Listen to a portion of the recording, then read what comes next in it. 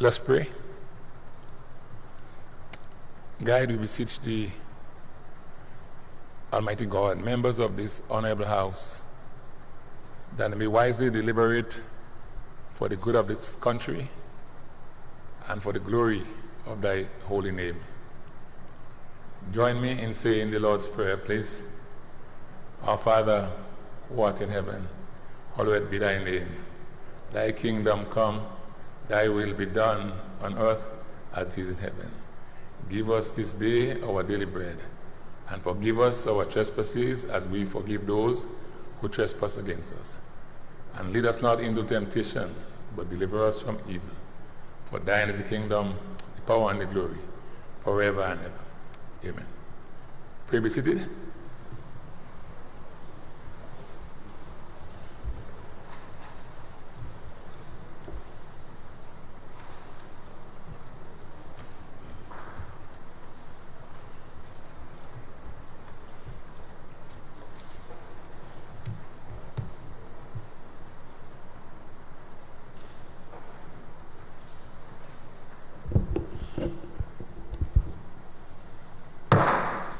This Parliament now reconvenes.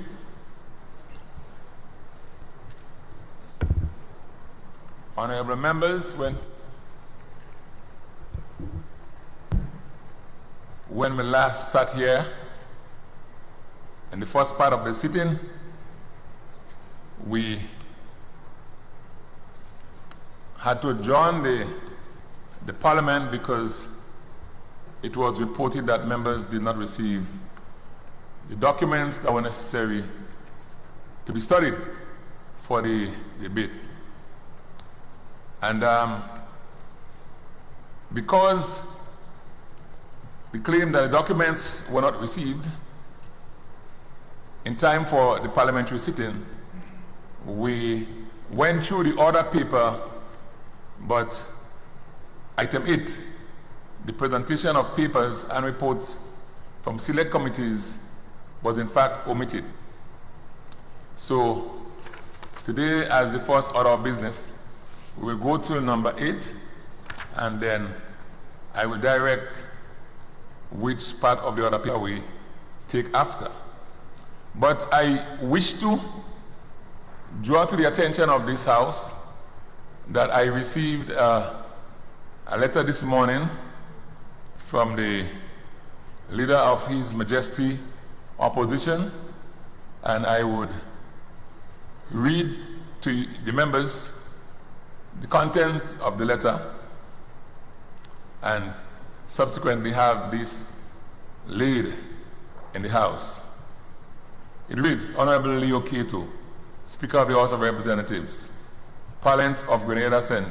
George's, Grenada. Dear Mr. Speaker, opposition members' non-attendance at the sitting of Parliament scheduled for Tuesday, November 4th, 2025. I write on behalf of the members of the opposition in the House of Representatives to formally inform you that we will not be attending the sitting of Parliament scheduled for Tuesday, November 4th, 2025, nor the sitting of the Senate scheduled for Thursday, November 6th, 2025. This decision was not taken lightly. It follows a troubling and consistent pattern of disregard for the constitutional role of the opposition and erosion of respect for the institution of Parliament itself. At the last sitting of the House on Tuesday, October 28, 2025, the Prime Minister publicly scolded the Speaker, and the government side unilaterally dictated the adjournment date of the House without appropriate consultation or adherence to the established parliamentary norms.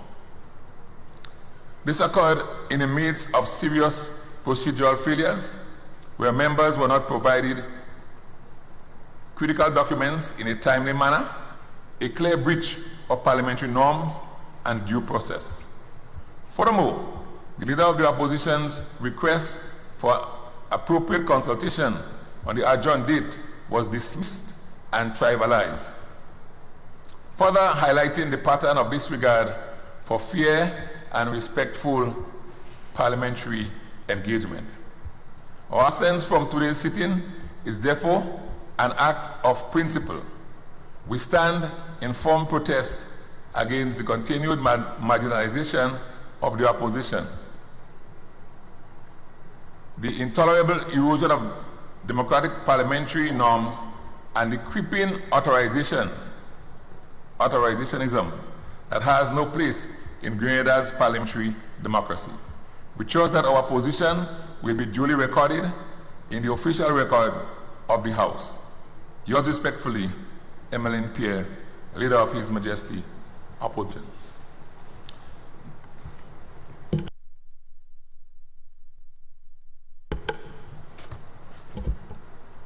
Those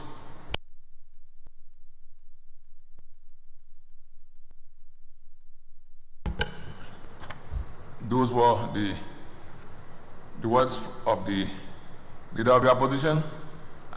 There are some things that we have to bear in mind. I wouldn't really comment on her letter, except to say that the schedule of meetings of parliamentary sittings is determined by the standing orders. And I think standing order number 15 clearly says how the meetings are set and the dates are determined.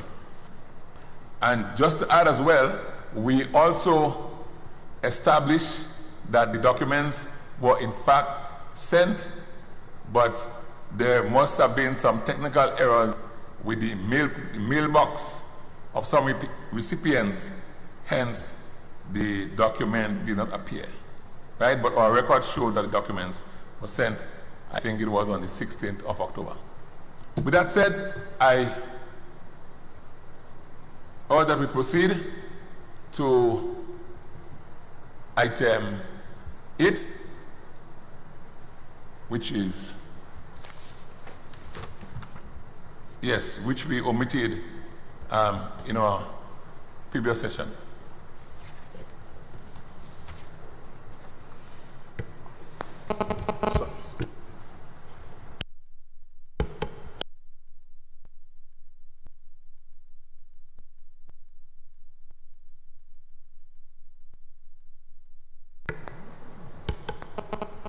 Leader of Government Business. Thank you, Mr. Speaker. Mr. Speaker, I rise to present the following papers and reports to this Honorable House. Grenada Development Bank Annual Report for 2022. Report of the Director of Audit, Grenada, on the Child Protection Authority, CPA, for the year ended 31st December 2019, 2020, and 2021. The Fiscal Responsibility Oversight Committee report on the medium-term fiscal framework 2026-2028, dated the 22nd day of July 2025. The following civil aviation regulations. 6. Civil Aviation Flight Safety Regulations, SRO 23 of 2024. And 7. Civil Aviation Unit of Measurement for Air and Ground Operations Regulations, SRO 24 of 2024. Civil Aviation Certification of Air Navigation Services, Regulation number 12 of 2025. Civil Aviation Air Traffic Services Regulations, SRO number 13 of 2025. Civil Aviation Aeronautical Charts Regulations, SRO number 14 of 2025. Civil Aviation's Aeronautical Information Services Regulation, SRO 15 of 2025. 12. Civil Aviation Meteorological Services for Air Navigation Regulations SRO 16 of 2025. 13. Civil Aviation's Aeronautical Search and Rescue Regulations SRO 17 of 2025. Civil Aviation Safety Management Regulations SRO number 18 of 2025. Civil Aviation ENS Fatigue Management Regulations SRO number 19 of 2025. Civil Aviation's Constructions of Instrument Flight Procedures Regulations SRO number 20 of 2025. Civil Aviation's Aeronautical Telecommunications Regulations SRO number 31 of 2025. Number 18.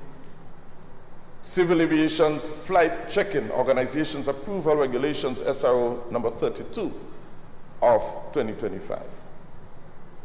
Civil Aviation's Radio Navigational Aids Regulations SRO 33 of 2025. Civil Aviation's Communications Procedure, including those with PAN status Regulations SRO 34 of 2025. Civil Aviation's Communication System Regulations SRO number 35 of 2025. Civil Aviation Surveillance and Collision Avoidance Systems Regulations SRO number 36, 2025. And finally, Civil Aviation's Aeronautical Radio Frequency Spectrum Utilization Regulations SRO 37, 2025. Thank you, Mr. Speaker. Thank you, Leader of Government Business. Honorable members, the aforementioned documents and reports have now been laid in Parliament.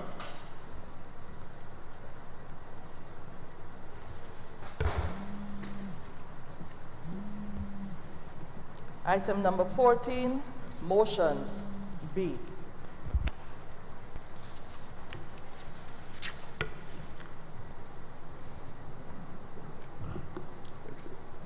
Leader of Government Business.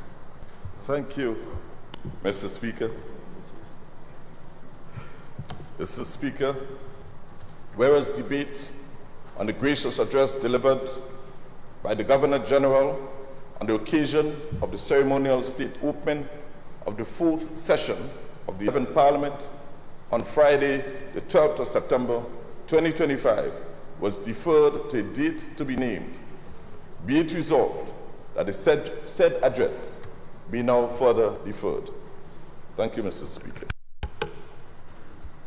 Honorable members, the question is, whereas debate on the gracious address delivered by the Governor General on the occasion of the ceremonial state opening of the 4th session of the 11th Parliament on Friday, 12th September 2025, was deferred to a date to be named, be it resolved that said address be now debated by the House. Those who have that opinion, say aye. Those who have that opinion, say aye. Aye. Of the contrary opinion, say no. The ayes have it. Indeed, the ayes have it. Leader of Government Business. Thank you, Mr. Speaker. Mr. Speaker, whereas the Standing Order number 69, subsection 1 of the Standing Orders of the House of Representatives provides for the election of a committee to be known as the Public Accounts Committee, and whereas it is further provided that the committee be elected at the first sitting of each session at which business of the House other than the reading of the throne speech is transacted, be it resolved that this Honorable House, though it now elect its members to the said committee. The members, Mr. Speaker. Just hold on a minute.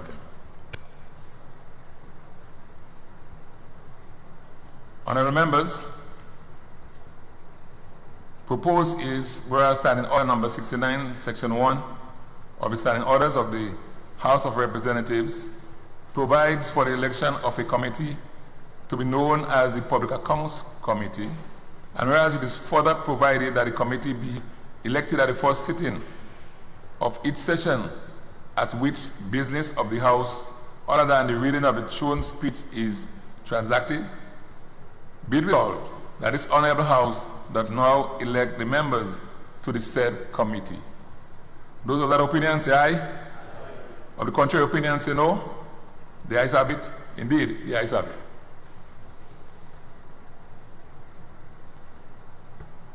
Leader of Government Business. Mr. Speaker, I propose the following members to the committee.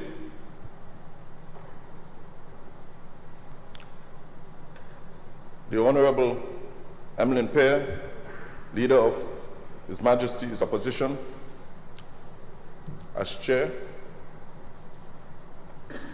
Dr. Clarice Modest-Corwin, Member. Honorable Kate Lewis, Senator the Honorable Roderick Sinclair, and Senator the Honorable Salim Bahama. Thank you, Mr. Speaker.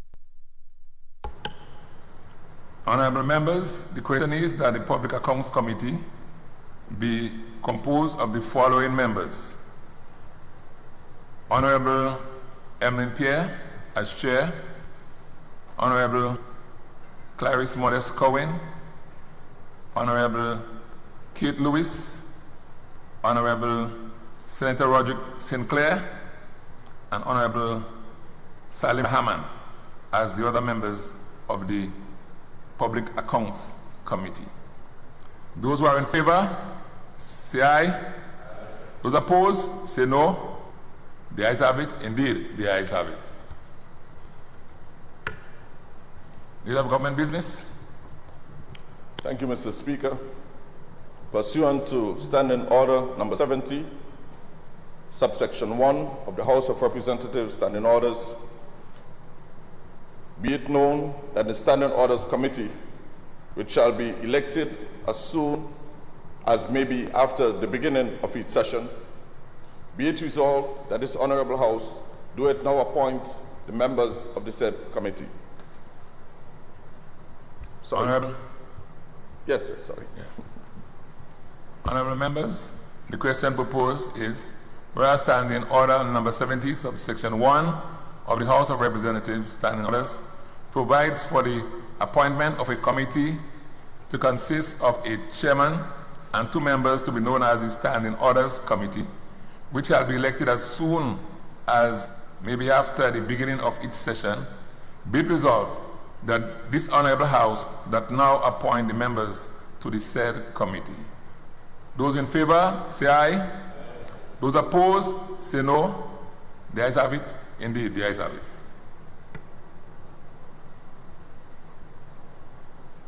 Thank you, Mr. Speaker. Mr. Speaker, I propose the following members to the committee. Honorable Speaker, Leo Keto, Chairman. Honorable Delma Thomas, Member. Honorable Dr. Clarice Modest-Corwin, Member. Thank you. Thank you, Leader of Government Business. Honorable members, the question is that the Standing Orders Committee, composed of the following members: the Honorable Leo Keto as Chair, Honorable Delma Thomas, Member, and Honorable Dr. Clarice Modest-Corwin, Member. Those in favor, say aye. Those opposed, say no. The ayes have it. Indeed, the ayes have it. Leader of Government Business. Thank you, Mr. Speaker. Mr. Speaker, whereas Standing Order number 70, subsection 2 of the House of Representatives Standing Orders provide for the appointment of a committee to consist of the Speaker as Chairman and 4 members to be known as the House Committee, be it resolved that this Honorable House now doeth appoint 4 members to the said committee. Honorable members, the question proposed is, whereas Standing Order number 70, section 2 of the House of Representatives Standing Orders provides for the appointment of a committee to consist of the Speaker as Chairman and 4 members to be known as the House Committee, be it resolved that this Honorable House does now appoint the 4 members to the said committee. Those in favor say aye. Those opposed, say no. The ayes have it. Indeed, the ayes have it. You love government business? Thank you, Mr. Speaker. Pursuant to Standing Orders number 70, subsection 2, I propose the following members to the Standing Order Committee. Honorable Leo Keto, Speaker of the House, as Chair.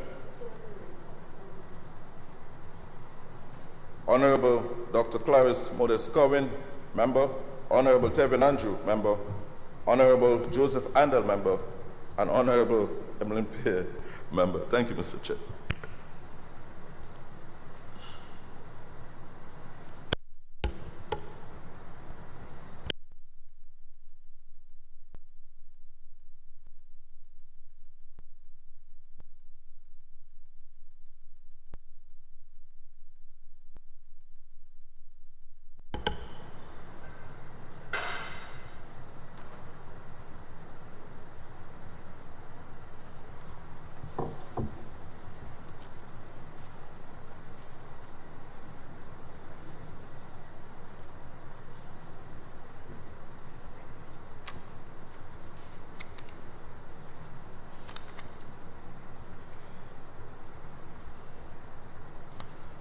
Which one?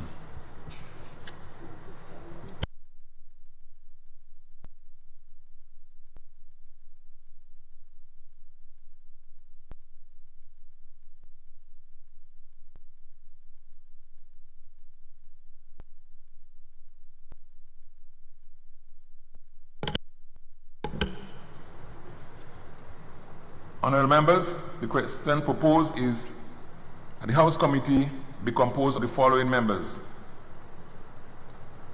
the Honourable Leo Keto as Chair, the Honourable Dr. Clarice Modest-Corwin as Member, the Honourable Tevin Andrew as Member, the Honourable Joseph Andel as Member, and the Honourable Emmeline Pierre as Member.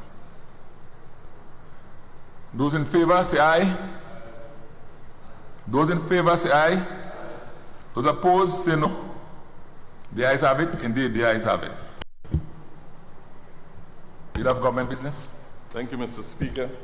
Whereas Standing Order number 70, subsection 3 of the House of Representatives Standing Orders provided the appointment of a committee to consist of the Speaker as Chairman and 4 members to be known as the Committee of Privileges, which shall be elected as soon as maybe after the beginning of each session.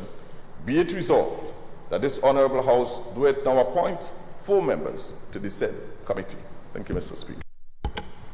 Honourable members, the question proposed is, whereas Standing Order number 70, section 3 of the House of Representatives Standing Orders provides for the appointment of a committee to consist of the Speaker as Chairman and 4 members to be known as the committee. I missed this.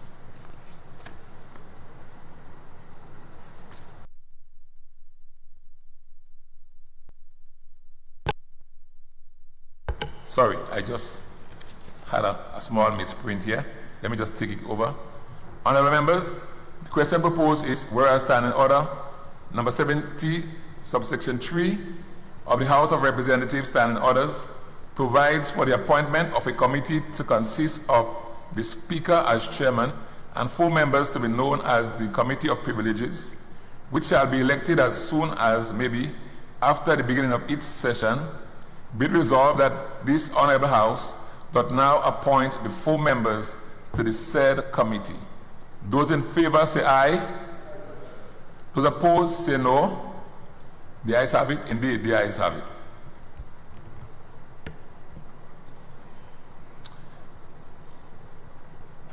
Honourable Leader of Government Business.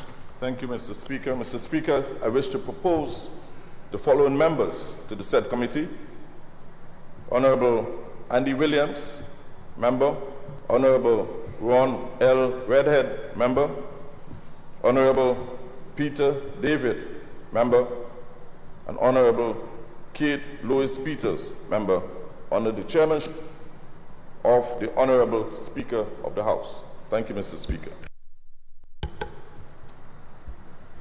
Honourable members, the question proposed is that the Committee of Privileges be composed of the following members: Leo Cato, Honorable Leo Cato as Chair, Honorable Andy Williams, Honorable Ron L. Redhead, Honorable Peter David, and Honorable Kate Lewis as members. Those in favor, say aye. Say aye. Those opposed, say no. The ayes have it. Indeed, the ayes have it.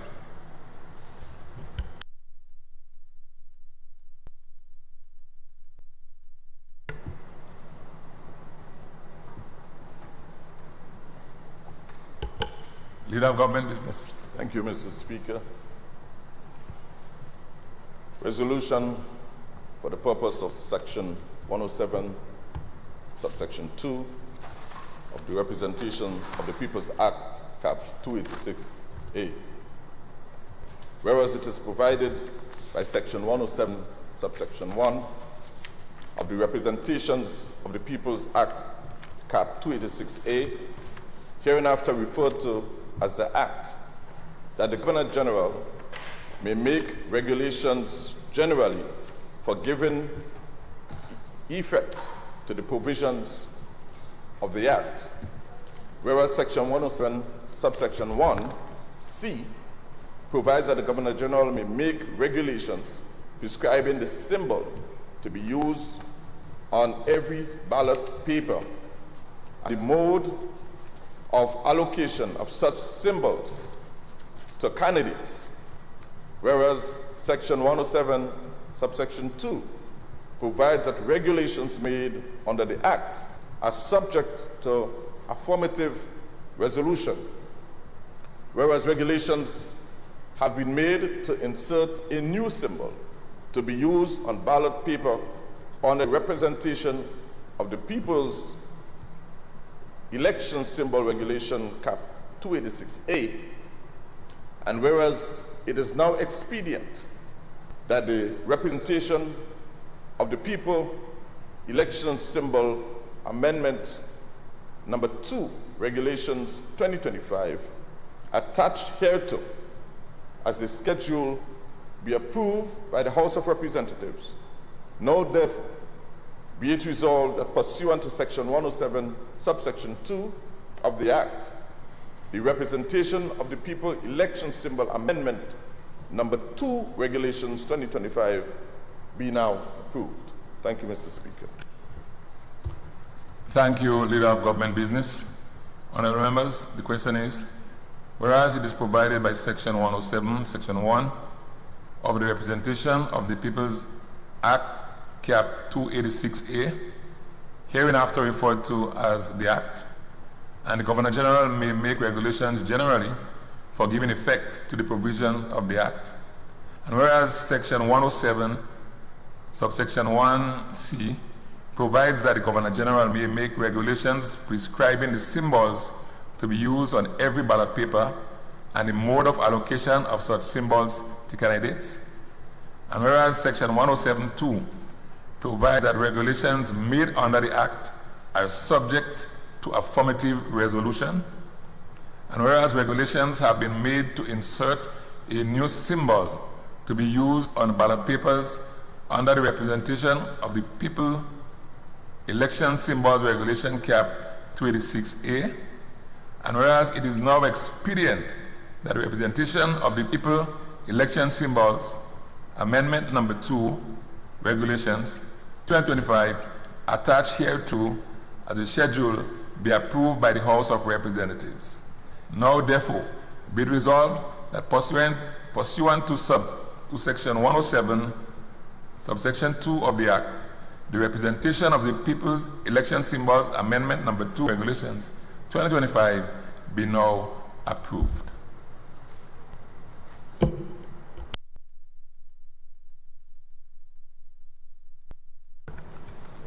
You have government business? Yeah, thank you, Mr. Speaker. Mr. Speaker, as per the schedule, the symbol shall be the rising sun with the letters DPM. Thank you, Mr. Speaker. Thank you, Leader of Government Business. All those in favor, say aye. Those opposed, say no. The ayes have it. Indeed, the ayes have it.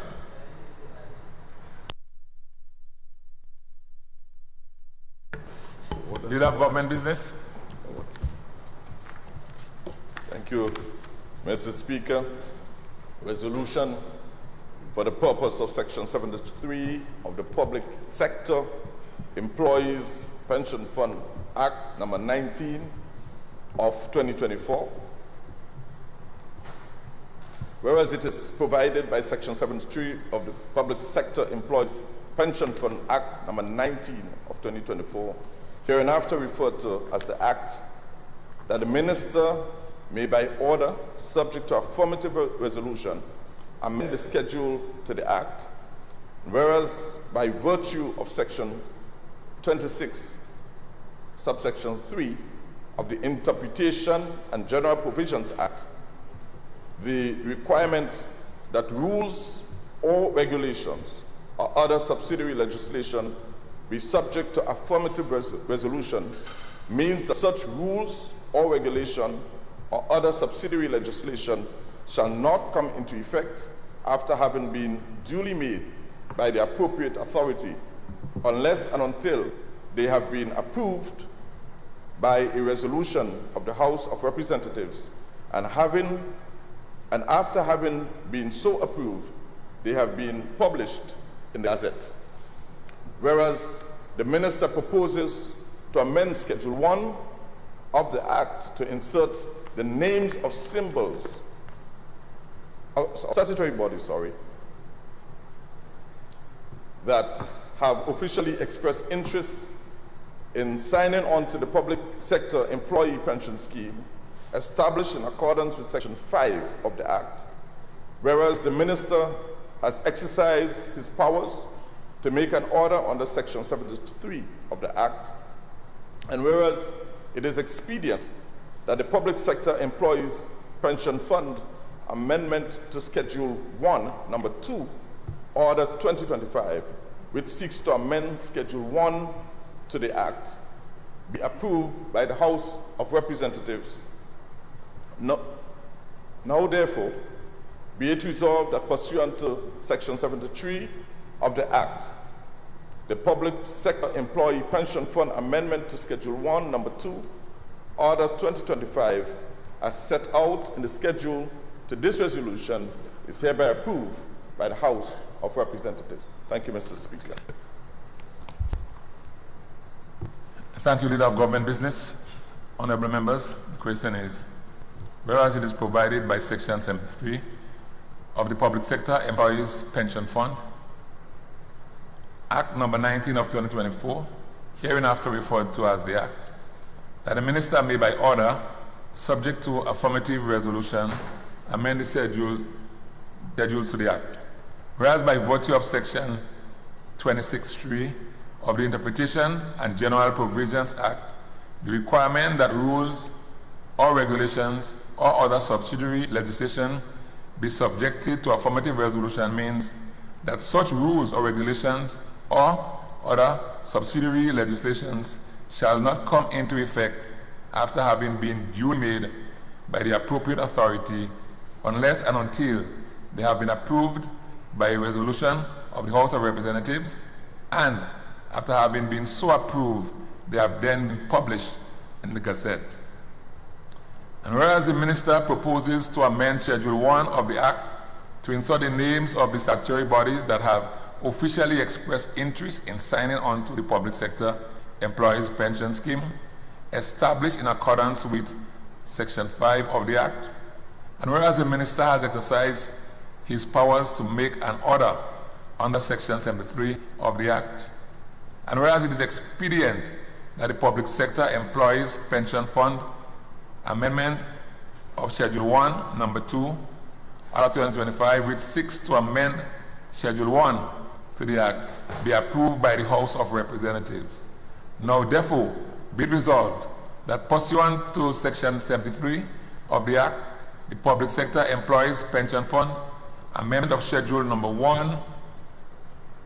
1, Number 2, Order 2025, as set out in the schedule So the resolution is hereby approved by the House of Representatives.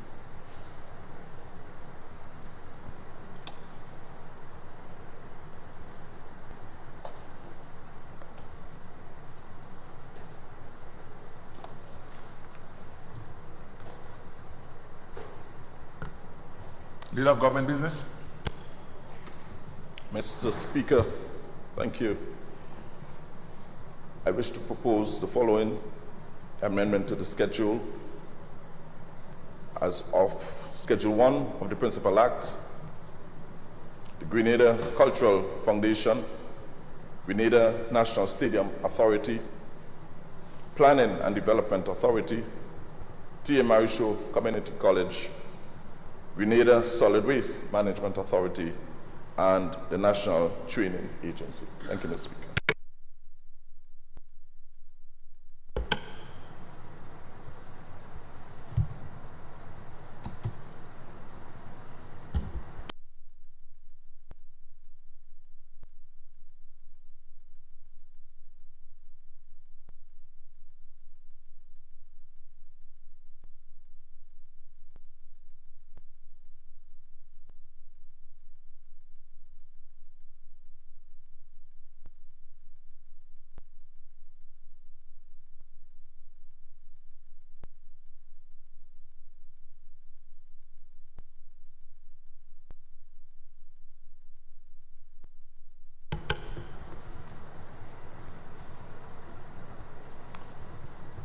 Honourable members, now therefore be it resolved that pursuant to Section 73 of the Act, the Public Sector Employees Pension Fund Amendment of Schedule 1, Number 2, Order 2025, as set out in the schedule to the resolution, is hereby approved by the House of Representatives.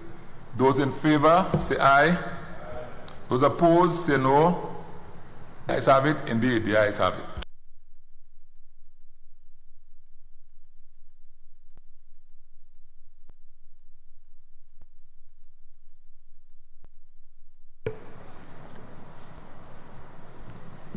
Item number 15, bills.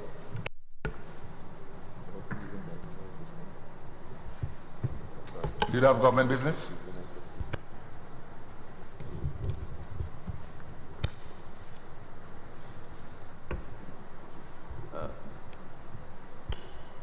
Honourable Prime Minister. So, Mr. Speaker, if I may, on a point of procedure, I'm a bit surprised that we are at number 15. I think there were questions, ministerial statements, none of this were covered at the last sitting. So items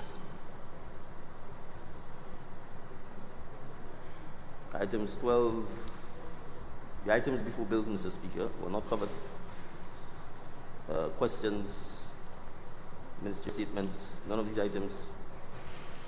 Questions, urgent questions, statements by ministers, none of those matters were addressed on the last sitting. Honourable Prime Minister, yes, but they were called as items. They weren't called? Well, Mr. Speaker, I do not recall them being called, and in fact, that's why I raised the issue of what was happening on the last occasion. Because I certainly knew that we had ministerial statements that we intended to make, and we were not given an opportunity to do so.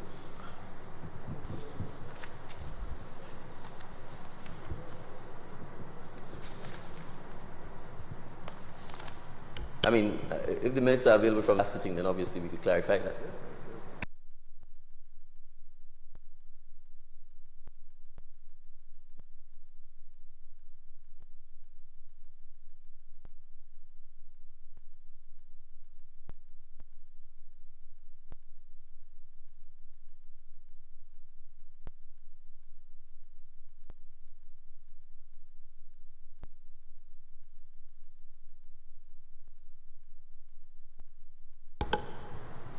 Honourable Prime Minister, please.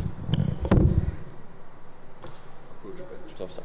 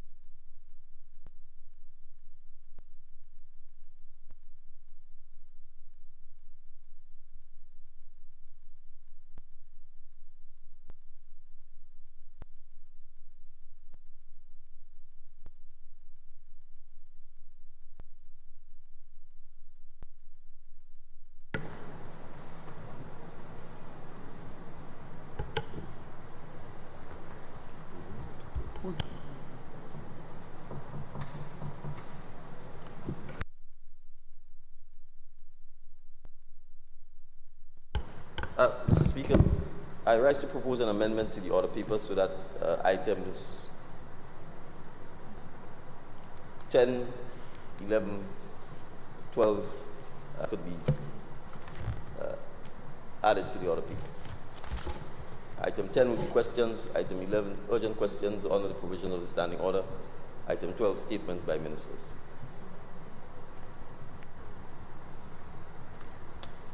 Ten, 11, 12.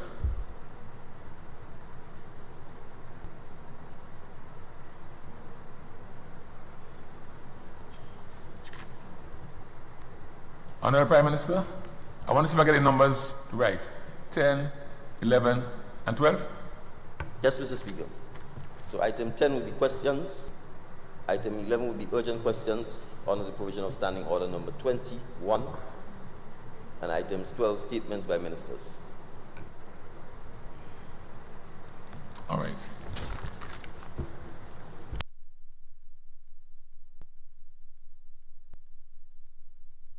Honorable members, you heard the motion raised by the Honorable Prime Minister that we go back to items 10, 11, and 12. That we revisit item 10, 11, and 12 for the sole purpose of inputs and interjections. So I'll now put it to the vote. Those in favor say aye. Aye. Those opposed say no. All right, the ayes have it, so we now go back, before we take bills, go back to items 10, 11, and 12. Item number 10, questions. Item number 11, urgent questions under the provisions of Standing Order number 21, notice of questions. Item number 12, statements by ministers.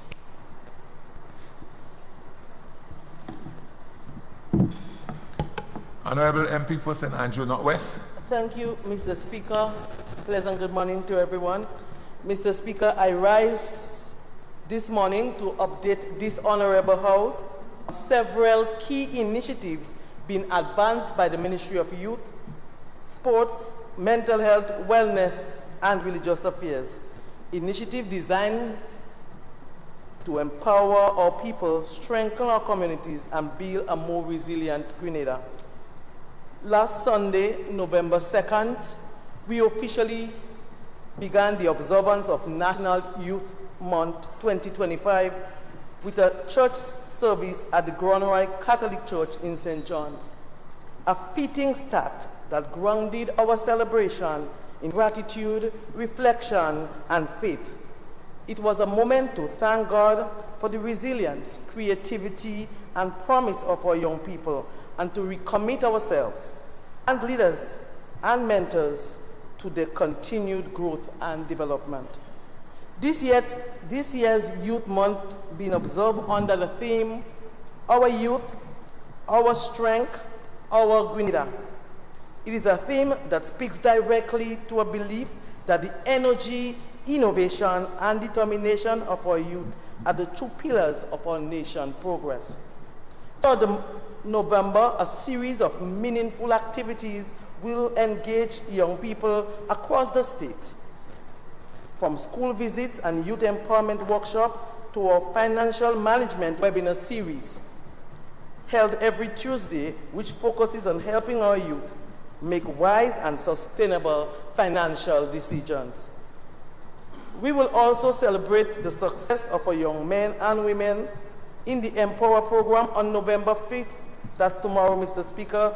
This will be done at the Trade Center, sorry.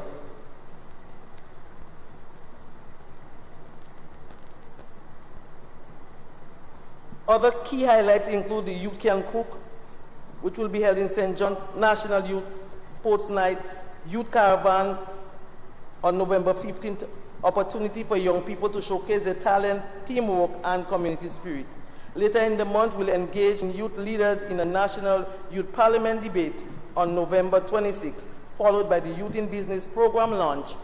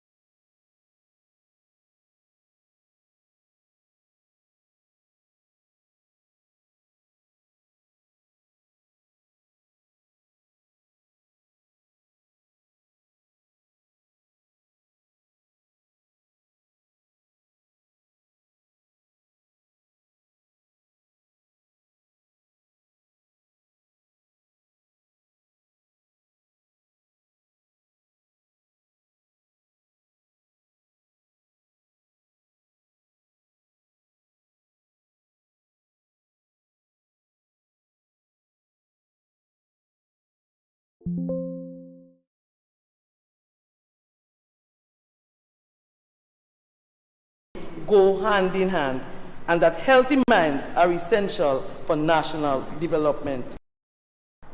Continued support for Carriacou and Petite Martinique. Mr. Speaker, the Ministry remains actively engaged, providing support in Carriacou and Petite Martinique as they continue to recover from the devastation caused by Hurricane Beryl. Our interventions have included psychosocial support, youth and community engagement activities, and direct assistance to families affected. We continue to work alongside other ministries and local leaders to ensure that recovery is comprehensive, addressing not just physical rebuilding, but also emotional and social restoration. The resilience of the people of Carriacou and Petite Martinique remains an inspiration to us all, and the government will stand with them until recovery is complete. I thank you. Thank you, Honorable MP for St. Andrew Northwest. And I think it's the light of the MP for Carriacou and Petite Martinique. Oh, sorry. No, the light is on. Okay.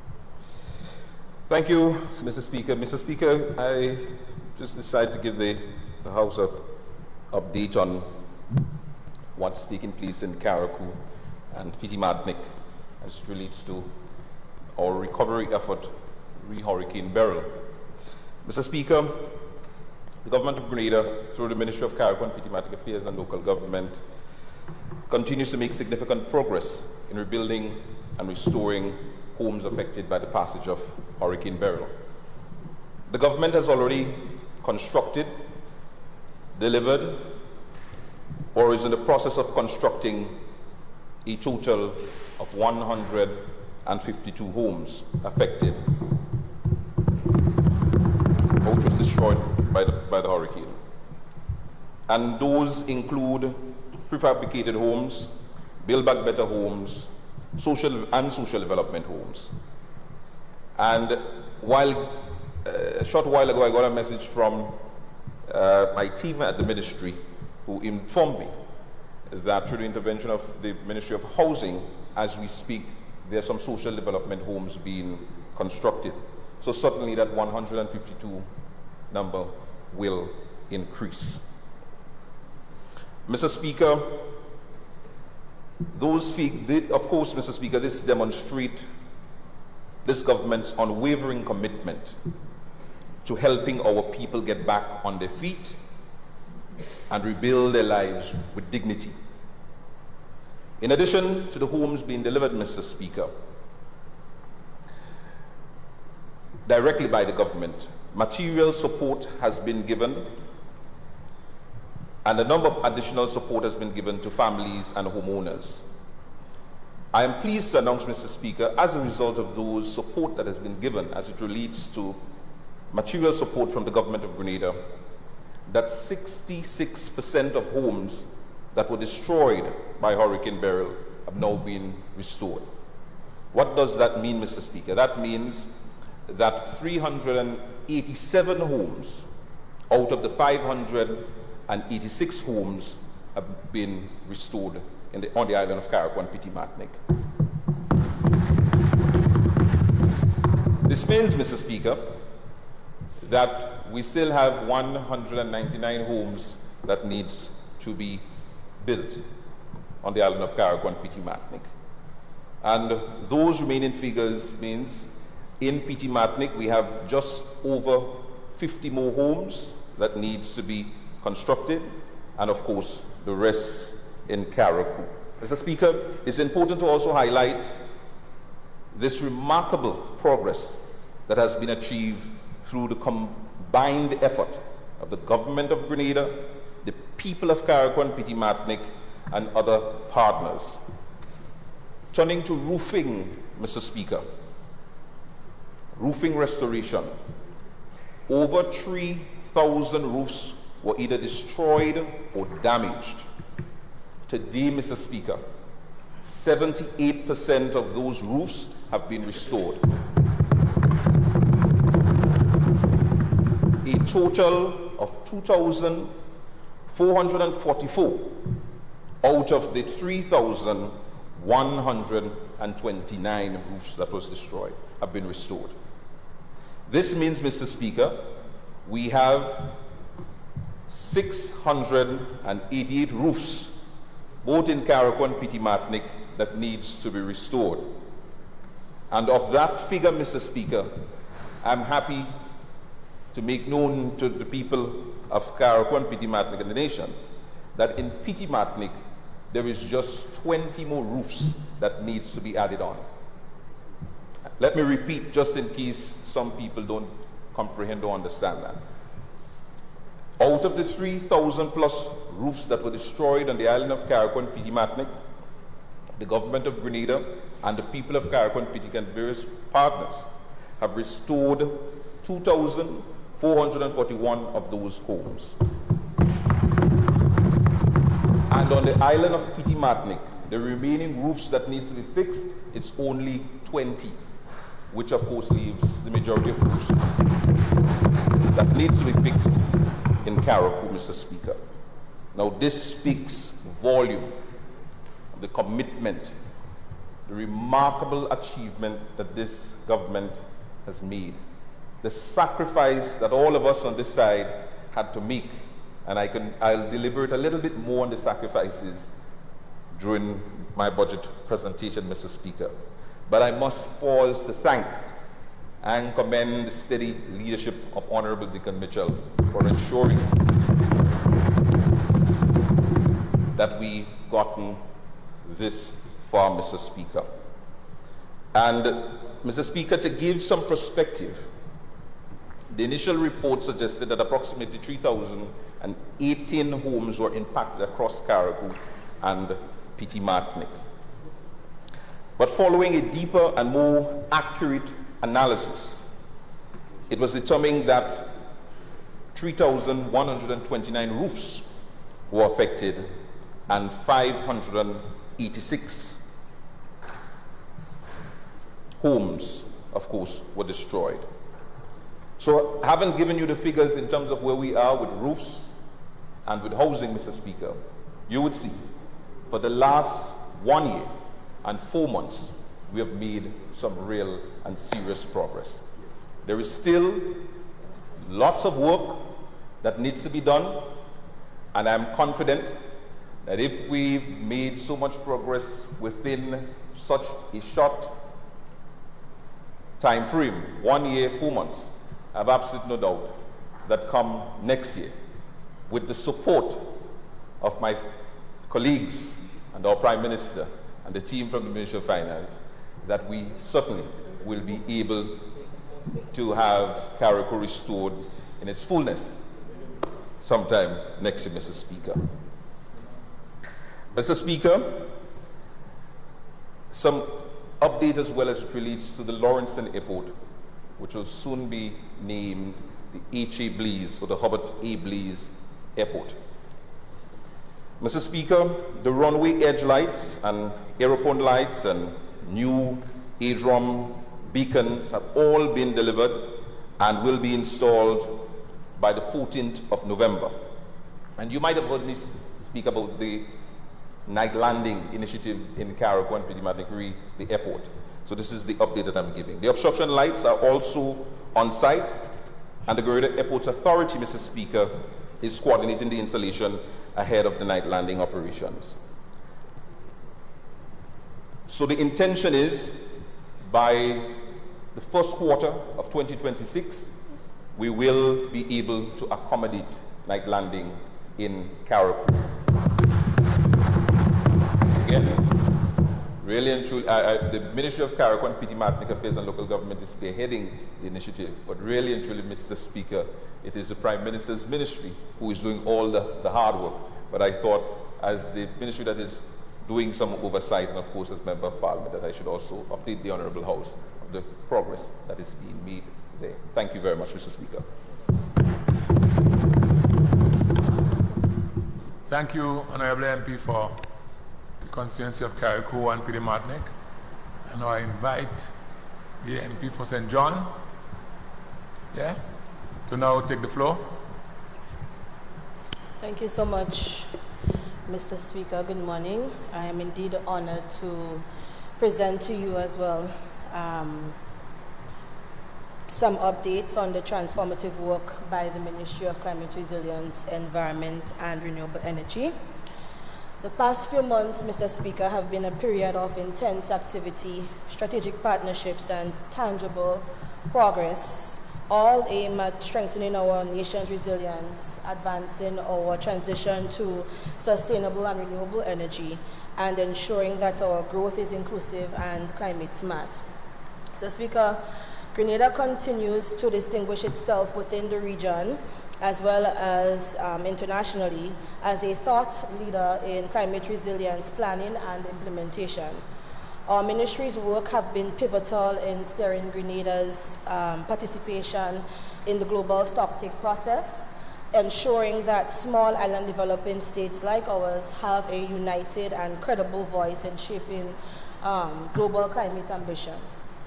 A major milestone for us, Mr. Speaker, was achieved with the approval of the revised National Adaptation Plan 2025 to 2030, abbreviated as the NAP, by Cabinet on September 29th of this year. This plan, Mr. Speaker, defines the strategic direction for Grenada's adaptation across key sectors, aligning national priorities with the Paris Agreement on the United Nations Framework Convention for Climate Change and our nationally determined contributions. Alongside this, Grenada finalized the revised nationally determined contribution, the NDC 3.0, a document that raises our climate ambition with measurable mitigation and adaptation targets, positioning Grenada as a regional leader in data-driven, science-based climate action. Mr. Speaker, within the ministry, we are also ensuring that climate resilience becomes a national culture. Through the Youth in Action for Climate Change Adaptation campaign, the ministry has engaged schools and youth organizations nationwide with creative educational tools, from climate-themed coloring books for our younger children to adaptation exercise books and teaching models of rainwater harvesting mechanisms that can be tried at home and within the school's system. All of this was done in close partnership with the Global Water Partnership Caribbean, the GWPC, and the GCRUISE project currently ongoing in country. Further, Mr. Speaker, following the devastation caused by Hurricane Beryl, we have decided to launch a Carry a Tree initiative to Carriacou, a campaign that was launched in October as a national reforestation initiative mobilizing citizens to restore forest cover and strengthen community-based ecosystem resilience, a living demonstration of our commitment to nature-based solutions. And this is one of the most pivotal initiatives that we have launched within the ministry in recent months, simply because, Mr. Speaker, as a country, we have not really, in the last 5 to 7 years, we have not really done any targeted reforestation measures to ensure that we protect those nature-based solutions that is our first barriers for climate disasters and climatic events.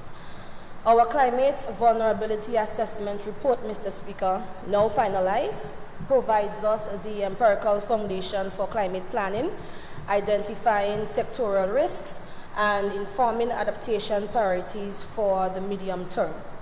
In parallel, Mr. Speaker, stakeholder consultations for the revised National Climate Change Policy, which would be the umbrella policy for both the National Adaptation Plan as well as the Nationally Determined Contributions document, are ongoing. And this is ensuring that Grenada's climate governance remains coherent, inclusive, and future-ready for those unprecedented climatic events. Mr. Speaker, as it relates to expanding renewable energy and energy security, energy is, of course, the lifeblood of development, and the government of Grenada is unwavering in its pursuit of affordable, reliable, and sustainable energy for all of its citizens. And it's as a result of this fundamental understanding, Mr. Speaker, we see the energy sector as a public good. So, Mr. Speaker, to ensure that we are aligned with this mandate, we will be launching in November a project that is entitled Solar for All. It is one of our flagship initiatives within the ministry, which will deliver tangible energy relief to vulnerable and energy marginalized households, as well as targeted small businesses across Grenada, Carriacou, and Petite Martinique.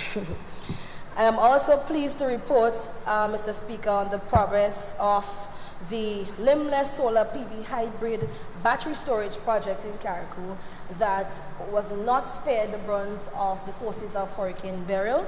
As most of us may know within this House, Mr. Speaker, that almost the entire plant was destroyed following the passage. This project was a project underneath the UAE Caribbean Renewable Energy Fund, valued at $3.2 million or approximation of that, in partnership with Mazda and our lone electricity company in Grenada, Grenlec. This facility, Mr. Speaker, will provide up to 20% of Carriacou's electricity needs through renewable energy savings of approximately $38,000 per month in fuel costs. And so because of this economic importance, we have received a commitment from the UAE Fund as well as from the contractors Mazda to revisit the design of the plant to ensuring that it is indeed resilient to Category 5, 4 to 5 storms, and they have given their commitment. So the team within the Renewable Energy Division, Mr. Speaker, has already done the technical assessments, and we would soon be relaunching that project for Carriacou and Petite Martinique. Under the Geothermal Energy Development Project, we continue to make critical headway as opposed to other aspects of our renewable energy mandate and projects. Geothermal is one such area that is not so glamorous or pretty or fast. It is a very slow, tedious, strategic, calculated process that we must follow.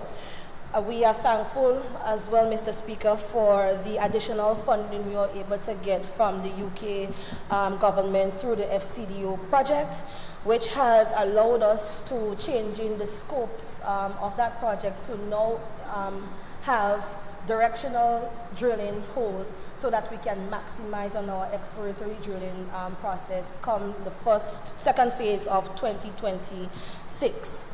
The revised engineering designs, Mr. Speaker, and survey works have been completed this year, and the environmental approvals have already been secured. A community study tour, Mr. Speaker, was done through the geothermal project as well as the OECS GeoBuild project, which is a regional project for the OECS countries, to the Bouillante geothermal plant in Guadeloupe earlier on this year, which deepened regional technical exchange as well as to give the communities that would be seen, that we will be drilling at, the opportunity to see the advantage of having such a plant within the communities so that we minimize on negative media or false information taking the headlines, Mr. Speaker.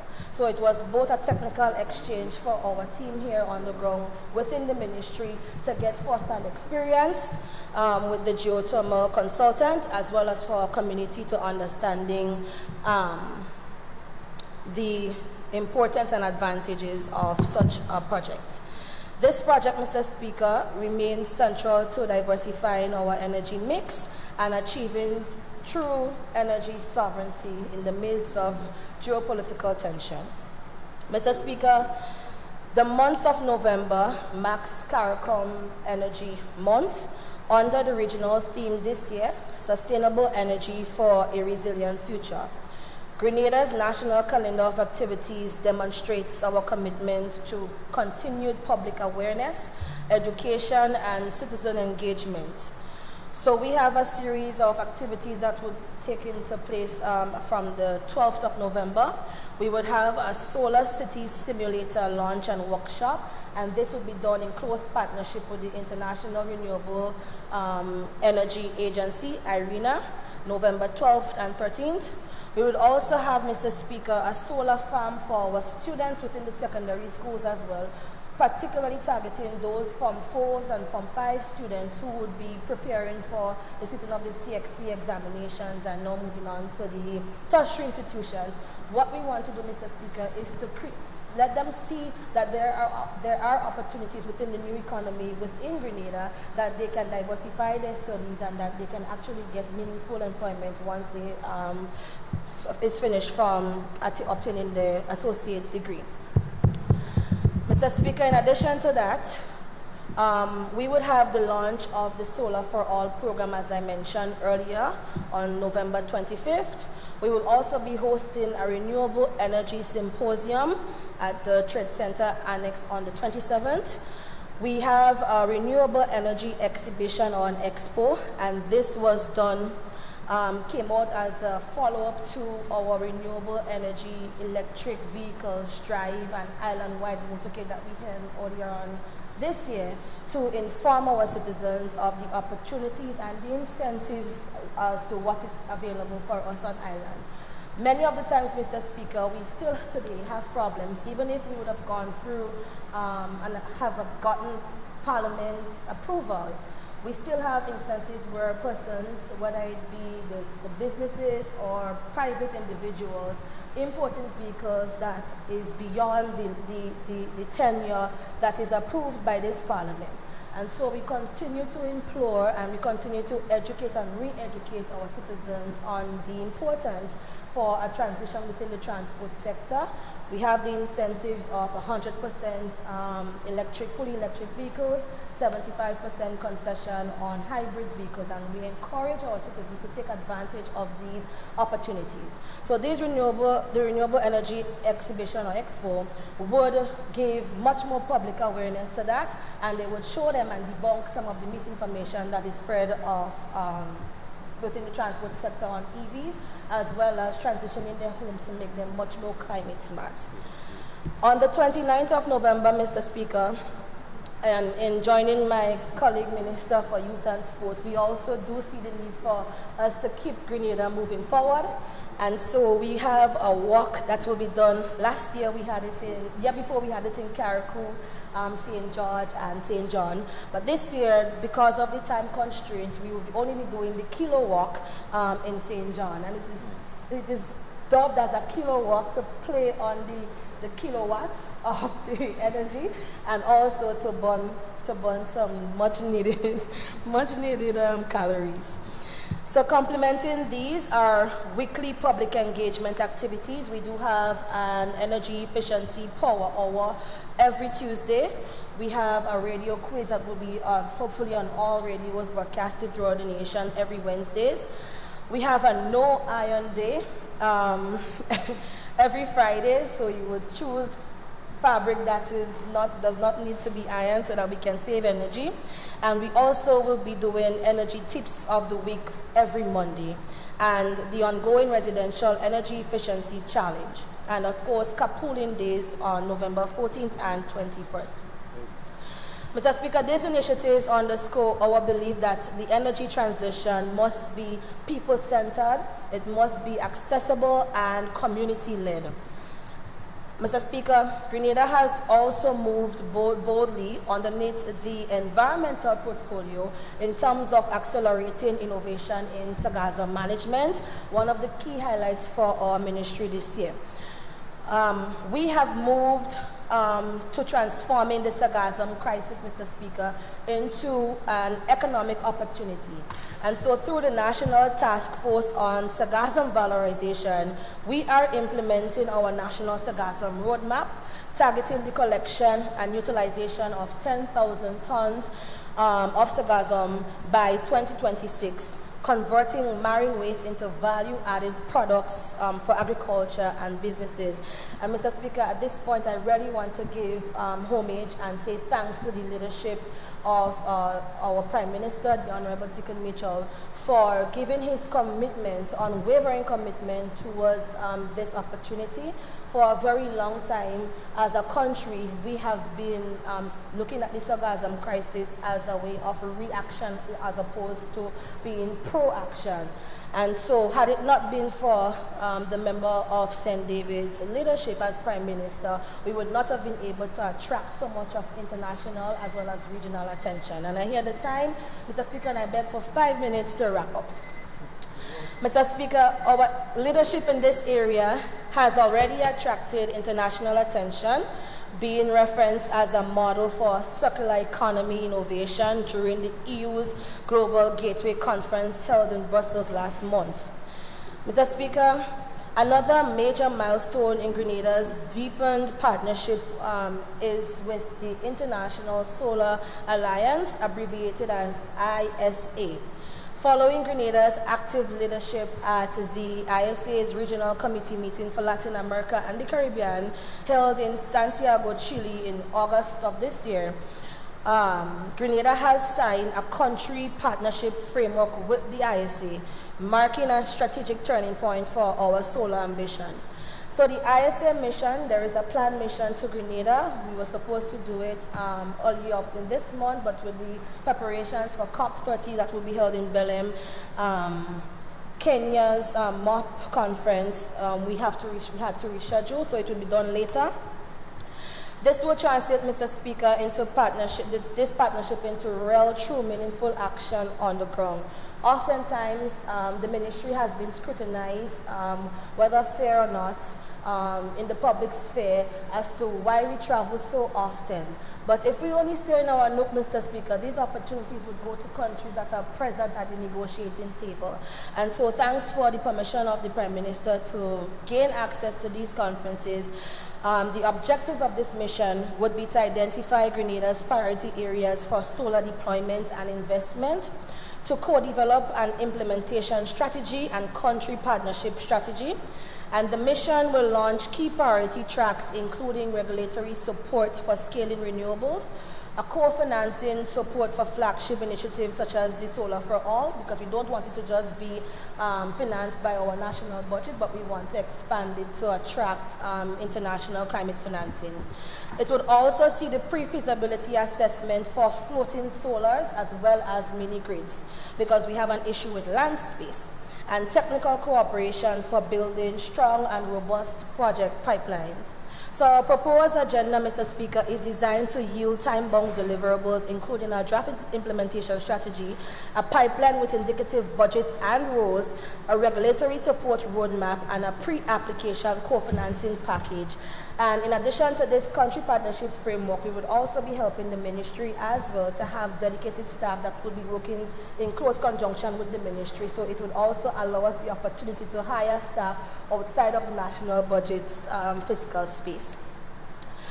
So, Mr. Speaker, our ministry remains steadfast in ensuring that climate resilience is not an abstract goal, but a lived experience for every citizen, where sustainability, where opportunity and resilience are the new pillars of Grenada's development.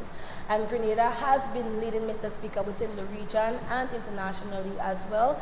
And I want to thank my colleagues for being so compassionate and so tolerable to us and working in close conjunction with us. So, Mr. Speaker, this is all for now. I thank you for allowing me the time to go on, and the rest will be said in the budgets. Thank you, Honourable MP, for the constituency of St. John.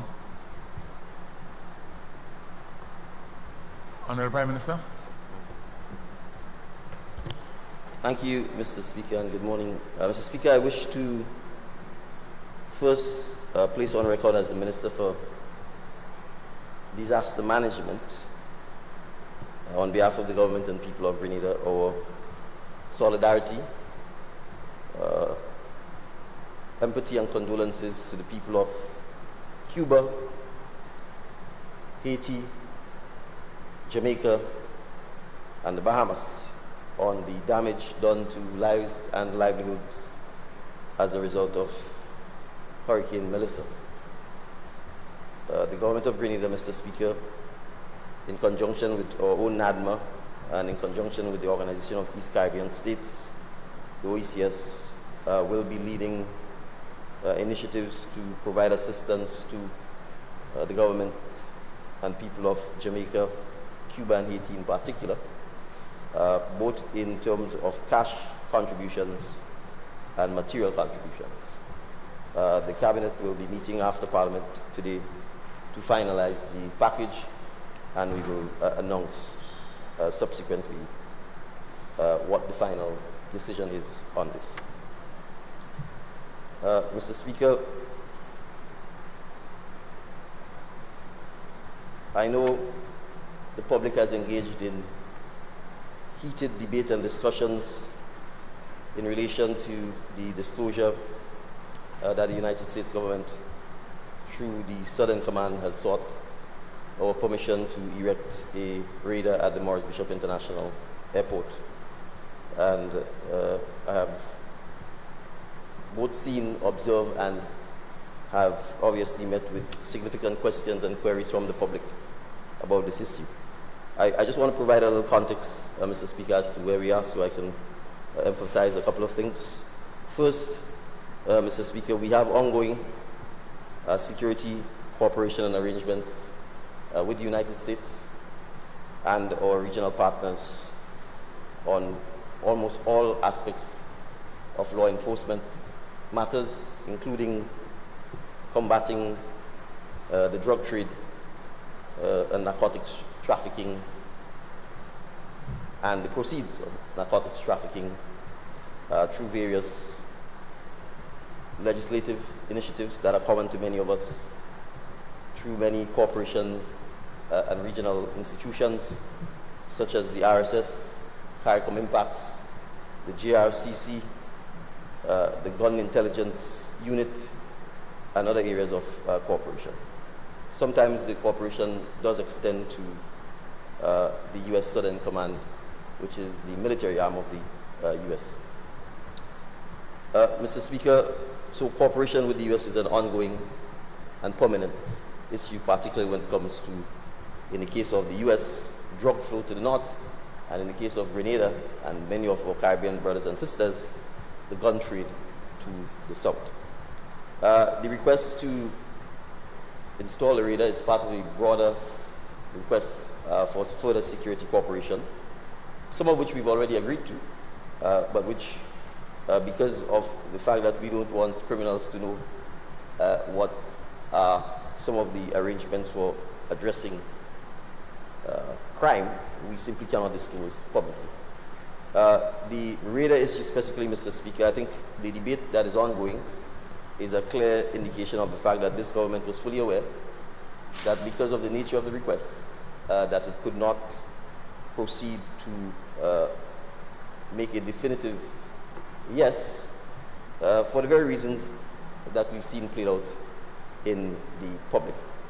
Second, so we first appreciate that the Morris Bishop International site, by its very history, is one that is historic, of significance to the public, and one that evokes a lot of emotive reactions. That's one. And therefore, clearly, we appreciate that the public will want to opine on this matter.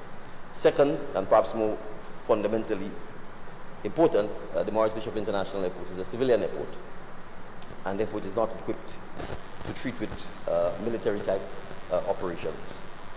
Third, any installing of the radar would obviously disrupt the operations of the Morris Bishop International Airport, and we would need technical advice as to whether or not it was feasible or advisable to do so. And so, Mr. Speaker, when the Ministry of Foreign Affairs put out the statement indicating that we were considering requests, to a large extent, what we were doing is paying attention to the technical aspect of the request and whether or not such a request could in fact be accommodated at the Morris Bishop International Airport. That technical assessment is still ongoing and it has not been completed.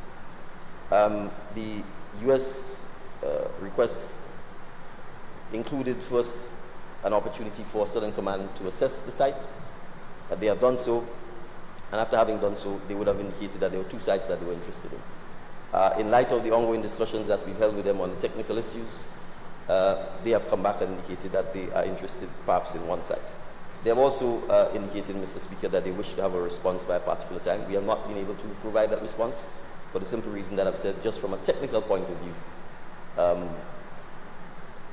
we are not in a position to satisfy ourselves as to the safety and other technical requirements as to whether or not such equipment properly ought to be at the airport. The other fundamental issue that we have to consider, Mr. Speaker, is the fact that Grenada has no military, and therefore our cooperation with the U.S. has always been in the context of law enforcement, and in the context of our own domestic law, and in the context of international law. And therefore we would have inquired as to the legal basis or framework upon which, given that this is a military request, that the request was being made, and we've entered into discussions on those issues which are not settled.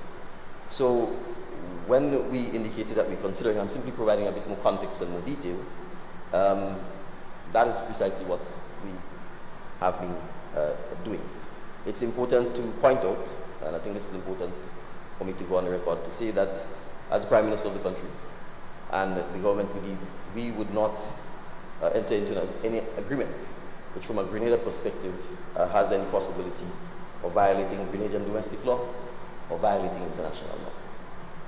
And as it stands right now, as I said, the technical discussions are largely what has been taking place. That is the update I have, and if there is a need for any further update, we will provide it. I wish to assure the public that we will not make any decisions on this matter in secret and not disclose to the public. And in any event, it can't be kept a secret. You can't hide a radar if it's at the Morris Bishop International Airport. Finally, Mr. Speaker, and on the assumption that you may query whether under the heading of ministerial statements I'm able to say what I'm about to say, I wish to assure you that my research suggests that I can, and it says, which is, I want to say, before I say what I wish to say, I wish to point out that it says ministerial statements, particularly oral statements, could embrace any number of issues: policy announcements, responses to significant national and international events or crises, updates on ongoing situations, outcomes of international summits, negotiations, or important meetings, findings of official inquiries or significant court judgments, and clarification of issues and correction of misconception with factual information. So, Mr. Speaker, I wish to seek your permission to respond to your announcement, in which you read into the record a letter written to you by the leader of the opposition, indicating that they were absenting themselves from attendance, not just at this sitting, but at the sitting of the Senate. The letter went on, and if I misquote, you have the record, so I would urge you to correct me. And I'm paraphrasing here to suggest that I had publicly chided the Speaker that there's creeping authoritarianism in Parliament, that the opposition was being marginalized in Parliament, and that there was disregard for the constitutional role of the opposition. It seems to me we do have an opposition leader here today because we have a majority of one.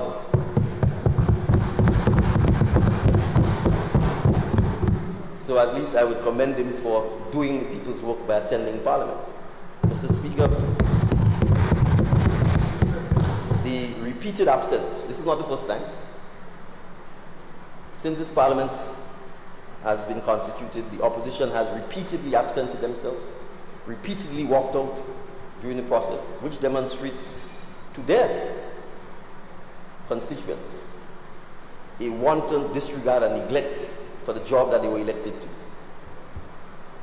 So factually, Mr. Speaker, contrary to this assertion that the opposition is being marginalized, I want to emphasize that the constitutional rule is being sidelined. That it is this administration that has worked assiduously, even against sometimes public sentiment, to strengthen the office and the institution of the opposition. It is this administration that has pioneered through the House Committee the payment of salaries for parliamentarians regardless of whether you're in the opposition or the government. So you're getting their $5,000 a month and they're not coming to work. That's the example they're setting. The vehicles are lined up outside in the driveway, Mr. Speaker, with a big seal, Member of Parliament for St. Andrew Northeast, and St. Andrew Southeast, and St. Mark, and St. George Northwest. Where are they? It is this administration, contrary to a lot of popular belief of partisanship, that has pioneered and insisted that members of parliament, regardless of whether you're on the opposition or the government side, should be provided with resources to do the work that people have elected you to do. Come and do the people work. And to suggest, Mr. Speaker, that there was some dictatorship in the House, authoritarianism, and that the adjournment of the matter to today's date was done without consultation with them. Well, first of all, we have to understand some things. You are the minority in the House. And when a motion is moved and it is voted upon and you lose, that's what being the minority is. It is not dictatorship. They sat there, a motion was moved to adjourn the matter to today, to adjourn the sitting to today, and it was done to facilitate them. It was, Mr. Speaker, when I attended Parliament, I was accosted by a reporter who told me that Parliament was not going to take place because the opposition said they didn't get the documents. That's even before I got into the chamber. So they already had gone to the public and said that. You have written into the record, you have stated that the documents were sent. It appears it was not received. Well, you know why that is happening, Mr. Speaker? Because I've seen the stuff. It's been sent to personal email addresses. It is not being sent to the member of parliament email address. So when we talk about institutionalized strengthening, MPs should not be receiving official documents and government briefs and parliamentary briefs on a personal email address. It should be on a government of Grenada or a parliament email address so that they can receive the documents. So if you have Hotmail or Gmail or whatever it is you're using and it can't take the size of the documents, and out of procedural fairness, and the member of parliament for the tongue of St. George is quite familiar with the fact that sometimes procedural fairness is more important than substantive fairness. I got up when the proceedings seemed to be galloping along to say, I was told that the folks on the other side said they did not get the documents. So it will be to their disadvantage for us to insist on proceeding. And by giving them an extra week so that they could study the documents, they obviously don't want to work. The documents require too much reading, too much effort, and so the easy thing to do is to write a letter, act in a cowardly manner, accuse the House, it seems to me, because I don't know if it's me or if it's the Speaker they're accusing of this authoritarianism and of marginalizing the opposition. There should be no need to consult about when Parliament is sitting. You were employed by the people, you went and begged for the job. So come to work. Which Grenadian employees consulted on when to come to work? So, Mr. Speaker, I'm stating for the record, I'm quite eager to apologize to you if it appears that in merely seeking to provide some fairness to the opposition at their request, that we should adjourn the House to facilitate them getting the chance to read the documents. If it came across that I was rude or impertinent, or I was seeking to chide you, I humbly, for the record, apologize and withdraw the statement. And for future purposes, I will not intervene when the opposition is claiming that they didn't get documents or they didn't receive it so that Parliament could proceed. Thank you, Mr. Speaker. Thank you, Honorable Prime Minister.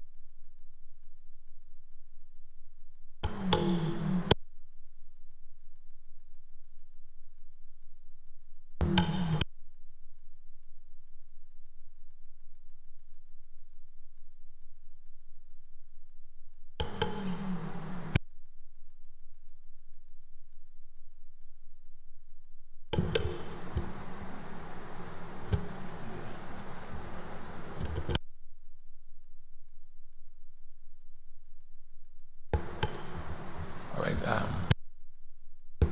Let's proceed, I think. Yeah, let's proceed. Item number 15, bills.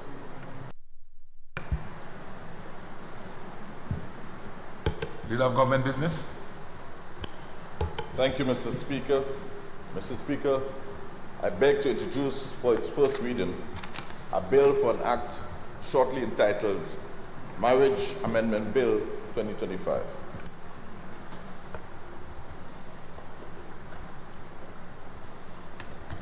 A bill which seeks to amend the Marriage Act, Chapter 184, the Principal Act, to increase the minimum age at which a person may marry from 16 years of age to 18 years of age, and to remove any exceptions thereto with consequential amendments to related regulations, shortly entitled Marriage Amendment Bill 2025.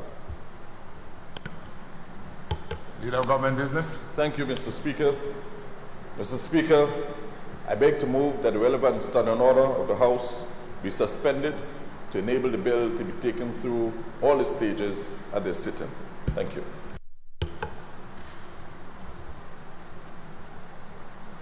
Honourable members, the question is that the relevant standing order of the House be suspended to enable the bill to be taken through all stages at this sitting.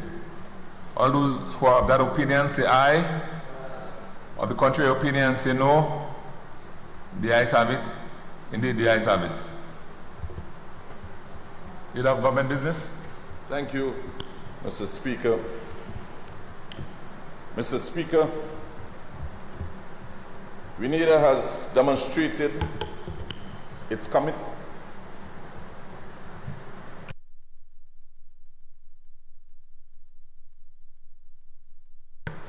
Mr. Speaker, I beg to move the second reading of the bill.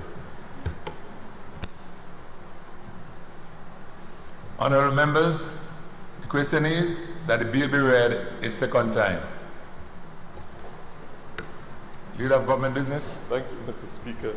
Mr. Speaker, UNIDA has demonstrated its commitment to eliminating violence against women and girls by implementing measures aimed at addressing both covert and systematic factors that affect our women.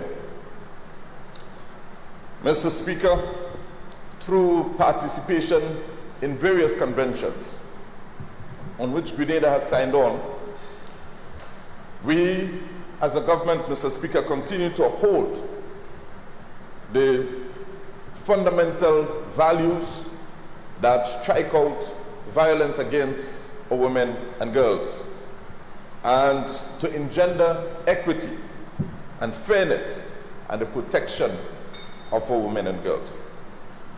Mr. Speaker, the ratification of these conventions on the elimination of all forms of discrimination against women, as well as the Convention on the Rights of the Child, affirms Grenada's obligation to take legislative and policy action towards elimination of violence against women and girls. Mr. Speaker, a comprehensive desk review and rapid situational analysis was conducted in the year 2020 and have identified several gaps in which we are now attempting to fix by way of this and other pieces of legislation. One such gap, Mr. Speaker, is the subsisting violation of the Convention on the Rights of the Child by those provisions in the Marriage Act, Chapter 184, the Principal Act, which, Mr. Speaker, permits child marriage. Accordingly, Mr. Speaker, the Marriage Amendment Bill 2025 seeks to rectify this gap by amending the Principal Act and to increase the minimum age from 16 to 18. At which, Mr. Speaker, a person who previously could have married at the age of 16 would now have to wait until 18. But, Mr. Speaker, very importantly, Mr. Speaker,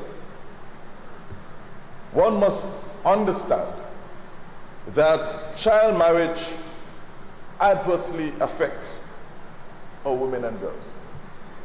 And it's something that should not be accepted in a modern society. This act, Mr. Speaker, seeks to address that particular gap. Mr. Speaker, I wish to draw your attention to a couple of things. A bad marriage, Mr. Speaker. Imagine a young girl entering into a bad marriage at the age of 60, as previously obtained. That, Mr. Speaker, could literally shatter the young girl's life and spoil her future. But alternatively, Mr. Speaker, a good marriage can result in the opposite, a bright and wonderful future. But, Mr. Speaker, we are trying to address these deficits to ensure, as much as possible, that we allow marriage. This legislation seeks to allow marriage at the age of 18 when one is a bit older. Child marriage is identified, Mr. Speaker, as any formal or informal union or marriage union or marital union where at least one of the parties is under the age of 18 years. And it is widely recognized, child marriage is widely recognized as a harmful practice and a fundamental violation of human rights. Mr. Speaker, one would appreciate that child marriage generally is driven by poverty, gender inequality, and in some cases social norms and traditions, lack of education, and inadequate security. So all of these matters, Mr. Speaker, it is important that they are addressed. Based on UNICEF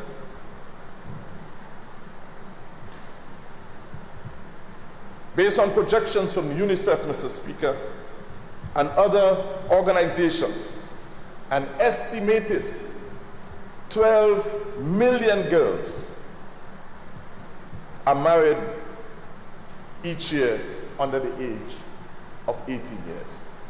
12 million, Mr. Speaker.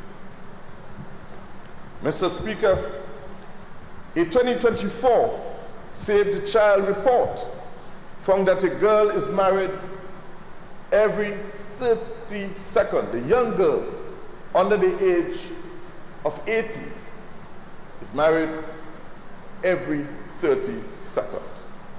In some countries, with high child marriage, about 32 million adolescent girls live in these areas, primarily, Mr. Speaker, in the African continent. Mr. Speaker, in India, a report published by the Times of India in April 2025, this year, Mr. Speaker, it noted that based on data from 416 districts, 1,351 child marriages were prevented between April last year and March this year. That is over 112 child marriages prevented each month. But, Mr. Speaker, the good news is, globally, there has been some progress, where the overall prevention of child marriage has declined globally over the past decade. Progress is slow in some areas, some regions, especially in West and Central Africa. So, Mr. Speaker, this is a battle that we must win. Thankfully, Mr. Speaker, this part of the globe, we are not severely affected. But, Mr. Speaker, we must amend our legislation to keep with the times, to eliminate child marriage. And so, Mr. Speaker, this bill proposes marriage to be entered into no earlier than 18 years of age.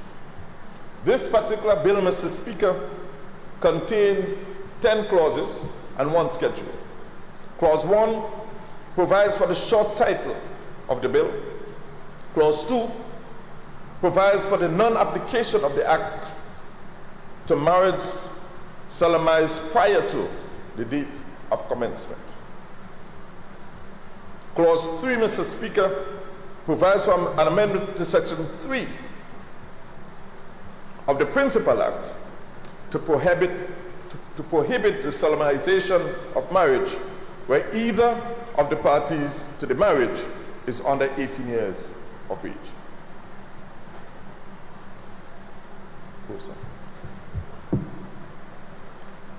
Clause 4, Mr. Speaker, provides for an amendment to Section 19 of the Principal Act to remove all reference to the requirement of parental consent with respect to the solemnization of a marriage. And, Mr. Speaker, one could understand, moving from 16 to 18, that is no longer necessary. Clause 5, Mr. Speaker, provides for the repeal of Section 20 of the Principal Act to delete the provisions relating to the procedure when the consent of a parent or guardian is required. Clause 6, Mr. Speaker, provides for an amendment to Section 21 of the Principal Act to remove all references to the requirement or refusal of parental consent.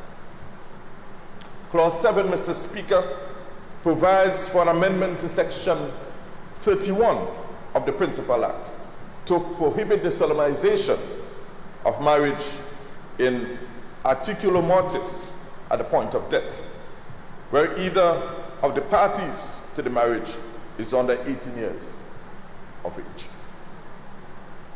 Clause 8, Mr. Speaker, provides for an amendment to the first schedule to the Principal Act to remove all references to the requirement for parental consent with respect to the solemnization of marriage in Forms 1 and 2, respectively. Clause 9, Mr. Speaker, provides for an amendment to the fourth schedule to the Principal Act to remove all references to the requirement for parental consent. So, Mr. Speaker, herein is the bill seeking to address a problem of potential child marriage and honoring our commitment to the conventions that we've signed on to. Thank you, Mr. Speaker. Thank you, Leader of Government Business. I now invite the Prime Minister to take the floor. Thank you, Mr. Speaker. Mr. Speaker, I rise to support the passage of the bill as presented by the Leader of Government Business, the aim of which is to end child marriages that have been sanctioned by our law. So I want us to be clear. A child in Grenada under our Marriage Act at 16 years old or at 17 years old can in fact get married. All he or she needs to demonstrate is that their parent or guardian is consenting to that marriage. So that actually permits parents to marry off their children against their children's will or consent under our law now. This amendment to the Marriage Act, Mr. Speaker, is part of a broader series of legislation that not only this administration, but the prior administration as well, via the Spotlight Initiative, sought to embark upon to modernize and to give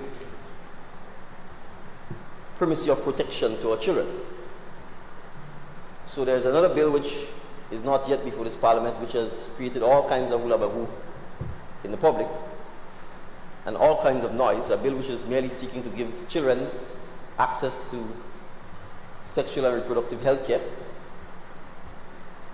And I have not heard the same set of people making all this noise talk about the existing laws on our books which permits our children to be married off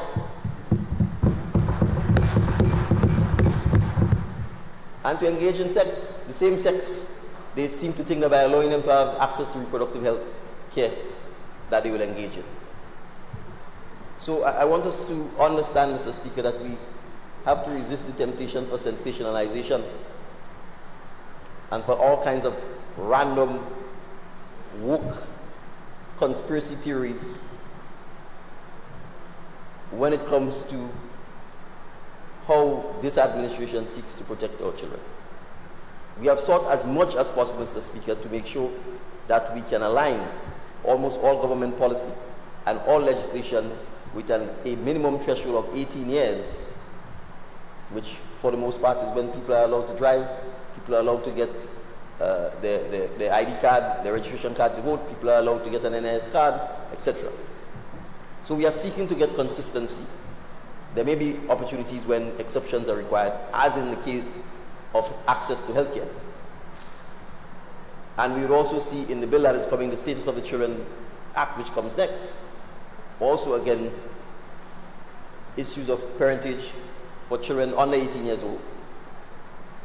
But it is important to emphasize, Mr. Speaker, that should the law remain the way it is, it creates an opportunity for Grenada to be used as a place where children first can marry children, second, a place where nefarious actors can take advantage of our children and parents who may be vulnerable financially and pay them to marry off young boys and girls in Grenada who at 16 would be barely leaving high school. So I wish to commend the bill in its entirety because it seeks to make all of the consequential amendments so that the reference to 16 years is removed completely, and that at 18, since we recognize this as the age of adulthood or civil responsibility, as in you have the capacity to enter into legal obligations, and a marriage is one, that you would at 18 be free to do so with no reference to any parental consent, but that there would be no opportunity for solemnizing, recognizing, or validating any marriage in the state of Grenada, Carriacou, and Petite Martinique between any persons who are under the age of 18 years old. Thank you, Mr. Speaker.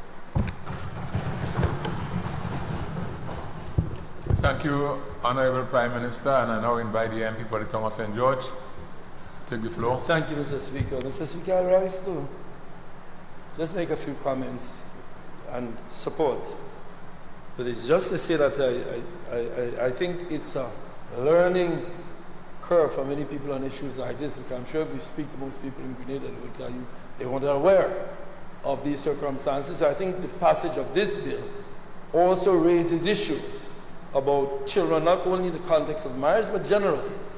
What I would like to see, and we will raise the issue again in the next bill, is to strengthen the institutions that deals with the issue of children. The institutions I come into contact with every day in dealing with juveniles in the court. We need to put more resources into these issues so that we can find ways to educate not only the kids but the parents, because remember there's a lot of lack of information in families even in this context. So I simply want to say to the government, and not to the government but to our society, that we need to resource these institutions that protect the kids. There are many persons out there working hard every day to ensure that our children are taken care of and not abused. There's a whole lot of child abuse taking place in our society. This is one that we're addressing today. But I think in order to solve the problem, we must treat this as serious, and an indication of that will be put in more resources. But there are experts out there who we can speak to about it. I think we need, as a society, not to treat this as partisan issues. Again, that's my mantra, not to deal with kids as if you're in this party or that party, but simply deal with our children as the nation's children. And I commend the passage of this bill, but I also urge that we look at our children in other, with respect to other issues. So, Mr. Speaker, I indicate my support to you. Thank you. Thank you. Thank you very much, Honorable MP for the Tongue of St. George.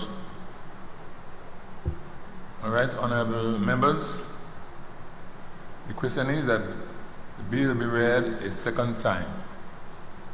All those who are of the opinion say aye. Of the contrary opinion say no. The ayes have it. Indeed, the ayes have it. A bill for an act shortly entitled Marriage Amendment Bill 2025. You have government business? Thank you, Mr. Speaker. I beg to move that the House resolves itself into a committee of the whole House to consider this bill clause by clause. Thank you. Honorable members, the question is that this Honorable House resolves itself into a committee of the whole House to consider the bill clause by clause. Those who have that opinion say aye. Of the contrary opinion say no. The ayes have it. Indeed, the ayes have it. This Honorable House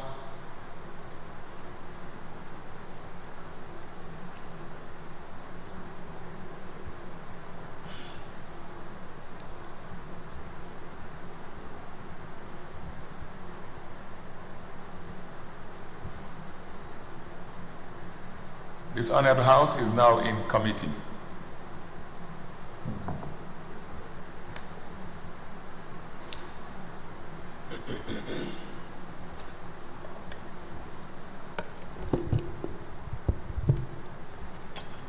Clause 2, non-application of act. Honorable members, the question is that clause 2 forms part of the bill. Those who agree say aye. Those opposed say no. The ayes have it. Indeed, the ayes have it. Clause 3, amendment to section 3 of the Principal Act. Honorable members, the question is that clause 3 forms part of the bill. Those who agree say aye. Those opposed say no. The ayes have it. Indeed, the ayes have it. Clause 4, amendment to section 19 of the Principal Act. Honorable members, the question is that clause 4 forms part of the bill. Those who agree say aye. I'm not hearing the ayes. Those who oppose say no. The ayes have it. Indeed, the ayes have it. Clause 5, repeal of section 20 of the Principal Act. Honorable members, the question is that clause 5 forms part of the bill. Those who agree say aye. Those who oppose say no. The ayes have it. Indeed, the ayes have it. Clause 6, amendment to section 21 of the Principal Act. Honorable members, the question is that clause 6 forms part of the bill. Those who agree say aye. Those opposed say no. The ayes have it. Indeed, the ayes have it.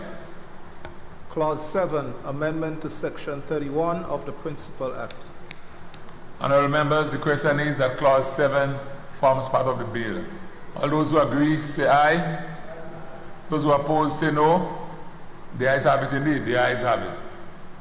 Clause 8, amendment of first schedule to the Principal Act. Honorable members, the question is that clause 8 forms part of the bill. Those who agree say aye. Those who oppose say no. The ayes have it. Indeed, the ayes have it. Clause 9, amendment of fourth schedule to the Principal Act. Honorable members, the question is that clause 9 forms part of the bill. Those who agree say aye. Those who oppose say no. The ayes have it. Indeed, the ayes have it. Clause 10, consequential amendments. Honorable members, the question is that clause 10 forms part of the bill. Those who agree say aye. Those opposed say no. The ayes have it. Indeed, the ayes have it. Schedule, consequential amendments. Honorable members, the question is that schedule forms part of the bill. Those who agree say aye. Those who oppose, say no. The ayes have it. Indeed, the ayes have it. Clause 1, short title. Honorable members, Clause 1. The question is that Clause 1 forms part of the bill. Those who agree, say aye. Those who oppose, say no. The ayes have it. Indeed, the ayes have it. You have government business. Thank you, Mr. Chairman. I beg to move that the House resumes and the Chairman of the committee report progress on the bill.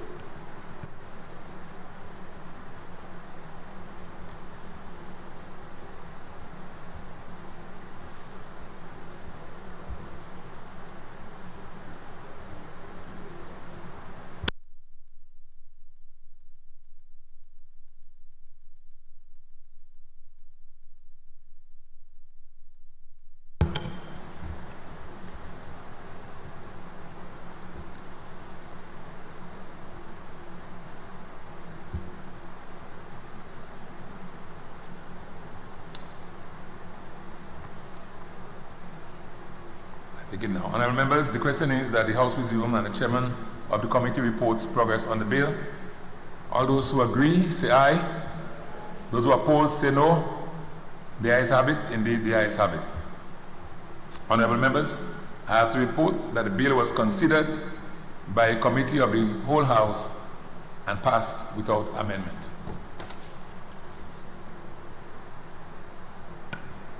Leader of government business. Thank you, Mr. Speaker. I beg to move that the Chairman's report be adopted. Honorable members, the question is that the Chairman's report be adopted. Those who agree, say aye. Those who oppose, say no. The ayes have it. Indeed, the ayes have it. You have government business? Thank you, Mr. Speaker. I beg to move the third reading of the bill. Honorable members, the question is that the bill be read a third time. Honorable members, the question is that the bill be read a third time and pass. Those who agree, say aye. Those who oppose, say no. The ayes have it. Indeed, the ayes have it. The bill for an act shortly entitled Marriage Amendment Bill 2025.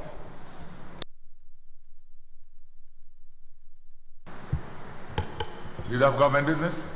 Thank you, Mr. Speaker.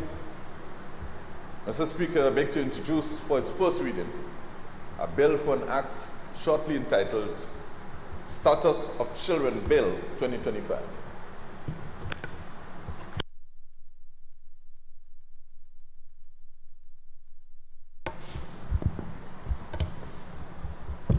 The bill which seeks to provide legal certainty regarding the status of children and their parents, shortly entitled Status of Children Bill 2025.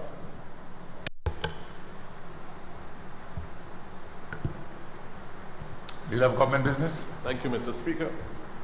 I beg to move that the relevant standing order of the House be suspended to enable the bill. Go ahead. Go ahead. Mr. Speaker, I beg to move that the relevant standing order of the House be suspended to enable the bill to be taken through all the stages at the sitting. Honorable members, the question is that the relevant standing order of the House be suspended to enable the bill to be taken through all the stages at this sitting. Those who are of that opinion say aye. Of the contrary opinion say no.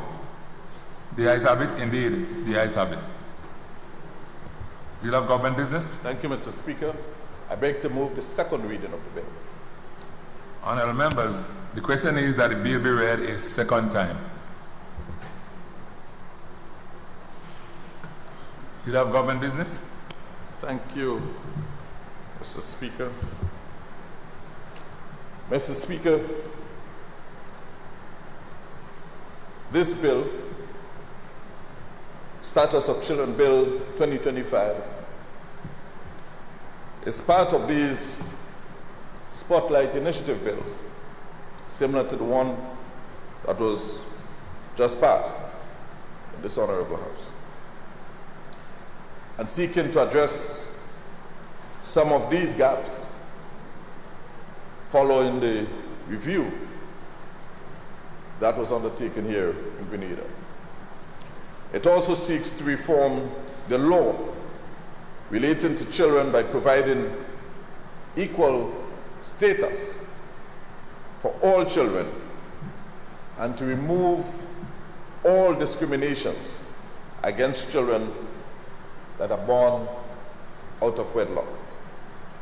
Furthermore, Mr. Speaker, the bill will repeal and replace the Status of Children Act, Chapter 311A. The bill is divided, Mr. Speaker, into 5 parts and contain 20 clauses and 1 schedule. Part 1, Mr. Speaker, provides for preliminary matters and contains 3 clauses, clauses 1 to 3. Clause 1, Mr. Speaker, provides for the short title. Clause 2 provides for the interpretation provisions and definitions of key terms, including the definitions for child and parent. Clause 3 provides for the scope of application of the provisions of the Act. Part 2 of the bill, Mr. Speaker, provides for the status of children and contains clauses 4 to 7. Clause 4, Mr. Speaker, abolishes the legal distinction in the status of children born within and outside of marriage, and the rules of construction whereby words of relationship signify only legitimate relationships.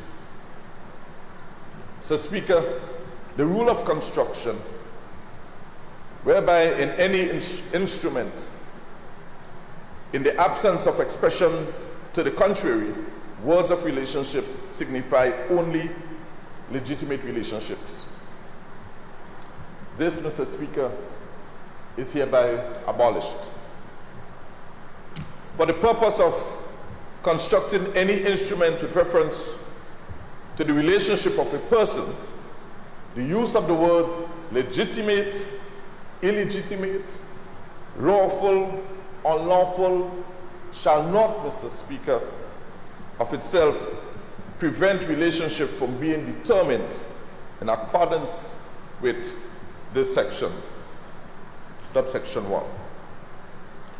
Clause 5, Mr. Speaker, provides for the circumstances under which a person will be presumed to be the father of a child, and establishes that where circumstances exist that give rise to presumption of paternity in respect to more than one father, no presumption shall be made in respect of paternity. Clause 6, Mr. Speaker, provides for the presumption of parentage where a child is born to a woman, both a woman and a man, as a result of carrying out of an artificial conception procedure. Clause 6, Mr. Speaker, requires that certain instruments pertaining to the acknowledgement of paternity be filled by the registry, and empowers the registrar to permit the inspection of such instruments. Part 3 of the Act, Mr. Speaker, provides for the parentage and constraints, and it speaks to clauses 8 to 12. Clause 8, Mr. Speaker, sets out the circumstances under which and the persons by whom an application for declaration of parentage may be made to the court. Clause 9 provides for procedures to be used to determine percentage and states that the court may, on the request of a party of the proceedings, on the request of a person representing the child or his guardian.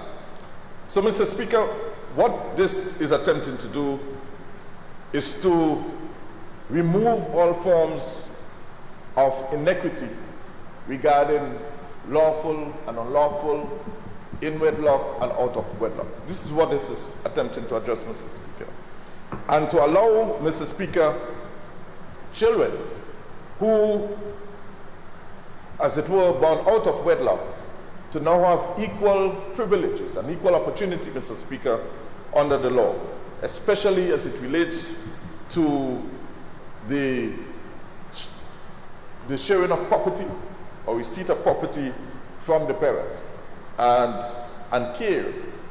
And Mr. Speaker, this also addresses whether or not somebody is actually the parent. In other words, it speaks to adoptive parents. So an adoptive parent, Mr. Speaker, is presumed to be the parent in the circumstances as per the legislation. So, Mr. Speaker, this is part of the gap that this legislation, Mr. Speaker, is seeking to address. The previous Act, Chapter 311A, is now repealed and replaced by this new legislation. Our children to be equally treated under the law for the purposes of family. So with this, Mr. Speaker, I now commend the bill to the House. Thank you. Thank you very much, Leader of Government Business. All right, the Honorable MP for St. John's. Thank you. Thank you so much, Mr. Speaker.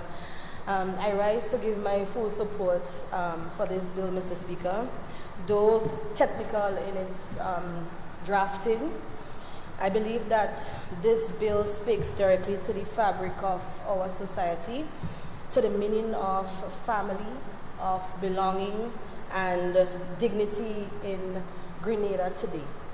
And it calls us, Mr. Speaker, to confront an uncomfortable truth that for decades the law itself has drawn a line between children born in and out of wedlock, as if the circumstances of one's birth could determine the worth of one's life. And so this legislation, or this bill presented here today in this honorable House, Mr. Speaker, finally erases that line. Mr. Speaker, ours is a small society where family often takes many forms, certainly so for my constituency and most of the constituencies in our country. We have grandparents raising grandchildren. We have partners building homes together without the formal marriage construct or agreement, marriage agreement. We have mothers holding households together through sheer courage and sacrifices. And we also have fathers as well, Mr. Speaker, who is also the head of their household as well. In almost every community, Mr. Speaker, we know of children, and as we say in our local parlance, who carries their father's eyes, or who has the bow foot like their father's lineage, but they don't have the father's surname, or who grow up hearing whispers about who is legitimate or a bastard child and who is not.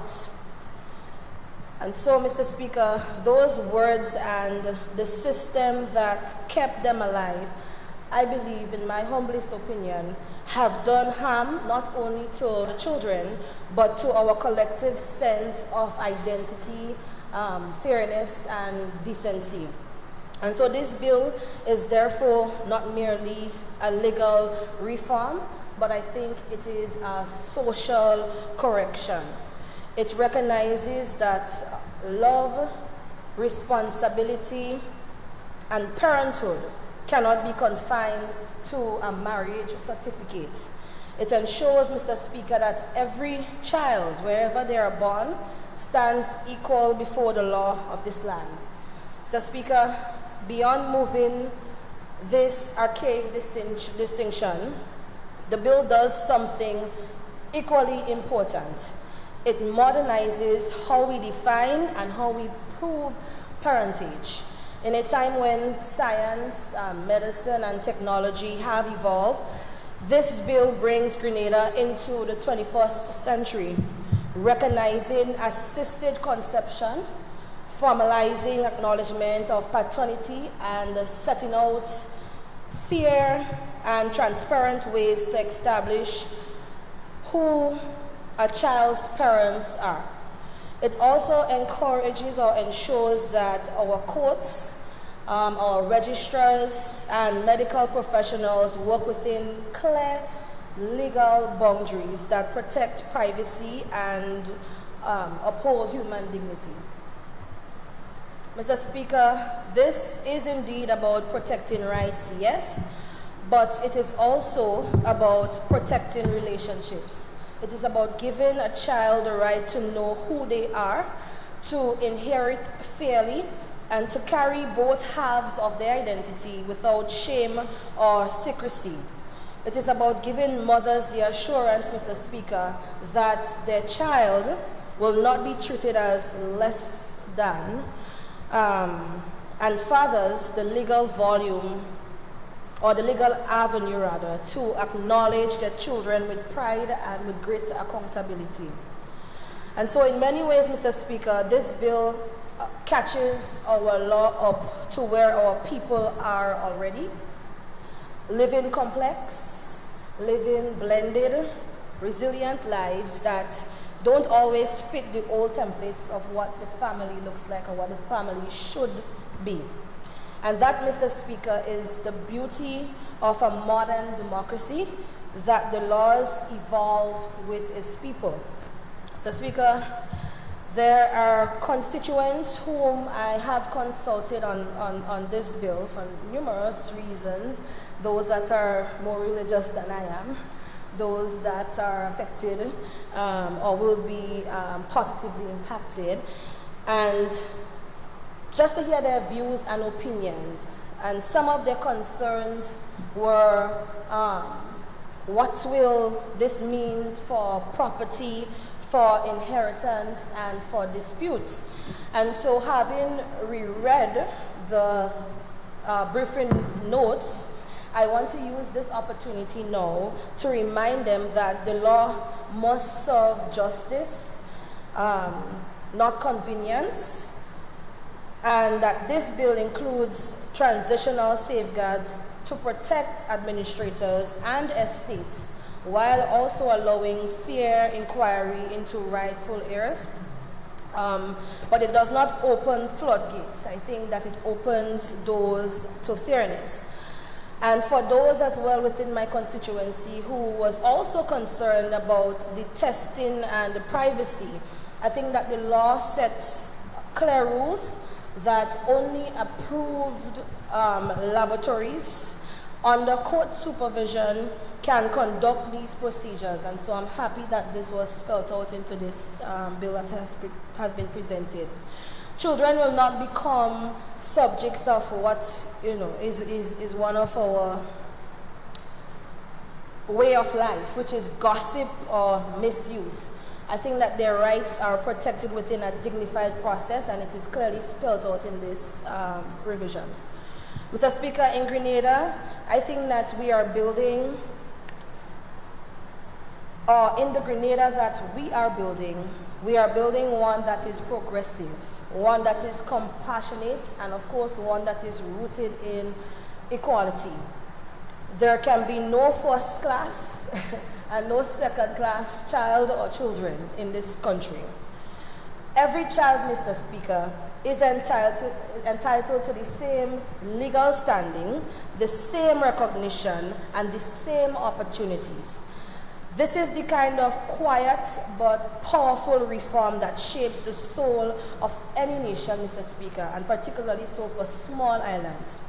It tells every young man and every young woman who grew up hearing that they were illegitimate or that they were bastards, that the law now affirms what we always knew to be true, that you are legitimate, you belong, and you matter.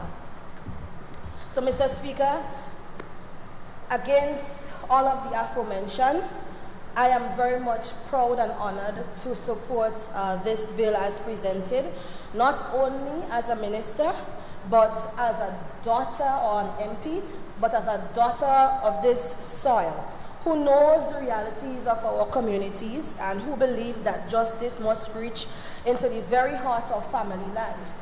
And also as one of those children who were labeled before as a bastard child or an illegitimate child. So, Mr. Speaker, this is indeed a reform about equality. It is indeed a reform about dignity and, of course, about belonging. It is about ensuring that no child, absolutely no child, throughout Grenada, Carriacou and Petite Martinique carries the burden of an outdated label again. So with those few words, Mr. Speaker, I stand in support of this transformative bill.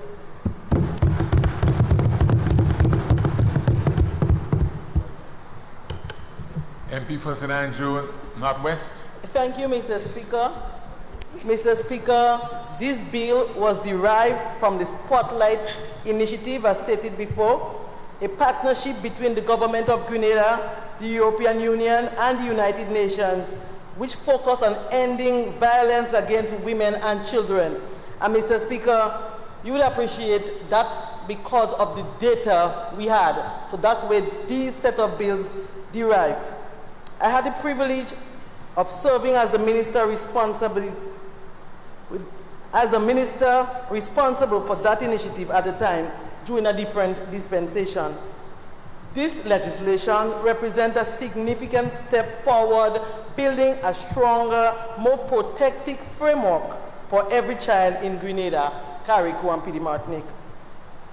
It is with deep personal conviction that I rise to support the Status of the Children Bill 2025, a bill that speaks directly to the heart of who we are as a people, as a society, and who we believe every child has the right to be.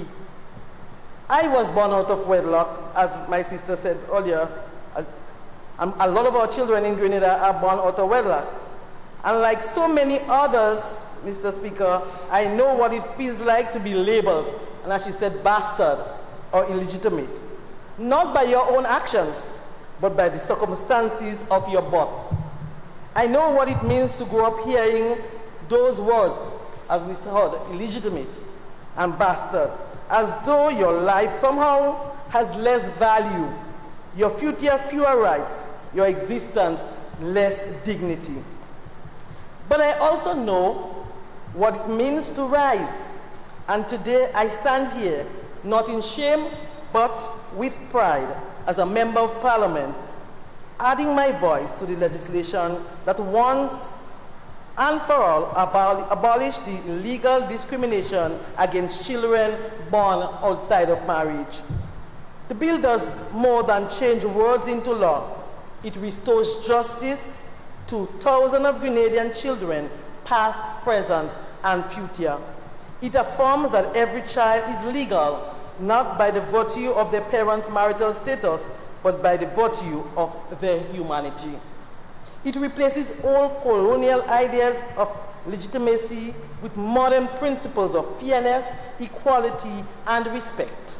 It protects children's rights to identity, to inheritance, to dignity, and it sends a powerful message that no child in Grenada will be treated as second-class citizen because how they came in the world.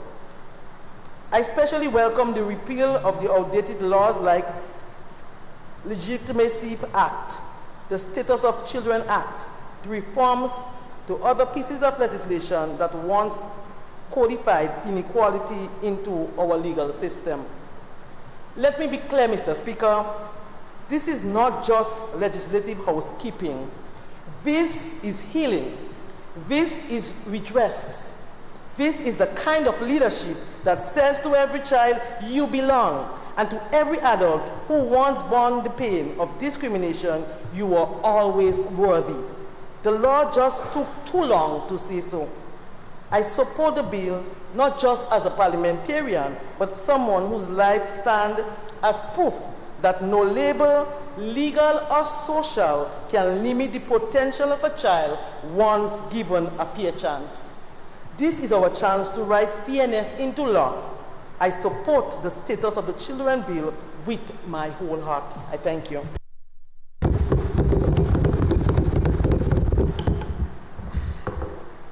Thank you very much, Honorable MP for St. Andrew North West, and I invite the MP for the Great South, it is called, yes. To take the floor.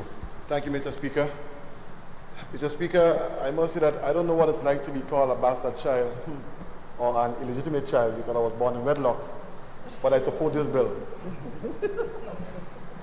Mr. Speaker, I rise today to express full support for the Status of Children Bill 2025.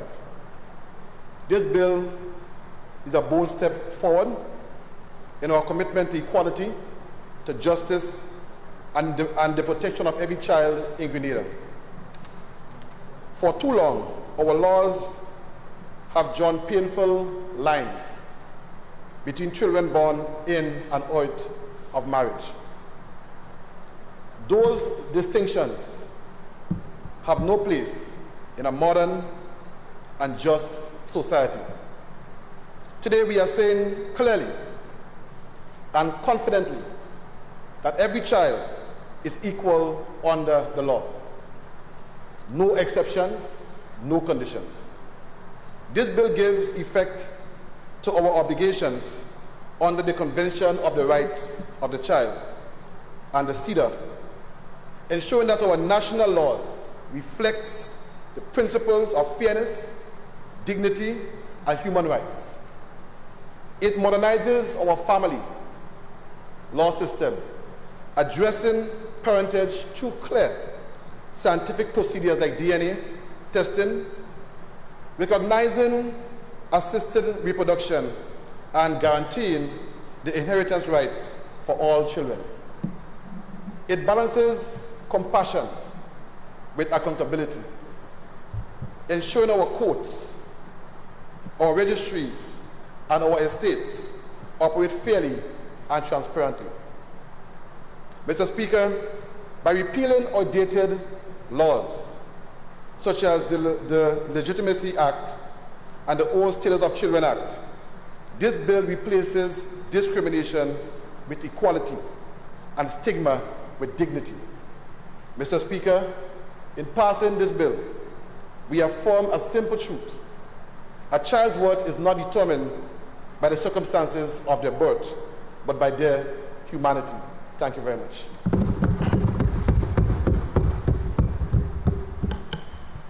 Thank you very much, MP for St. George South. And I now invite the MP, excuse me, for the town of St. George to make his contribution. Thank you, Mr. Speaker. Mr. Speaker, I won't repeat all that was said, just to endorse what colleagues see as the spirit of this legislation, the question of illegitimacy, the psychological impact of all of this on kids. Again, addressing the issue of equality among children and opportunity for all of the nation's kids. But each generation will do, and as we sat here today, I remember Dr. Francis Alexis. Those of us old enough remember, we used to call Doc, up to today people call Doc, a child is a child, because he made some progress in that regard.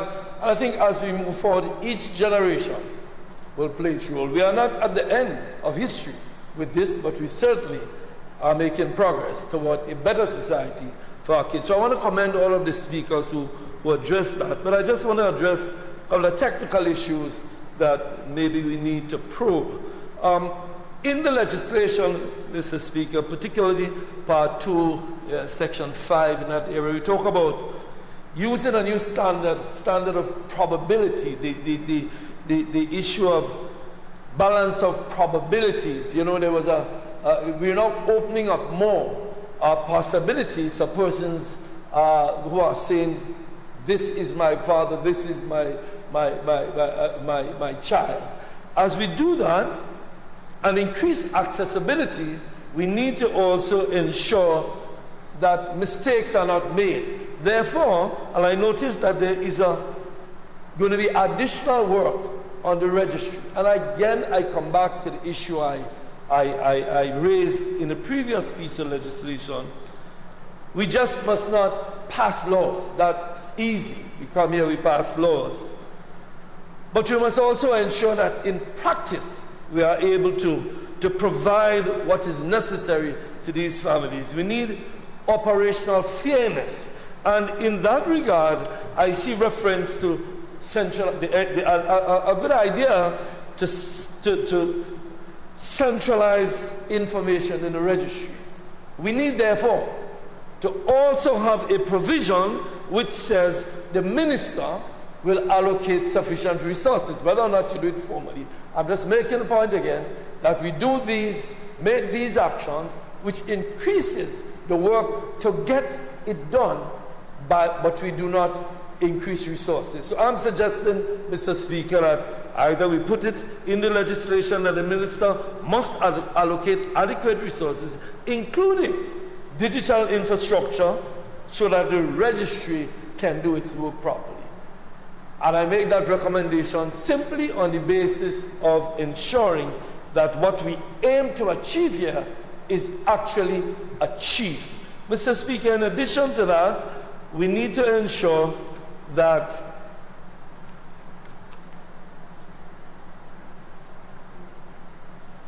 and I think it's adequately dealt with here, but we need to look at it, that there's going to be more issues with estates now. People are going to be saying, this is my father died, therefore. There's going to be much increase in challenges in court for estates. It therefore means, again, that we have to ensure that the provisions are there in the administration of this legislation so that when these things increase, we have the infrastructure in place.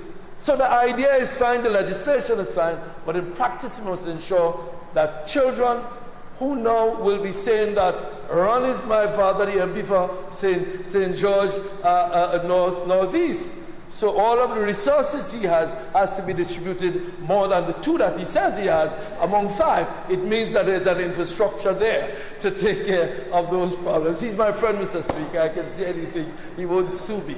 The point I'm making, Mr. Speaker, is that as we pass this legislation, which I'm in full support of, ensure that the registry, ensure that all of the resources are made available to have justice done to these kids who are now going to be claiming their just peace. So, Mr. Speaker, I support the bill. Again, it's a good piece of legislation to ensure equality among the kids, but as I started, I end by paying tribute to all of the legislators over the years who are trying and working, as this Parliament is doing, to ensure fairness and equity and equality among children of the nation. Thank you, Mr. Speaker. Thank you very much, Honourable MP for the tongue of St. George. Honourable members, the question is that the bill be read a second time. Those who are of that opinion say aye, or the contrary opinion say no. The ayes have it. I think the ayes have it. The bill for an act shortly entitled Status of Children Bill 2025. Leader of Government Business. Thank you, Mr. Speaker. I beg to move that the House resolves itself into a committee, the whole House, to enable the bill to be considered part by part. Thank you. Honourable members, the question is that this Honourable House resolves itself into a committee of the whole House to consider the bill part by part. Those who are in agreement say aye.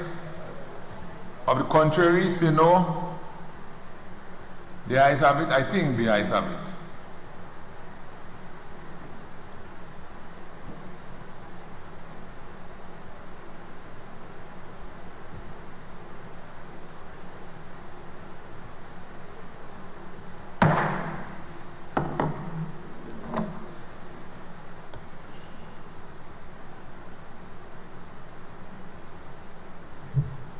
Part 2, Hold. status of Hold, children. hold, Mr. Clerk. This Honorable House is now in committee.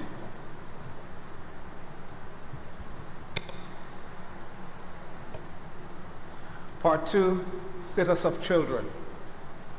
Honorable members, the question is that Part 2 forms part of the bill. Those who agree, say aye. Those who oppose, say no. The ayes have it. Indeed, the ayes have it. Part 3, parentage. Honorable members, the question is that Part 3 forms part of the bill. Those who agree, say aye. Those who oppose, say no. The ayes have it. Indeed, the ayes have it. Part 4, disposition of property. Honorable members, the question is that Part 4 forms part of the bill. Those who agree, say aye. Those who oppose, say no. The ayes have it. Indeed, the ayes have it. Part 5, miscellaneous. Honorable members, the question is that Part 5 forms part of the bill. Those who agree, say aye. Those who oppose, say no. The ayes have it. Indeed, the ayes have it. Schedule consequential amendments. Honorable members, the question is that schedule forms part of the bill. Those who agree, say aye. Those who oppose, say no. The ayes have it. Indeed, the ayes have it.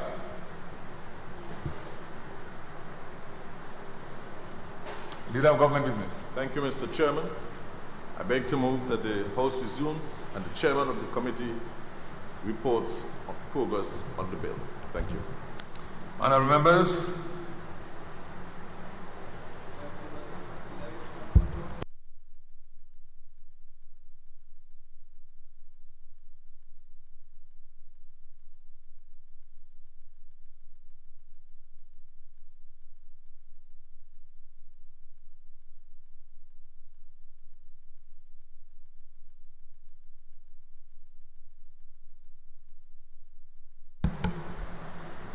all right, we believe there's a slight omission. I didn't hear Part 1 call, so I invite the clerk to call Part 1 and then we proceed.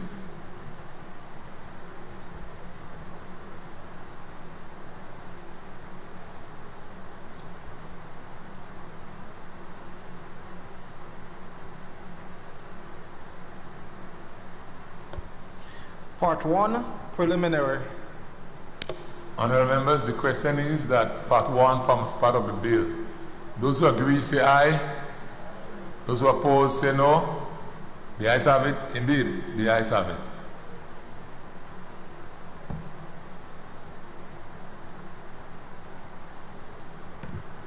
Leader of Government Business. Thank you, Mr. Chairman. I beg to move that the House resumes and the chairman of the committee reports progress on the bill. Thank you. Honorable members, the question is that this House resumes and the chairman of the committee reports progress on the bill. Those who agree, say aye. Those who oppose, say no. The ayes have it. Indeed, the ayes have it.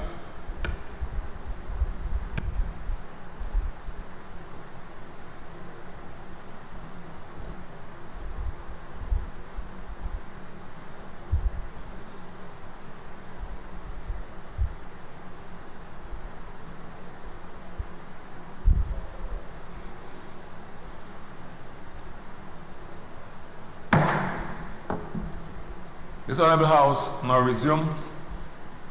Honorable members, I have to report that the bill was considered by a committee of the whole House and passed without amendment.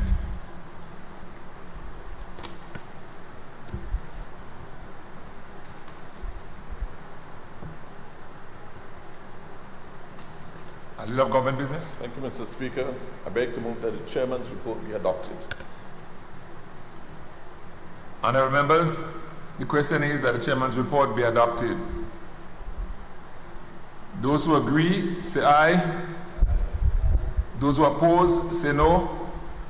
The ayes have it. Indeed, the ayes have it. Leader of Government Business. Thank you, Mr. Speaker. I beg to move the third reading of the bill.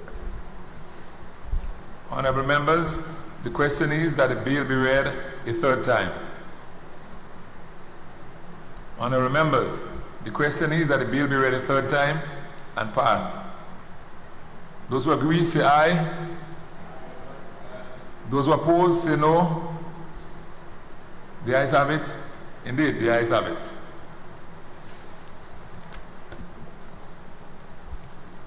A bill for an act shortly entitled Status of Children, Bill 2025.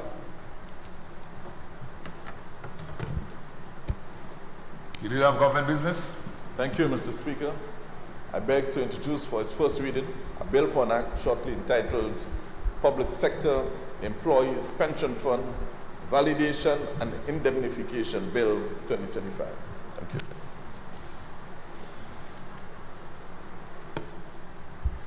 An act to validate and confirm as lawful the addition of statutory bodies to Schedule 1 of the Public Sector's Employee Pension Fund Act number 19 of 2024, shortly entitled Public Sector Employees Pension Fund Validation and Indemnification Bill 2025. Leader of Government Business.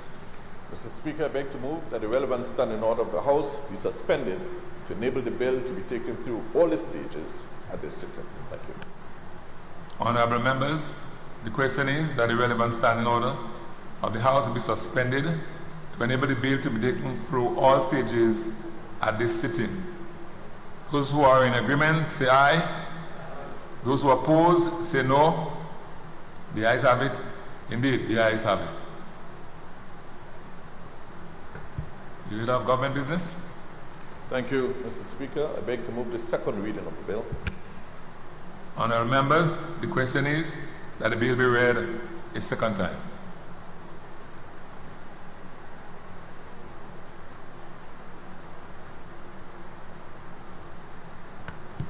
Leader of Government Business. Thank you, Mr. Speaker.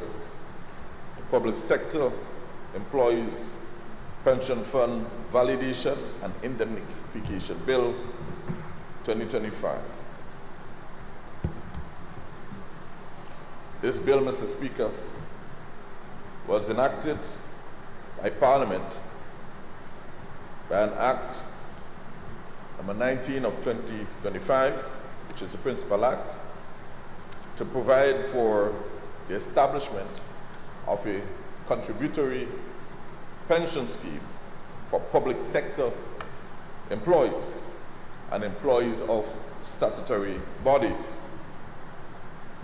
Section 73, Mr. Speaker, of the Act empowers the minister responsible for public administration to amend Schedule 1 of the Act by order subject to affirmative resolution to be able to add statutory bodies to which the provisions of the Act would normally apply.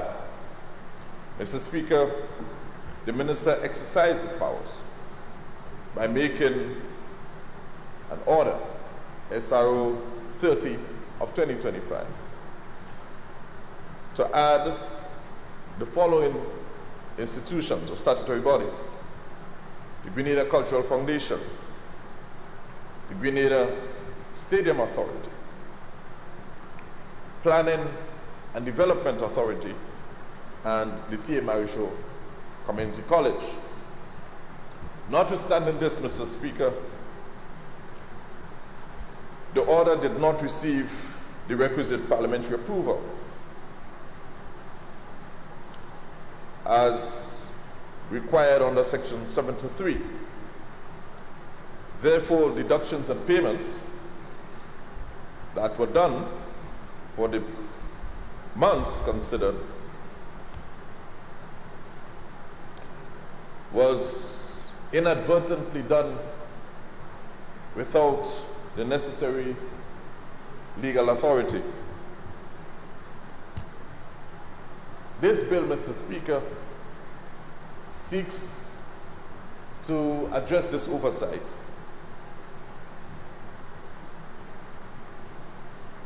and to validate and confirm as law the addition of those statutory bodies so named. Clause 1 of the bill, Mr. Speaker, provides for the short title. Clause 2 validates and confirms as lawful the purported addition of the 4 statutory bodies identified earlier, and all other acts done during that period, including deductions and payments.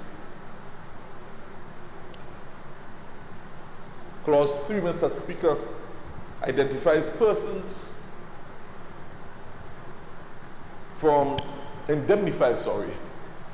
Clause 3, Mr. Speaker, indemnifies persons from liability in respect of deductions and payments that were done during the period under SRO 30 of 2025. Mr. Speaker,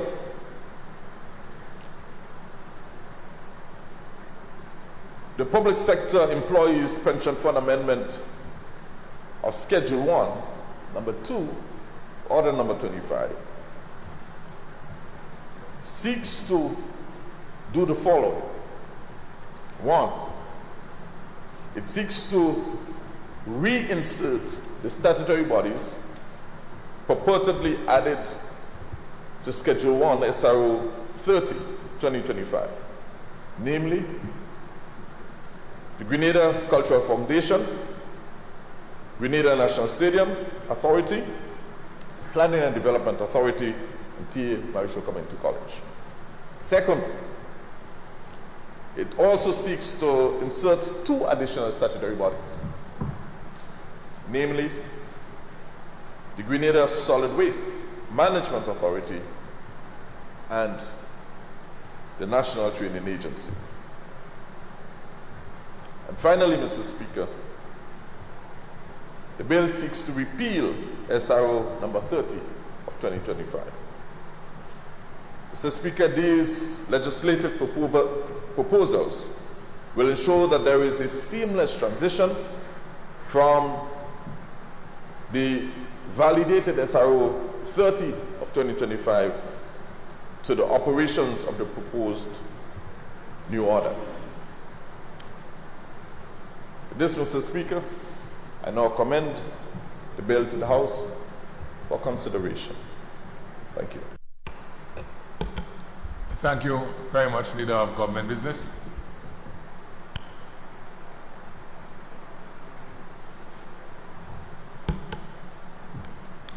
Honorable Prime Minister. Thank you, Mr. Speaker. Mr. Speaker, I wish to support the bill. The Leader of Government Business has presented the bill in its technical form. But in Grenadian language, what this means is these people who didn't have pension before now have pension. Thank you, Mr. Speaker.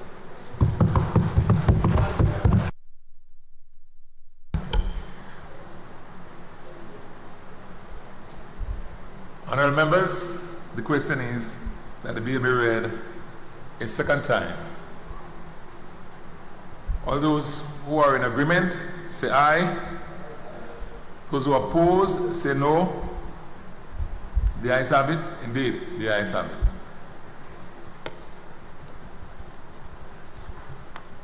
A bill for an act shortly entitled Public Sector Employees Pension Fund Validation and Indemnification Bill 2025.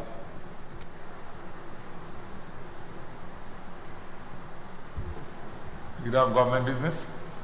Mr. Speaker, I beg to move that the House resolves itself into a committee of the whole House to consider this bill part by part.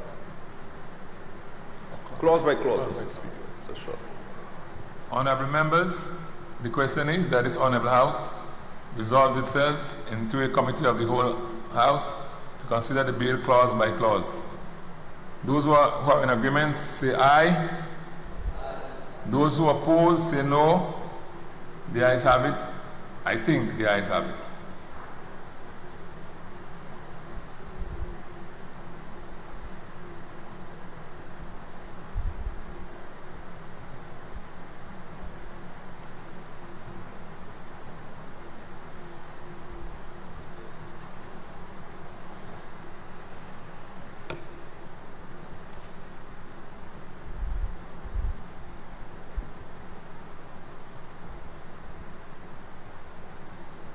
This Honorable House is now in committee. Clause 2, validation. Honorable members, the question is that Clause 2 forms part of the bill. Those who are in agreement say aye. Those who oppose say no. The ayes have it. Indeed, the ayes have it. Clause 3, indemnity. Honorable members, the question is that Clause 3 forms part of the bill. Those who are in agreement say aye. Those who oppose say no. The ayes have it. I think the ayes have it. Schedule, list of statutory bodies. Honorable members, the question is that schedule forms part of the bill. Those who are in agreement say aye. Those who oppose say no. The ayes have it. I think the ayes have it. Clause 1, short title. Honorable members, the question is that Clause 1 forms part of the bill. Those who are in agreement say aye. Those who oppose say no. The ayes have it. Indeed, the ayes have it. You have government business? Thank you, Mr. Chairman. I beg to move that the House resumes. The Chairman of the committee report progress on the bill. Thank you. Honorable members, the question is that this Honorable House resumes and the Chairman of the committee reports progress on the bill. Those who are in agreement say aye. Those who oppose say no. The ayes have it. I think the ayes have it.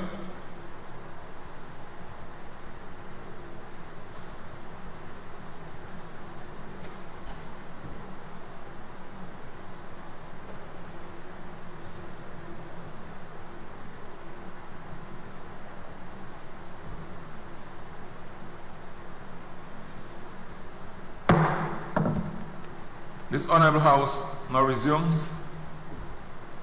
I have to report that the bill was considered by a committee of the whole House and passed without amendment. The Leader of Government Business.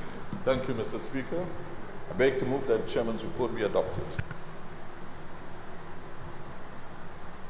Honourable members, the question is that the Chairman's report be adopted. Those who are in agreement say aye. Those who oppose say no. The ayes have it. I think the ayes have it. Do you have government business? Thank you, Mr. Speaker. I beg to move the third reading of the bill. Honourable members, the question is that the bill be read a third time. Honourable members, the question is that the bill be read a third time and pass. Those who are in agreement say aye.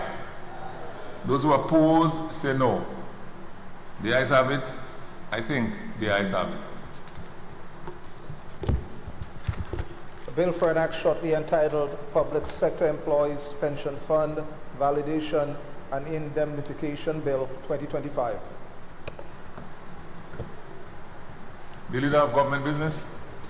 Thank you, Mr. Speaker. I beg to introduce for its first reading a bill for an act shortly entitled Agreement Establishing the Partnership Initiative for Sustainable Land Management for Caribbean Small Island Developing States, Bill 2025.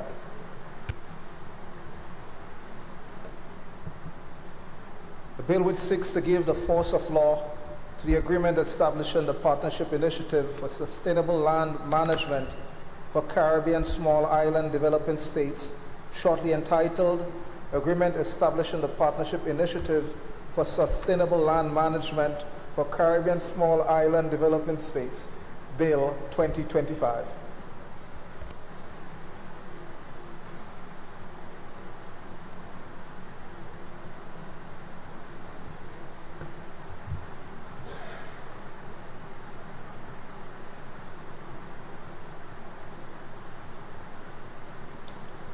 Leader of Government Business. Mr. Speaker, I beg to move that the relevant standing orders be suspended to enable the bill to go through all the stages at this sitting. Thank you. Honourable members, the question is that the relevant standing order of the House be suspended to enable the bill to be taken through all stages at this sitting. Those who are in agreement say aye. Those who oppose, say no. The ayes have it. I think the ayes have it.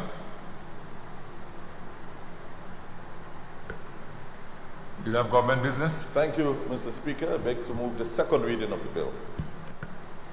Honourable members, the question is that the bill be read a second time.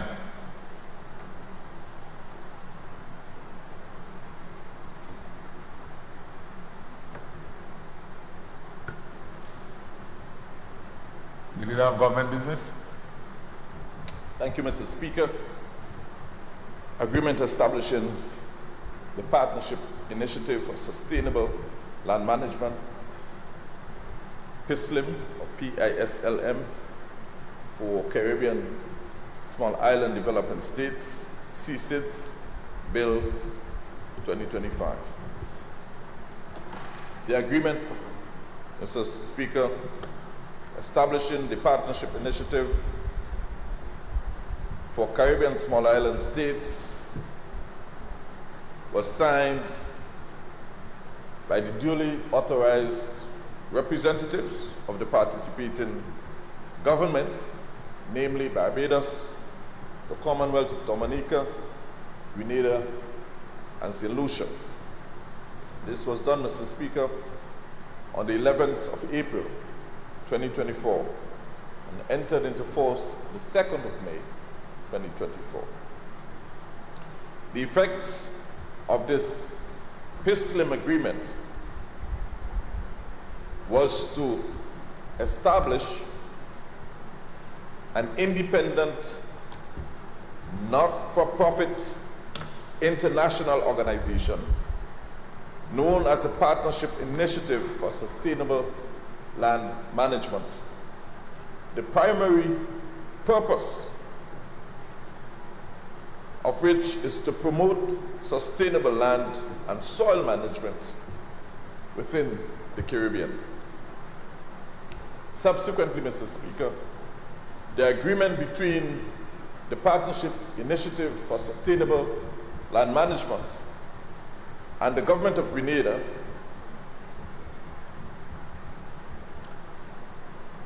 what is referred to as the PISLM Headquarters Agreement was signed by duly authorized representatives of the Government of Grenada and the Partnership Initiative Organization, respectively, on the 17th of June, 2025.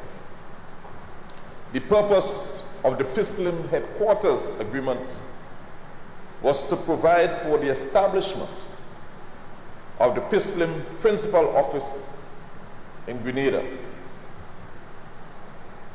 Notwithstanding Grenada's signatory to the agreement,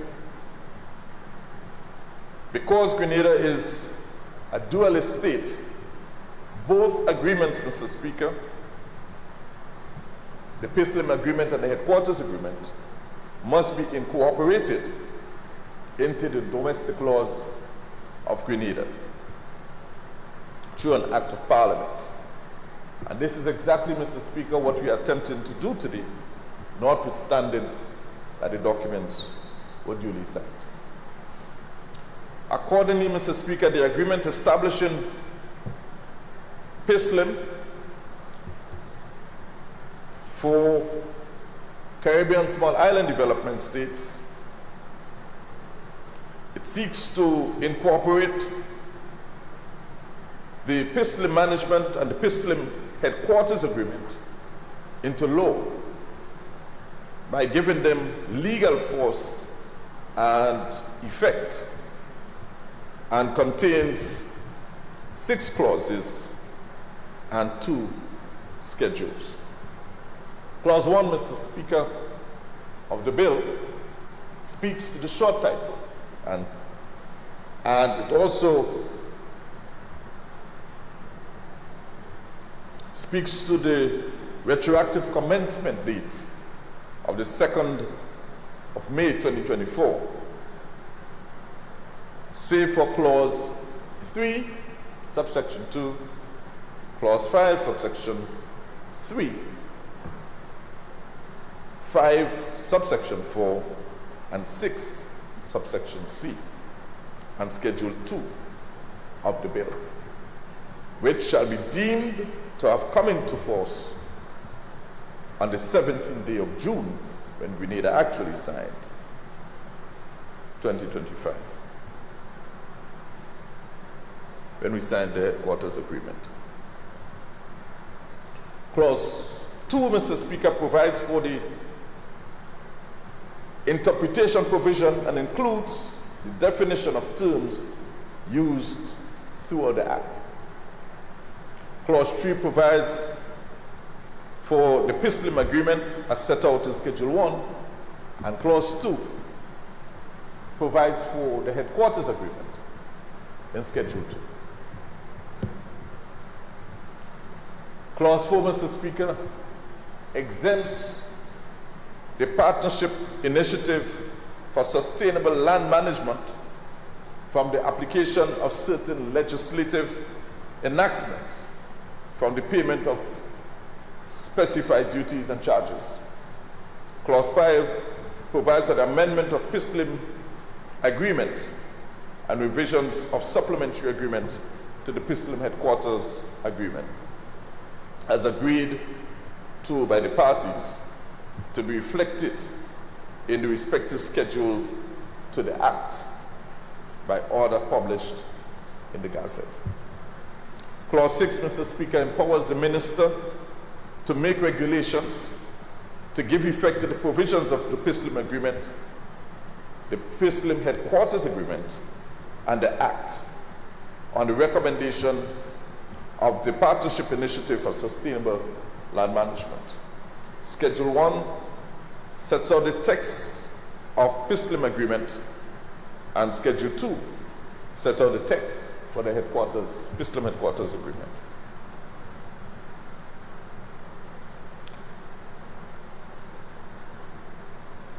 Mr. Speaker, the PISLM agreement is governed by a constitution consisting of 35 articles governing all relevant aspects of governance, or embodying all aspects of governance of the agreement, including functions and powers of the Council, voting by the Council, procedures of the Council, the Executive Committee, how it functions and how it operates, functions and powers of the Executive Committee, voting by the Executive Committee, procedures, Advisory Committee, how it functions and who comprises it, the Secretariat, how it is staffed, an appointment of an Executive Director, and on and on and on. Mr. Speaker, I would simply want to touch on a few of the articles. All are important, but I'm just going to map a few of them. Article 13 of the PISLM agreement, Mr. Speaker, speaks to an executive committee. The committee, Mr. Speaker, shall consist of up to 7 members, selected as follows: at least 3 members from UNCCD, focal point nominated by the Caribbean Sustainable Land Management Group, at least 2 from the Global Soil Partnership, nominated by the Caribbean Soil Support Group, and 1 chairperson appointed in accordance with Article 16 of the agreement. 1 ex officio member appointed by the country which hosts the headquarters of PISLM, and in this case Grenada, and the executive director of PISLM as a non-voting ex officio member. Article 3, Mr. Speaker, speaks to the financial obligations. The parties shall not be under any obligation any financial obligation to provide support to PISLM beyond voluntary contributions.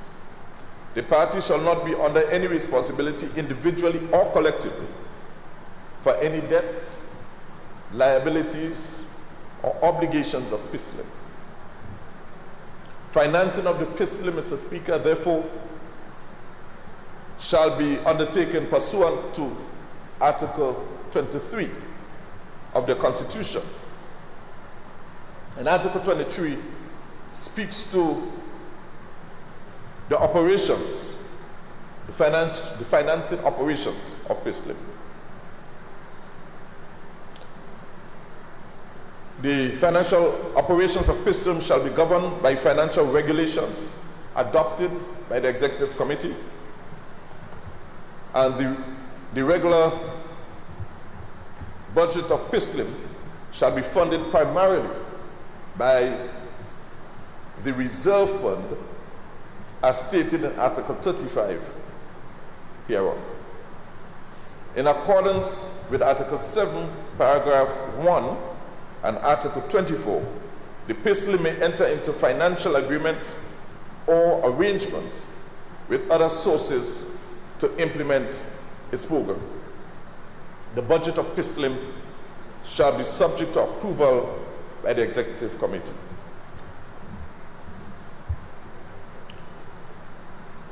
A full financial audit of the operations of PISLM shall be conducted on an annual basis by an independent accounting firm appointed by the Executive Committee and upon recommendation by the Executive Director. The result of such audit shall be made available by the Executive Director to the Executive Committee for its consideration and approval. Article 35, Mr. Speaker, the Reserve Fund.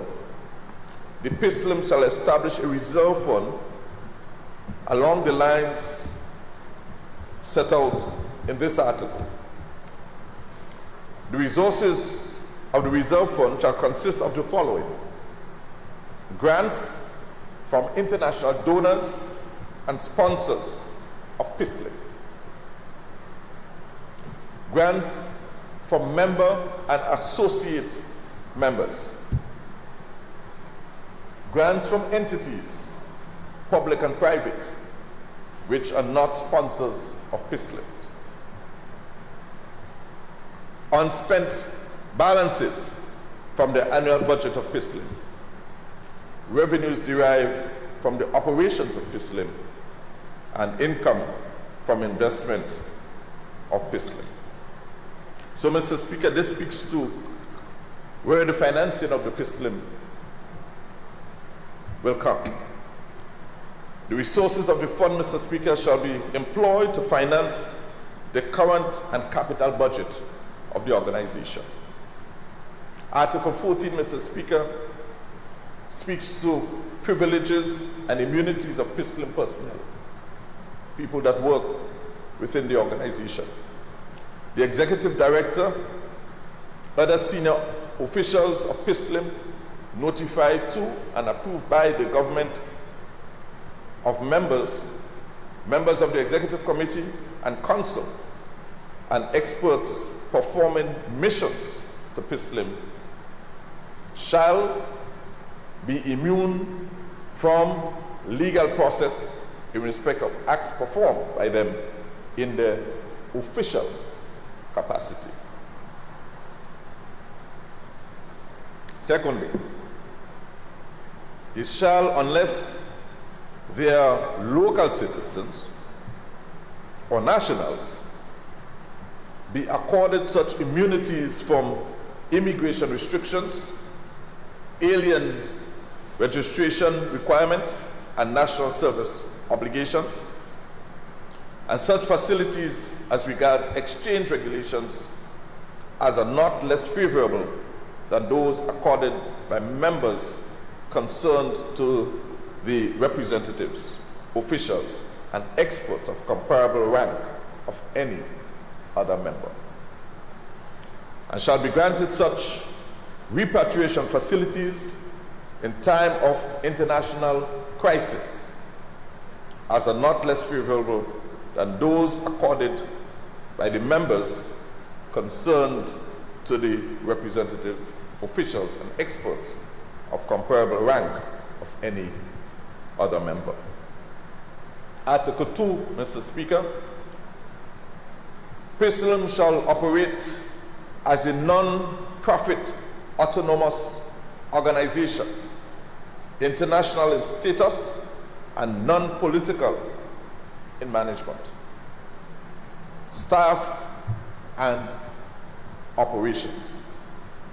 PISLM shall be organized exclusively for the purpose of scientific research, information dissemination, and technological transfer in sustainable land and soil management. PISLM shall possess full jurisdictional international personality and enjoy such legal capacities as may be necessary for the exercise of its functions and fulfillment of its mandate. Article 4, Mr. Speaker, speaks to the membership. The membership of PISLM shall be open to the members and associate member states of the Caribbean Community, CARICOM. Notwithstanding the provisions of paragraph 3, the following organizations are hereby recognized as meeting the conditions to be admitted as observers and shall be invited by the Council to participate in the work of the PISLM on mutually agreed terms and conditions. The organizations are CARICOM, Caribbean Community, the Caribbean Development Bank, the Caribbean Disaster Emergency Response Agency, CDEMA, the Caribbean Institute of Meteorological and Hydrology, Caribbean Agricultural Research and Development Institute, Caribbean Youth Environment Network, Caribbean Policy Development Center, University of the West Indies, the Association of Caribbean States, the Organization of American States, the Inter-American Institute for Cooperation on Agriculture, United Nations Convention to Combat Desertification, United Nations Environment Program, Food and Agricultural Organization, Global Environment Fund, the German Society for International Cooperation, and Green Climate Fund. So, Mr. Speaker, herein is in a nutshell, the agreement, and I now commend this bill to the Honorable House for discussion. Thank you.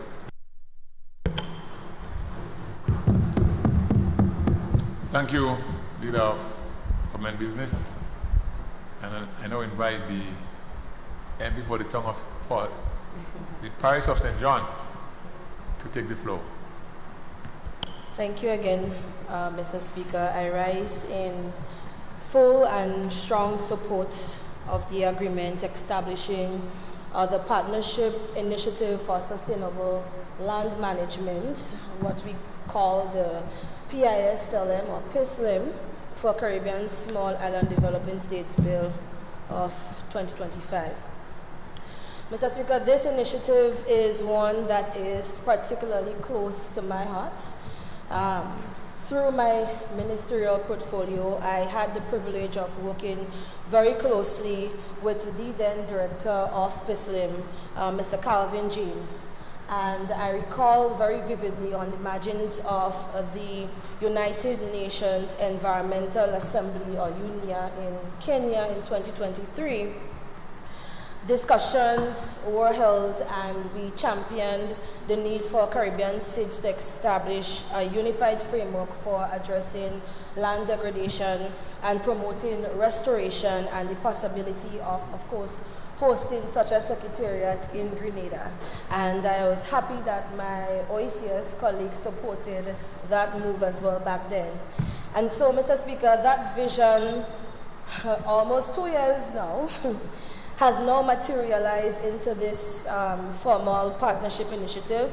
And so I stand ready to action in its mandate with the newly installed director, Dr. Ronan Francis, who has also given us support as well too in one of our initiatives in Carriacou last month as well, the Career Tree Initiative as well. So this bill, Mr. Speaker, represents far more than an act of legal domestication. It is a declaration that SIDS do have good leadership and that innovation is something that we are embedding in sustainable land management and in building our climate resilience agenda within our respective countries. Mr. Speaker, this bill does 3 essential things, and you have heard the breakdown from the Leader of Government's business, but to summarize it, first it gives domestic legal effect to the regional agreement established in PISLIM and its headquarters agreement. The second is that it provides retroactive commencement, ensuring the seamless legal continuity between Grenada's signature and the regional entry into force on May 2nd, 2024, and of course the headquarters agreement of June 2025. And third, Mr. Speaker, it clarifies the privileges, the immunities and exemptions necessary for hosting the principal office in Grenada. Standard practice for international organizations has already been followed, but transformative in position in Grenada as the epicenter of Caribbean land resilience policy and coordination. So, Mr. Speaker, we in small island developing states are, of course, no strangers to the harsh realities of land degradation, drought stress, coastal erosion, and soil fertility loss. And if I were draw the memory of this Honorable House back to 2024, and to put it into context, from the beginning of the year last year, we experienced tremendous rainfall. Then we went to an extreme drought. Then we had Hurricane Beryl. So the climatic events and the stresses that comes with the climate crisis is nothing new to small island developing states, Mr. Speaker, who are oftentimes on the front line bearing the brunt of these challenges. And so to be able to have such an initiative, specifically positioned as well too for Grenada, it is something that we must be commended for, and it shows great leadership for our country. Mr. Speaker, over 75% of our arable land across the Caribbean is classified as either degraded or at high risk of degradation due to extreme weather, unsustainable agricultural practices, and climate-induced hazards. So these impacts compound existing vulnerabilities such as food insecurity, biodiversity loss, and rural poverty. So it is in this context, Mr. Speaker, that the PISLIM framework stands as a regional solution to our regional crisis. It is a homegrown mechanism rooted in small islands solidarity, collective expertise, and adaptive capacity. Or in other words, it is about making sure our land can keep producing food, supporting livelihoods, and protecting communities from floods, landslides, and droughts, even as the climate changes. So by domesticating this agreement, Mr. Speaker, Grenada is indeed asserting itself or asserting our role as a regional convener of science, of policy, and a key component, financing, for climate resilient land systems. This initiative is fully aligned, of course, with the United Nations Convention to Combat Desertification, or the UNCCD, and the global goal of achieving land degradation neutrality, or the LND, by 2030, which is not too far. It also operationalizes, Mr. Speaker, multiple sustainable development goals, and as I have my pin on today, it drew my attention to make that comparison, because oftentimes in this house we don't necessarily align some of the bills that is being presented here to the sustainable development goals. The first one being climate action, or SDG 13, Mr. Speaker. It also ensures that there is an operationalization occurring for life on land, SDG 15, and SDG 2, which is zero hunger. By hosting the headquarters of the PISLIM in Grenada, Mr. Speaker, we elevate our nation as a regional service and innovation hub for sustainable land management, training and extension services, data collection and monitoring, something that is a challenge for us, but we're working on it, from soil carbon baselines to erosion mapping, and project pipeline development for access to the Global Environment Facility, or the GEF, the Green Climate Fund, or the GCF, and IFAD, and other climate financing instruments. So this institution building for resilience, Mr. Speaker, is ensuring that Caribbean solutions are conceptualized, coordinated, and financed from within the region. Oftentimes, and as traditional climate financing and organization and preparations of project pipelines, it has oftentimes been done outside of the region. And most times when these consultants come in, Mr. Speaker, the entire document is not fit for context and purpose. So to have such an institutional building for resilience, having been bred really and coordinated and conceptualized within the region, it is something that we must be commended for as Eastern Caribbean states. So, Mr. Speaker, this bill is not only about governance, it is about empowerment and livelihoods, as I mentioned. It translates environmental stewardship into tangible socioeconomic benefits for our farmers, our foresters, women and youth, those who work the land and depend on it for their survival. And so by restoring our degraded landscapes, we are restoring dignity, we are ensuring food security and economic opportunity in rural Grenada. Things are happening. And so the Ministry of Climate Resilience, Mr. Speaker, together with the Ministry of Economic Development, Agriculture and Lands, in collaboration with the PISLIM Secretariat, will ensure finalize a national sustainable land management work plan, identify and map 10 pilot communities for erosion control and drought smart agriculture, and begin training of over 100 local farmers, wardens, and extension officers in integrated sustainable land management techniques. So the overall aim, Mr. Speaker, we intend to submit one multi-country funding proposal under the LDN, under the UNCCD framework, and establish a baseline for hectares under sustainable land management practices. So our goal, in a nutshell, is to restore at least 300 hectares of priority catchments and publish an annual sustainable land management dashboard, tracking the land restoration, soil conservation, and gender and youth participation. So this bill, Mr. Speaker, the provision of it on privileges and immunities are not giveaways, but I think that they are strategic enablers. These exemptions are minimal compared to the inward flow of technical cooperation, innovation funding, and expertise that Grenada will now attract because the Secretariat is located in Grenada. And similarly, the retroactive commencement clause ensures legal continuity between the regional agreements entry and our domestic adoption, avoiding any legal vacuum or interpretive uncertainty. So this legislation, Mr. Speaker, reflects Grenada's continued thought leadership within CARICOM and within the Alliance of Small Island States, AOSIS, in addressing the existential threats of climate change through homegrown, evidence-based institutions.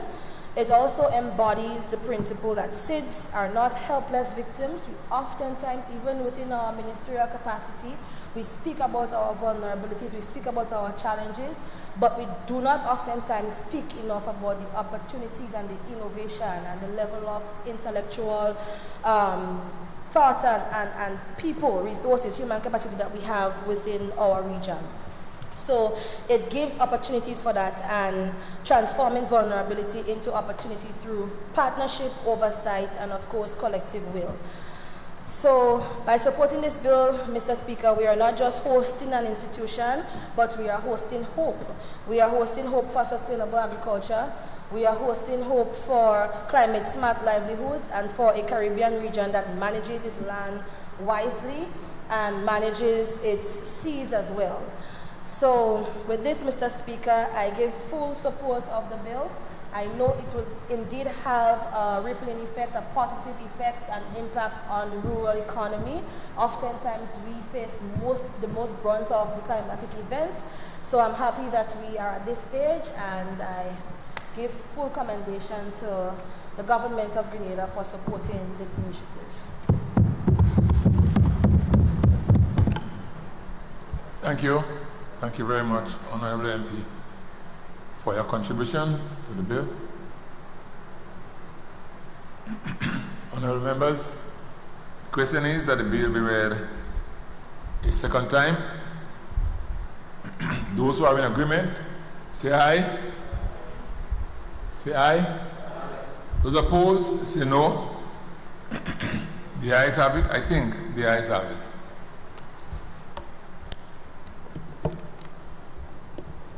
The Bill for an Act, shortly entitled Agreement Establishing a Partnership Initiative for Sustainable Land Management for Caribbean Small Island Developing States, Bill 2025. The Leader of Government Business. Thank you. Thank you, Mr. Speaker.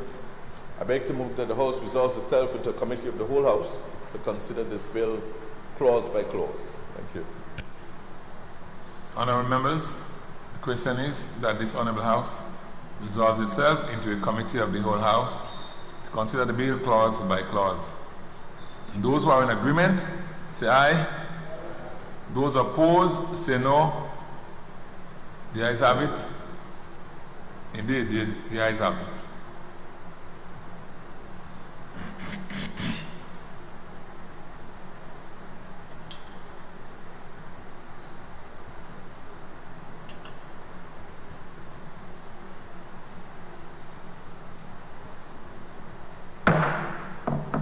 This Honourable House is now in committee.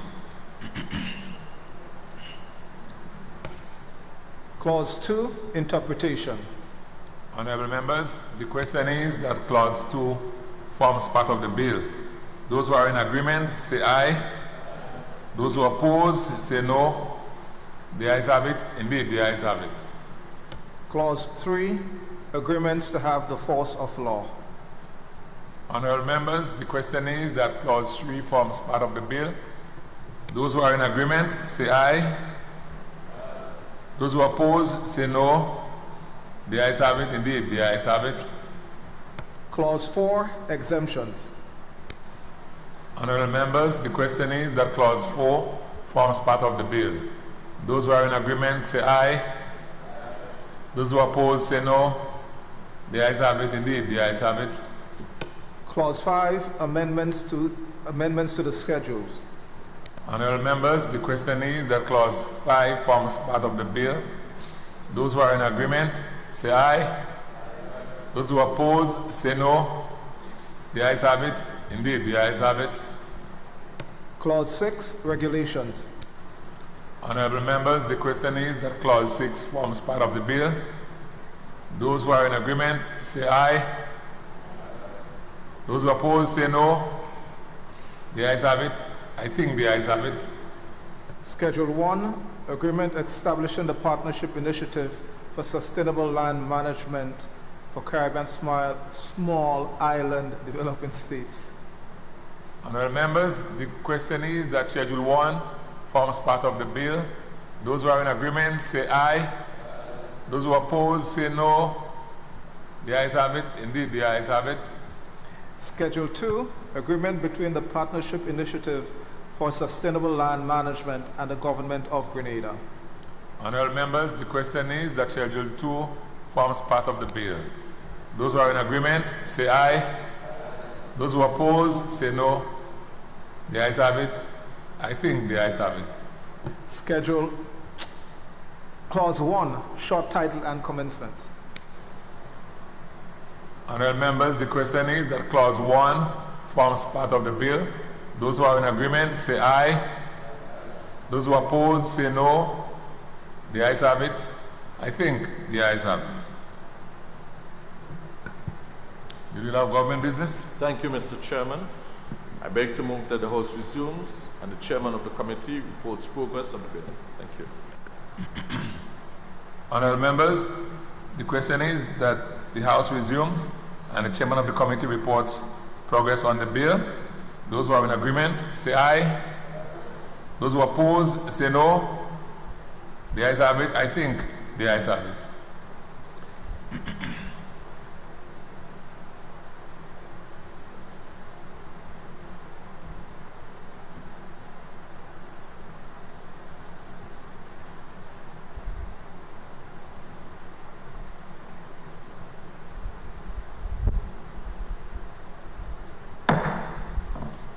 This Honourable House resumes. I have to report that the bill was considered by a committee of the whole House and passed without amendment. The leader of government business. Thank you, Mr. Speaker. I beg to move that the chairman's report be adopted. Honourable members, the question is that the chairman's report be adopted. Those who are in agreement, say aye. Those who oppose, say no. The ayes have it. I think the ayes have it. Leader of government business. Thank you, Mr. Speaker. I beg to move the third reading of the bill. Honourable members, the question is that the bill be read a third time. Honourable members, the question is that the bill be read a third time and pass. Those who are in agreement, say aye. Those who oppose, say no. The ayes have it. I think the ayes have it. A bill for an act shortly entitled Agreement Establishing the Partnership Initiative for Sustainable Land Management for Caribbean Small Island Developing States, Bill 2025. The leader of government business. Thank you. Mr. Speaker, I beg to introduce for its first reading a bill for an act shortly entitled Eastern Caribbean Citizenship by Investment Regulatory Authority Agreement Bill 2025.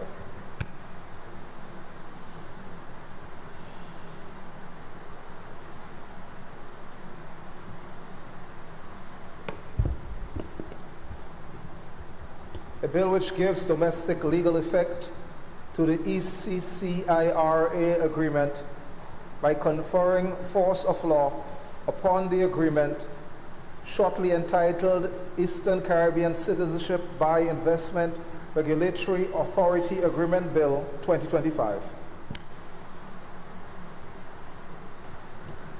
Leader of government business. Thank you, Mr. Speaker. I beg to move that the relevant standing order be suspended to enable the bill to go through all the stages at this sitting. Thank you. Honourable members, the question is that the relevant standing order of the House be suspended to enable the bill to be taken through all stages at this sitting.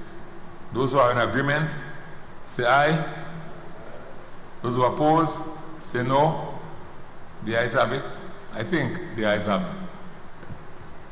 You have the government business? Thank you, Mr. Speaker. I beg to move the second reading of the bill. Honourable members, the question is that the bill be read a second time.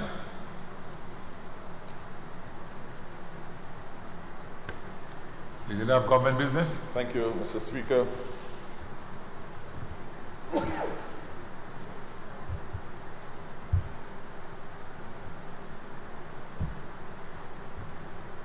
The Eastern Caribbean Citizenship by Investment Regulatory Authority Agreement Bill 2025.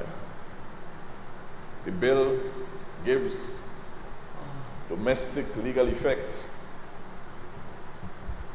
to the Eastern Caribbean Citizenship by Investment Regulatory Authority Agreement by conferring force of law upon the agreement,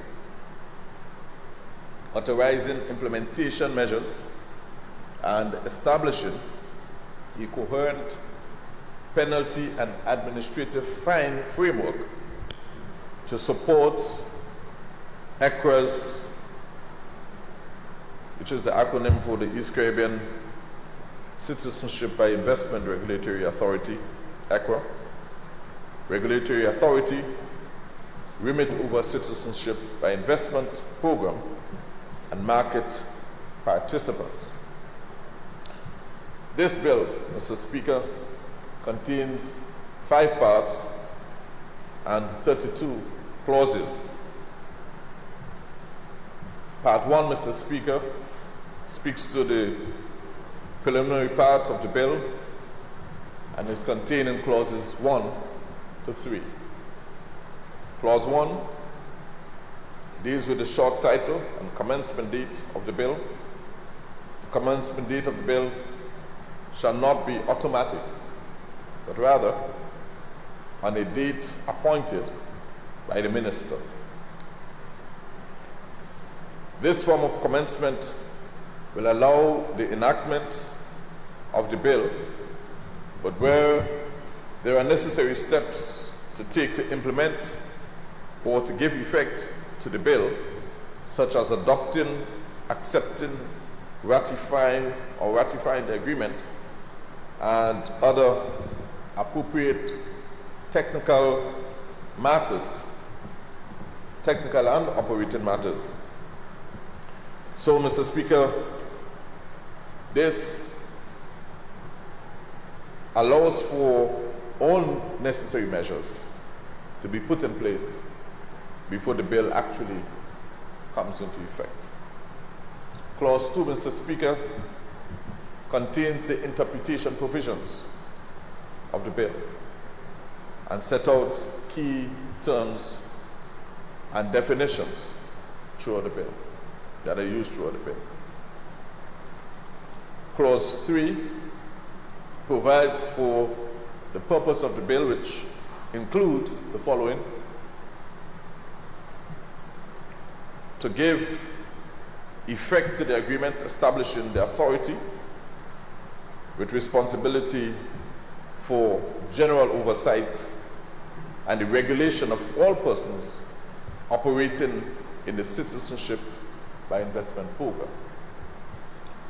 Also, Mr. Speaker, to provide for offenses and penalties to be imposed for contravention of the bill or regulations made pursuant to the bill. Also, to provide the authority with enforcement powers to enhance public confidence and integrity within the CBI program. It also seeks to provide transitional provisions for the executive, for the effective exercise of the functions and powers of the authority in accordance with the agreement. Part 2, Mr. Speaker, speaks to the enforcement of the agreement contained in clauses 4 to 6. Clause 4 of the bill provides that the agreement shall have the force of law within the state of Grenada and entered into force in accordance with Article 95. Clause 5, Mr. Speaker, provides that in the event of any inconsistency between the provisions of the Act and the operations of any other law, that the provisions of this Act shall prevail. Clause 6 of the bill provides for financial provisions for giving effect to the bill. Part 3 provides for offenses and penalties and is captured in clause 7 to 22. Part 4 treats it miscellaneous and is captured in clauses 23 to 24. Mr. Speaker, I just want to treat with some important matters as captured within the agreement.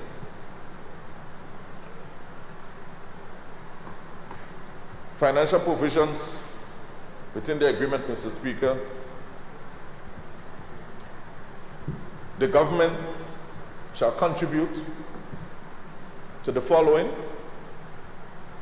to the financing of the authority as provided under Article 30, and payment of fees and charges arising from the provisions of services by CARICOM, Impacts, JRCC under Article 81, which is the Joint Regional Communication Center, sub-agency of CARICOM Impacts.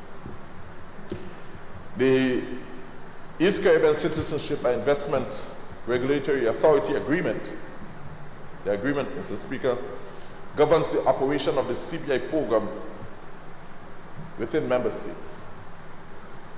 The agreement is divided into 10 parts and has 99 articles. I just treated some of the articles. Article 4, Mr. Speaker,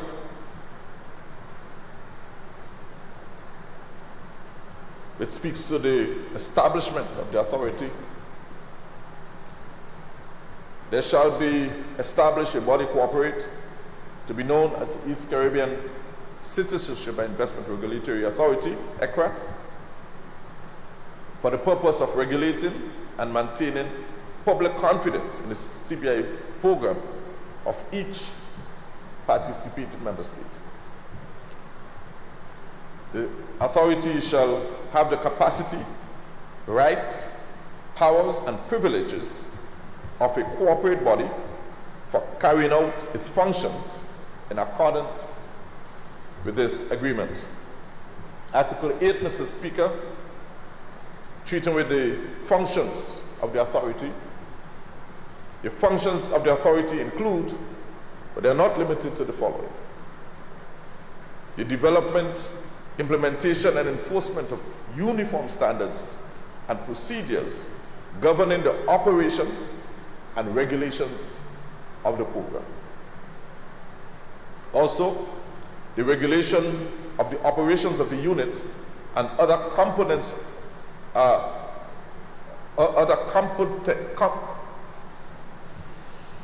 take that again, Mr. Speaker. The regulations of the operations of the unit and other competent authorities, agents, due diligence service providers, developers, and promoters operating within the program. The establishment of minimum due diligence standards.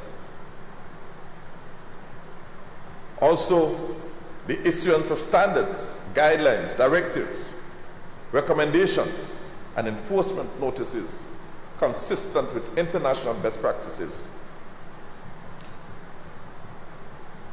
Other functions include, Mr. Speaker, the conduct of independent audits, and assessment and ongoing monitoring of the operations of the unit or other competent authorities, agents, developers, partners, and so on, operating within the program.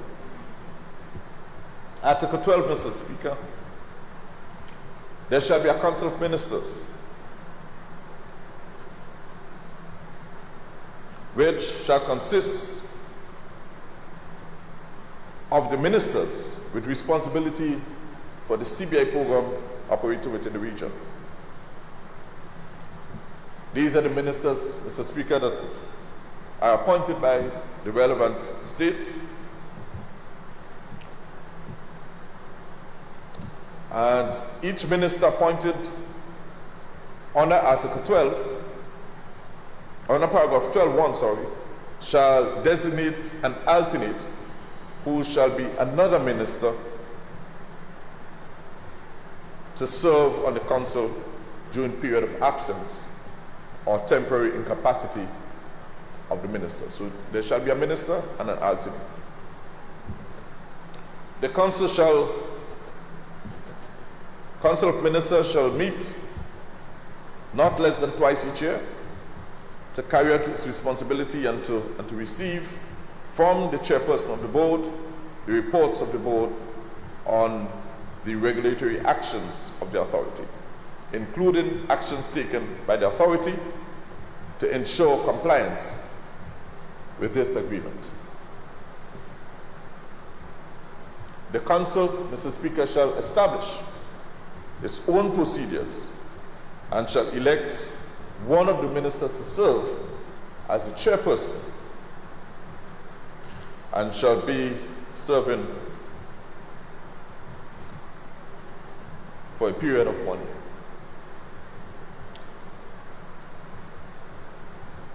The responsibilities of ministers, Article 13. Responsibilities of the Council of Ministers. Responsibility of the Council. The Council of Ministers shall be responsible for providing to the board policy directives and guidelines and its decisions on matters relating to regulation to enhance the integrity of the program in each participating member state. The Council will also give directive, guidance, and decisions of the Council on matters relating to regulations to enhance the integrity of the program throughout the region. There shall be a board of directors, as captured under Article 14, and the functions and powers of the authority shall be vested in the board of directors, which shall be responsible to the Council for the development and implementation of uniform standards to give effect to the policies relating to the regulation of the program and for the general administration of the authority. The board shall comprise no less than 9 members, no more than 12.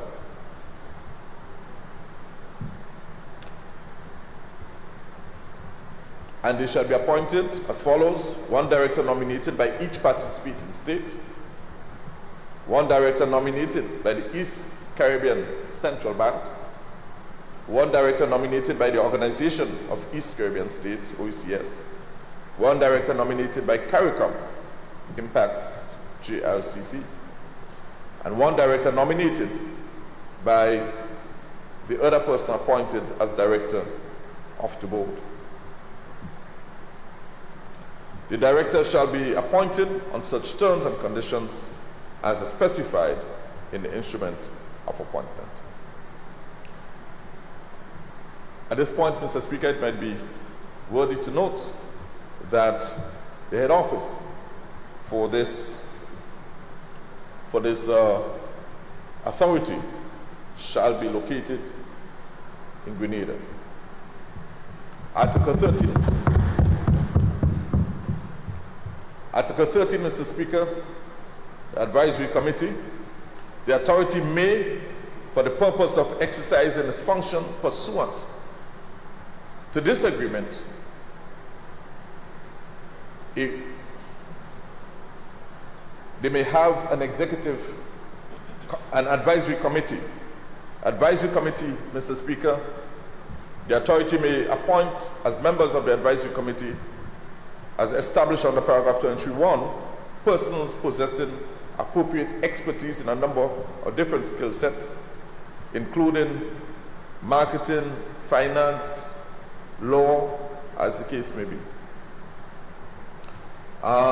Financing of the authority, Mr. Speaker.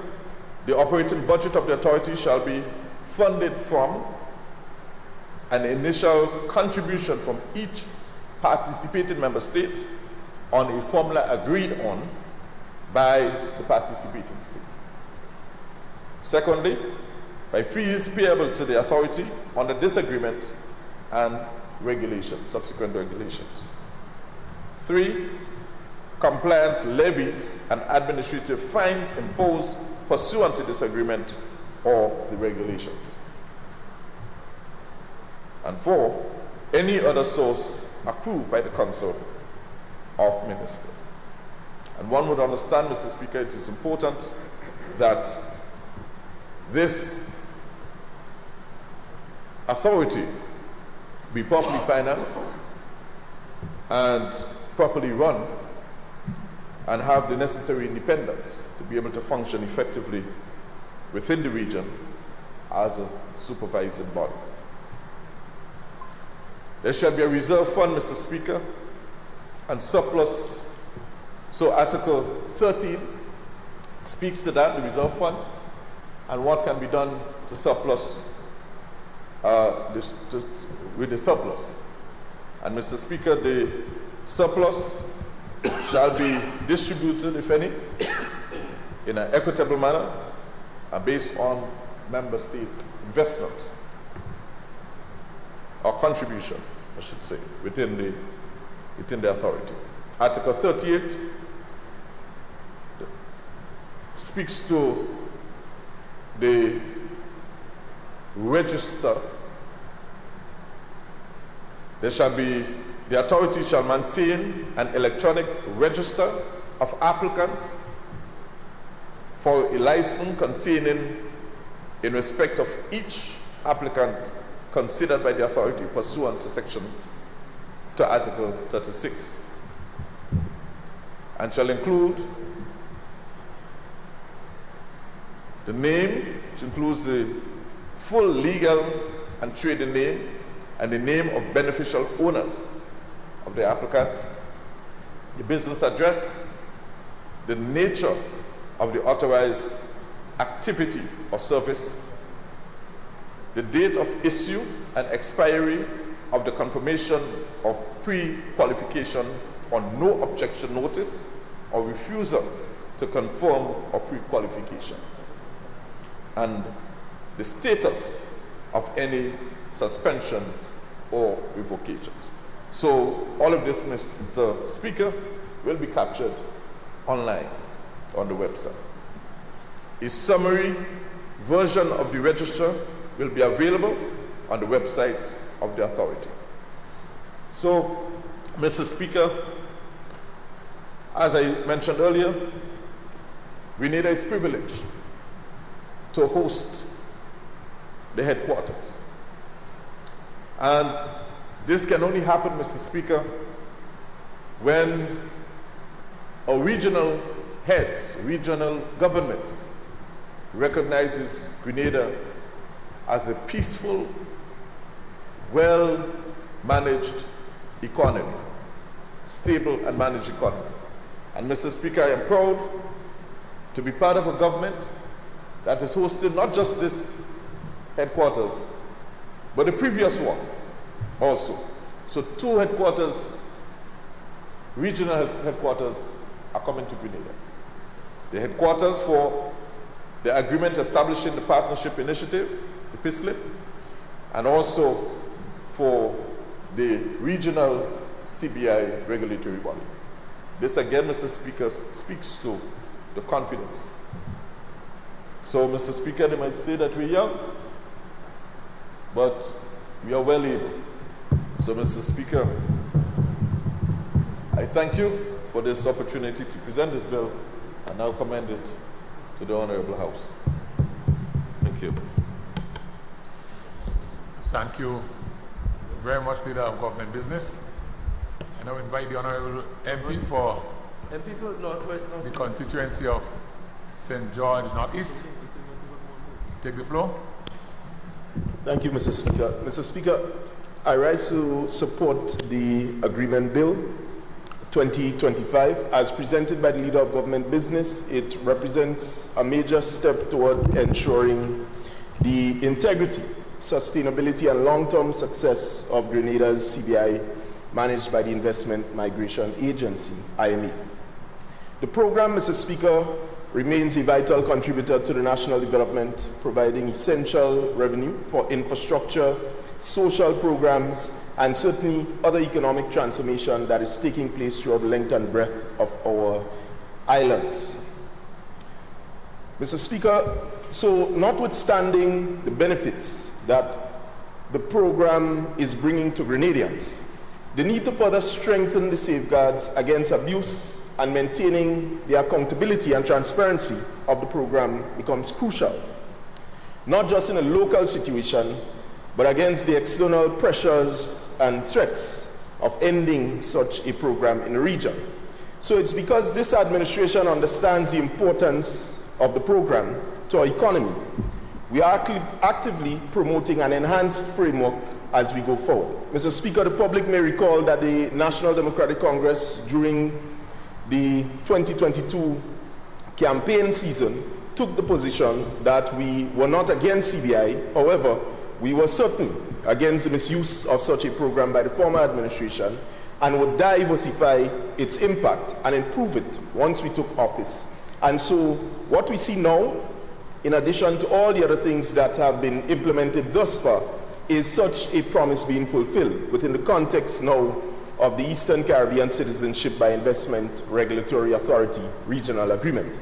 The purpose, Mr. Speaker, as mentioned by the Leader of Government Business of the authority, is to regulate and maintain public confidence in citizenship by investment programs throughout the region. The agreement aims to promote cooperation, harmonize standards, regulate the programs effectively, and enhance transparency and accountability in the administration of all the programs in the participating states. So I would just use one example, which is the harmonization of such an agreement throughout the region, Mr. Speaker.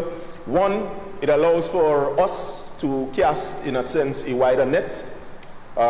Whether we accept it or not, it is better to market these programs as a region as opposed to individual countries and nations doing their own thing.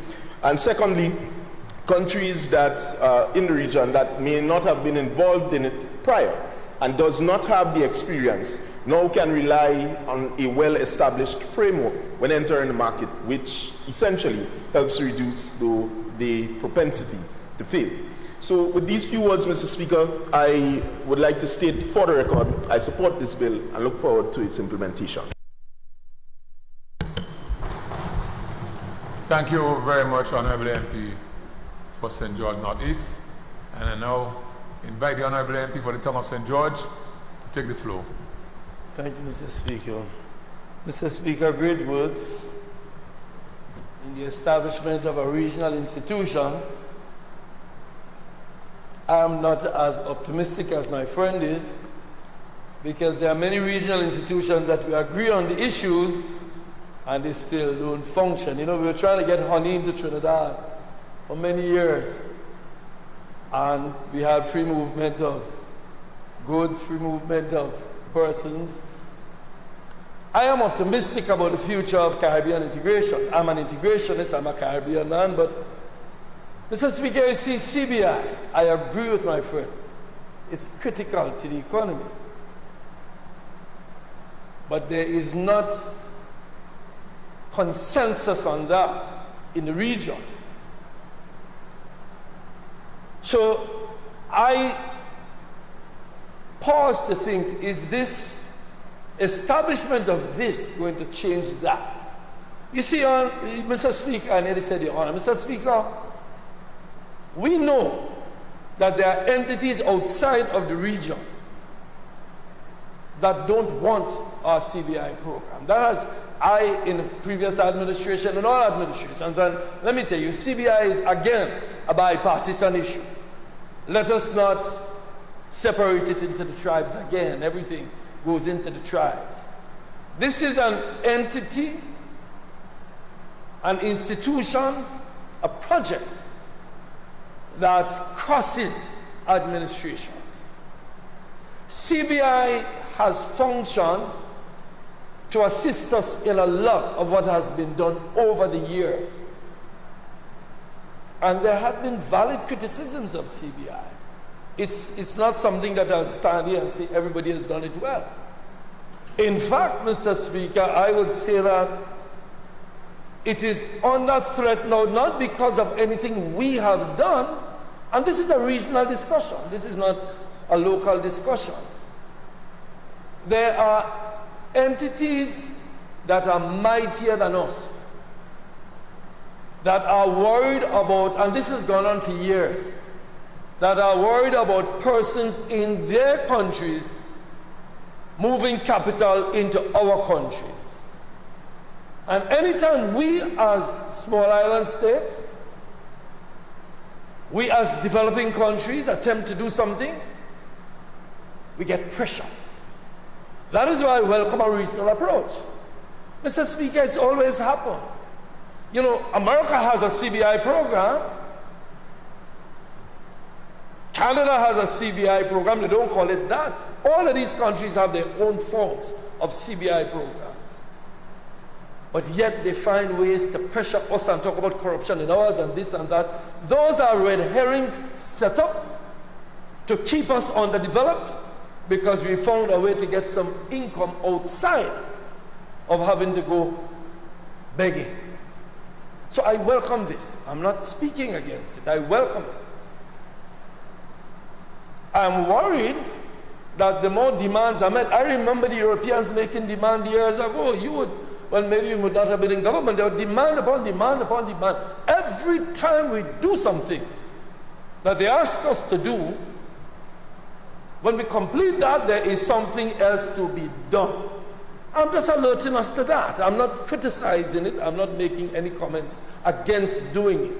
I'm simply saying, we as a people, that is why I worry sometimes about tribalizing these issues. I worry about one side taking a position and another side taking a position because it weakens us as a people, it weakens us as a region when we see it purely in tribal forms. I agree. We have to do everything possible, and I support the government in it.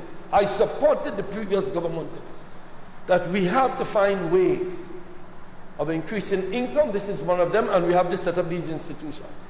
My worry is this, that in terms of the Caribbean, the institutions tend to not work because each, despite the fact, you remember those old enough, was it 1 from 10 equals 0 in federation? Start with federation. We've tried Caribbean integration and it unravels sometimes because each island looks for its own advantage. And that is what worries me. I do hope. I welcome it being situated in Grenada. I'm good with that. I hope that doesn't put an additional burden on us. I hope it doesn't mean that we end up holding everything because, you know, there are islands where the government supports CBI now, but the opposition doesn't. So you're running risks because if things change in any of these islands, you never know where it goes. We have to safeguard that. That is why we must address these issues as a people, not as a party or opposition or government, because as things change, it can unravel the entire project. If 2 or 3 governments change hands and then the CBI falls down, we left holding this. I'm saying, therefore, let us not do it in Grenada and let us not do it regionally, because it can end up with a problem. CBI needs to have the people together on this issue. It benefits Grenada, period. Mr. Speaker, with respect to the future of CBI, a couple of things I just want to repeat that I said over the years. Our people must be educated more about CBI. Our people. Not this person's or that person. Our people must understand the importance of CBI to us. We still hear people talk about selling passports. CBI is attracted, people who are attracted are people who want other citizenships for several reasons. So we must do that. As a people, we must educate more. I notice that IMA has been doing a lot with respect to educate, to getting information on that. So for example, we must have more CBI projects in agriculture. We must have more projects, CBI projects in sports. All of the CBI projects thus far, successful ones, have been in tourism, which people see as a sound thing, which people see as big businesses benefiting from CBI, but not the people. That is why I was happy when I saw a sign go up by the road, what do you call it, in Mount Kuma. So the Mount Kuma Road was built by CBI. My friend, Redhead again, doing something that shows that CBI is reaching the people. And agree with me when I say that a lot of this was caused by people who oppose the government and use it as a tool. And that's the history of our politics. We must change the history by change going forward. We must agree on that. You see, I am optimistic if we work together. I am pessimistic once we don't. I like the fact that more time, the Member of Parliament, member for South East said, there will be more time because there are things to be put in place. And I would have liked, if I was asked the question, should we bring it to Parliament now? I would have given it first reading and involved the people more in this. I would have done that. But we're here, but we still have time because the member said, based on the things that need to be done, it's a very detailed bill. Based on the things that need to be done, it's not going to happen tomorrow. It's not going to happen next week. It may not even happen next year. But at least we're working towards the regulatory authority. Now, a regulatory authority is only as good as the people regulating it. Meaning, if it's a Caribbean or OECS, just the member states who are in CBI, we need to ensure the regulatory authority is solid, which means there's high expenses because you need to get good people. It's only as good as the people regulating. And I know that those powers that be will be skimming through all of the books. The truth is that the great powers don't want our CBI program, so they are going to push further. So they've told you to come, they've said they agree maybe with these, but who knows where we're going next. The point is the attacks on CBI have gone on for years. Not this administration, not that administration. It's that we have to come together. And that is why I urge that we work together, we maintain unity in the curriculum, in the regional entity, that we have our people understand the importance of CBI, and there's decline, and there's reasons for the decline. There's going to be ups and downs with CBI. People must understand why. There's some downs now because of wars, because of... I don't want to spend, I know we've been here for quite some time, I don't want to go on forever. Simply say that there needs to be some discussion with players. We need to have some discussions with the farmers, with the tourism vendors, with everybody, to talk about CBI, because I fear that one day we're going to wake up, just as we're waking up now to all kinds of news internationally when people doing things, and hear that we can't have CBI anymore or else. But I'm sure they could take visas for CBI, maybe they might just do that too, I don't know.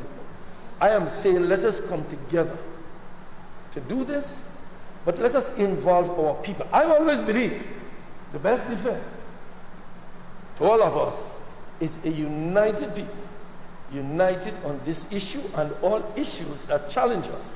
If we pull our people together, well, I have 4 vacancies here. I have more vacancies than you. Mr. Speaker, I do believe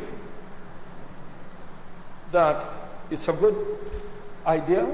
I do believe it's a necessary idea.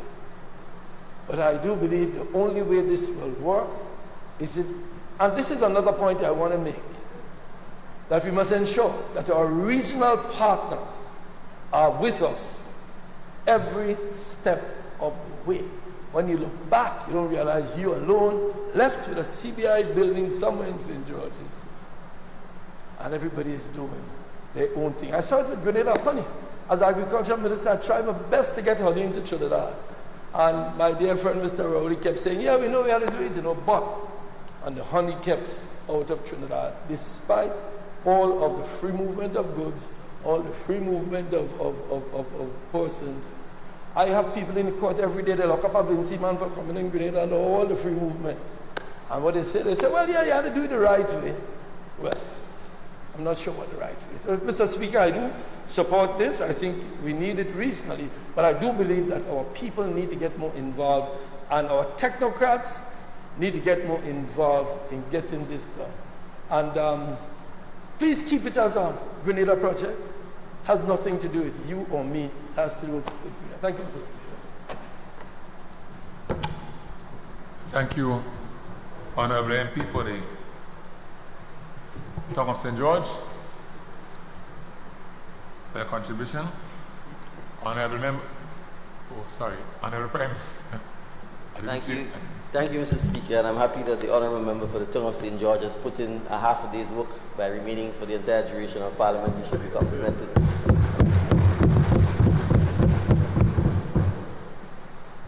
I think it's Marilyn Monroe who says to the husbands that she intends to divorce, I shall not keep you long. I appreciate the member might be hungry, so I will do my best to be succinct. Mr. Speaker, as the Minister responsible for citizenship, I think it's incumbent that I speak to this. And as the Prime Minister and one of the co-Prime Ministers, one of the Prime Ministers who signed the agreement establishing the East Caribbean Citizenship and Investment Regulatory Authority, I think it's important that I lend my unequivocal support to the bill which seeks to enact the agreement into law in Grenada and to establish the authority to be based in Grenada. I first wish to speak because it may seem quiet, but it's actually quite a historic day, Mr. Speaker, in light of the fact that the bill which went before also permitted the establishment of a regional entity in Grenada. And this bill seeks to do the same. Mr. Speaker, between 1979 and 1983, all of the regional institutions which were headquartered in Grenada, in particular the OECS Supreme Court, took flight and left Grenada. So since 1983, Grenada has not hosted any regional institutions. The Eastern Caribbean Supreme Court relocated to St. Lucia and is now headquartered in St. Lucia. The Eastern Caribbean Central Bank is located in St. Kitts and Nevis. The Eastern Caribbean Secretariat, or the OECS Secretariat, is headquartered in St. Lucia. The Eastern Caribbean Civil Aviation Authority, which regulates civil aviation throughout the OECS, is headquartered in Antigua. The Eastern Caribbean Home Mortgage Bank is located in St. Kitts and Nevis. So, Mr. Speaker, the Southern Caribbean, Grenada, St. Vincent, Dominica, generally do not have any regional institutions that are headquartered there. And so the Prime Ministers of the other OECS territories graciously agreed to our recommendation that this new regulatory authority should be set up in Grenada. And I wish to go on record for thanking them for agreeing so readily to allow Grenada to host. We believe we are ideally placed to do so because of our location, our hospitality, our amenities, and importantly, because we have always taken a very robust regulatory approach to our citizenship by investment program and have always sought to exercise very stringent due diligence when it comes to the management of the program.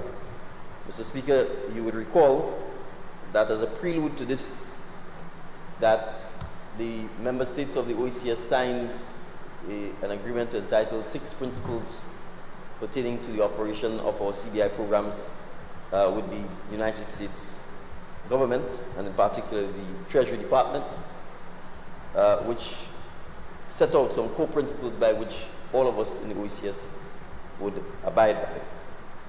These included sharing of information about applicants, particularly applicants who've been denied, ensuring that our respective financial intelligence units were involved in the process of vetting applicants, and that where these applicants were deemed unsuitable by our FIUs and the GRCC, that we would abide by those recommendations. And it included, in principle, an agreement to ultimately set up a single regulatory authority for the CBI territories. The agreement extends, Mr. Speaker, as well to cooperation with the European Union and the United Kingdom. And I also want to go on record and place our appreciation to our partners, the United States, the United Kingdom, and the European Union in this endeavor. It is critical, Mr. Speaker, to place on record, because I am not so sure if my friend has been following the space. He's a latecomer to the CBI practice, so I will forgive him because he may not be aware that there has been extensive consultations on this matter throughout the length and breadth of the OECS. Public consultations were held, not by the government of Grenada, but by the East Caribbean Central Bank, led by a Grenadian, Governor Timothy Antoine, and the OECS Secretariat, who went up and down the length and breadth of the 5 territories, meeting with the public, with practitioners, with the banks, with the government, and with our partners, multiple times. That's the first thing. Second, the draftswoman who drafted this bill and agreement was also part of the team and had the opportunity to engage directly with all stakeholders before this bill was brought, before the agreement was settled and brought. And there were multiple revisions. The draft bills were shared, the draft agreement was shared, feedback was received both from practitioners and our partners in relation to this process. My friend may or may not also be aware that the Prime Ministers actually agreed with the Central Bank and the OECS to already set up an interim regulatory authority. And Grenada's representative on that interim regulatory authority is Ms. Julia Lawrence, of high and impeccable repute. So, Mr. Speaker, we have in fact, contrary to always what happens as the excuse of not coming to Parliament and walk about consultation. If you want to open a consultancy firm, form consultancyinc.com and go consult. But in this case, there was extensive consultations, extensive discussions, both public, both private, with technical people, and with laypersons about the agreement. And it's important to emphasize this, Mr. Speaker. We are not setting up the regulatory authority because the Europeans or the Americans or the Brits are forcing us or asking us to do so. We are doing so because, as independent states, we appreciate, in varying degrees, the economic contribution that the citizenship by investment programs and this migration investment industry, and I want to emphasize the word industry, brings to economies. And when you have an industry, just like insurance, just like banking, industries have to be regulated. And in this context, with 5 or 4 of us having the same industry, it makes perfect sense for us to pull our resources together, share those resources, engage in the type of efficient behavior, because we are small. That would allow us to ensure that we can properly regulate our industry to the highest international standards for ourselves, not because of pressure from anyone. And I want to emphasize that even before this came along, we were already conducting and using shared resources. So the JRCC, for example, Mr. Speaker, is a regional body that our respective immigration, investment, migration industry use for the purpose of vetting resources. The sharing of information is something that we engage in. The hosting of joint continuing education and seminars and symposiums is ongoing. In fact, the Grenada Cooperative Bank, our homegrown bank, which has benefited significantly from the investment migration industry, every year puts on a significant public education forum that speaks to the investment migration industry, its importance, the challenges, the future prospects of the industry, It's attended by practitioners, it's attended by experts, and from international guests and visitors all over the world. I want to go on record and compliment the Investment Migration Agency, chaired by Mr. Richard Duncan, of also high and impeccable repute, and the committee members, and the chief executive and management of the investment migration industry for engaging in extensive public consultations and education about what the investment migration is and means to Grenada. They have gone out from Carriacou to St. Patrick in the north, to St. Andrew and St. David in the east, to St. John, St. Mark in the west, holding public consultations called CBI and Investment Migration Demystified. I don't know if my friend, again as a latecomer, is not aware that these things have been taking place. The Investment Migration Industry Agency has been sponsoring events, cultural events, throughout the length and breadth of Grenada. So the sign in my good friend's constituency is just really the tip of the iceberg. Substantive connections and links between the investment migration industry and our domestic economy has been taking place. It is also important to note, Mr. Speaker, and I think this is important, particularly in the context of Grenada, there is no over-reliance on the investment migration industry. There is none. And in the budget debate, the Minister of Finance and his team will demonstrate that. The revenues obtained, save for the period where you had the outbreak of the Russian-Ukraine conflict, and in light of the impending imposition of sanctions on Russian citizens, there would have been a rush, I call it the Russian rush, of applicants. Save for that, Grenada's investment migration industry has always been slow and steady. And that pattern remains. So the IMA revenues do not amount to more than 10 or 11% of the government's total revenue base. So Grenada's economy is not going to collapse or all of a sudden doomsday if there were declines in the revenue from the investment migration industry. We obviously do not wish that to happen, and that is why we are going over and above in ensuring that we protect and strengthen the regulatory oversight of the investment migration industry, because I want my friend from the town of St. George to be able to earn some additional income when he retires from the house, whenever the next election is called.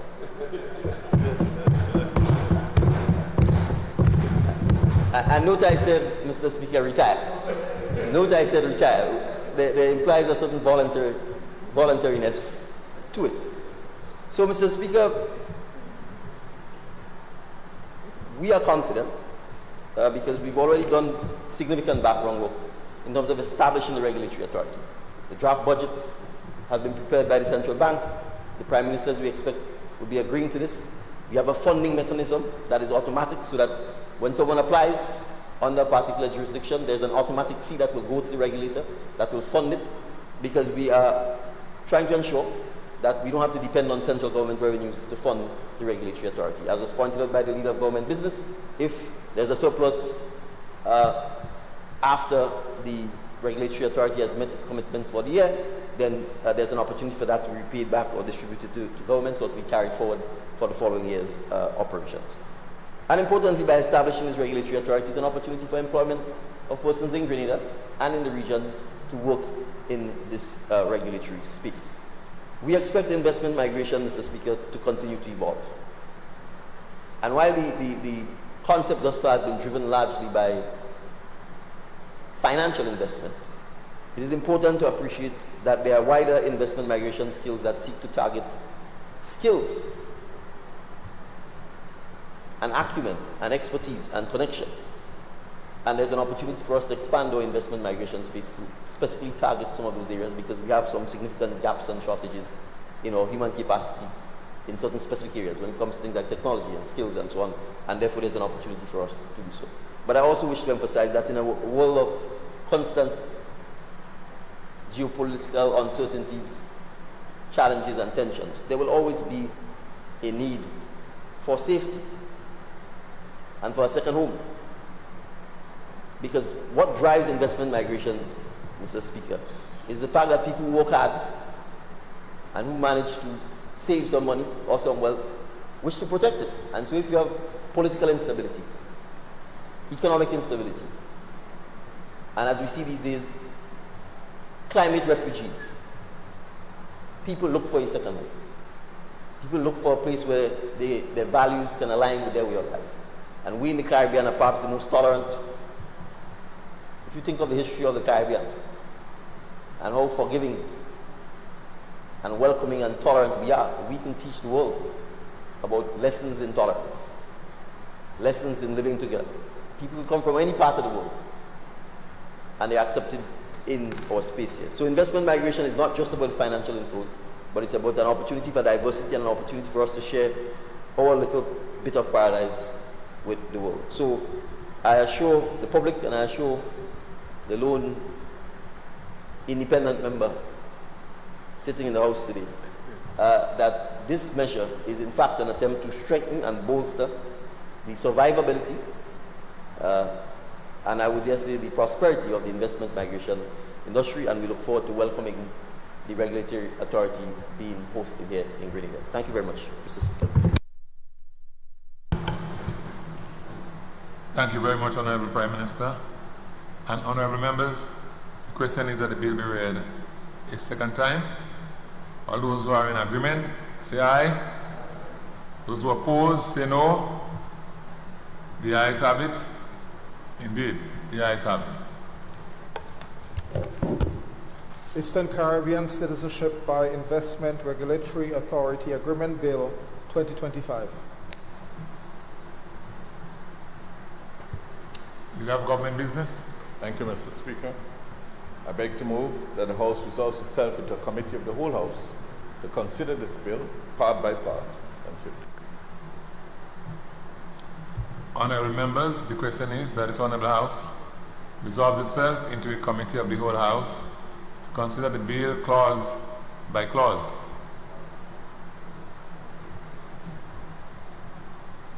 Oh yeah, sorry, it's part by part. Those who are in agreement, say aye. Those who oppose, say no. The ayes have it. Indeed, the ayes have it.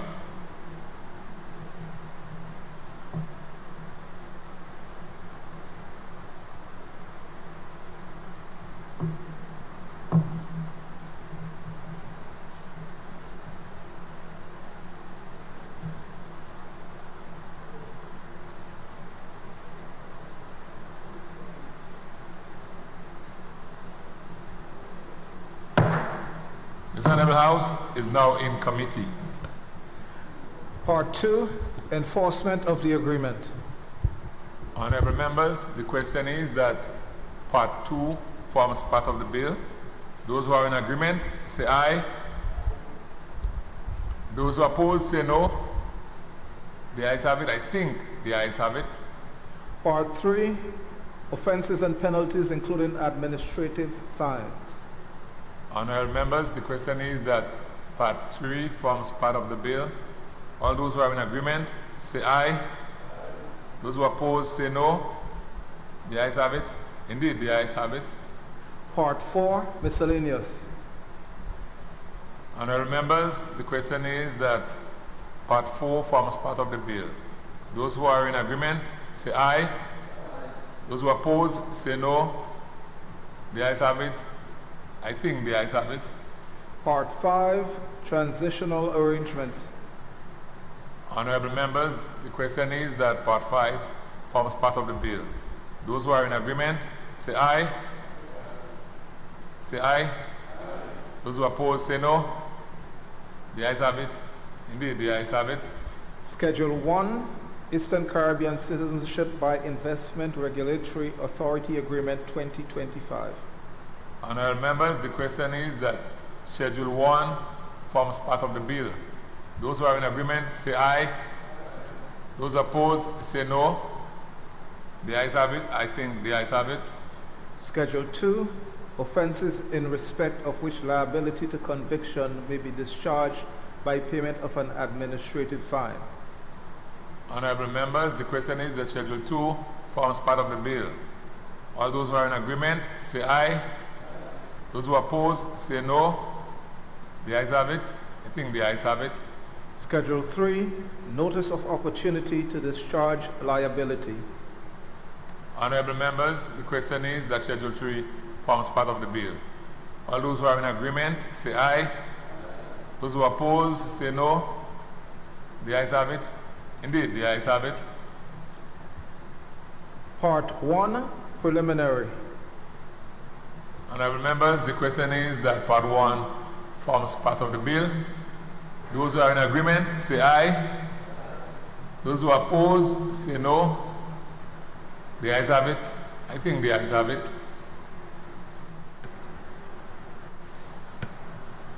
Leader of Government Business. Thank you, Mr. Chairman. I beg to move that the House resumes and the Chairman of the committee reports progress on the bill. Thank you. Honourable members, the question is that the House resumes and the Chairman of the committee reports progress on the bill. All those who are in agreement, say aye. All those who oppose, say no. The ayes have it. Indeed, the ayes have it.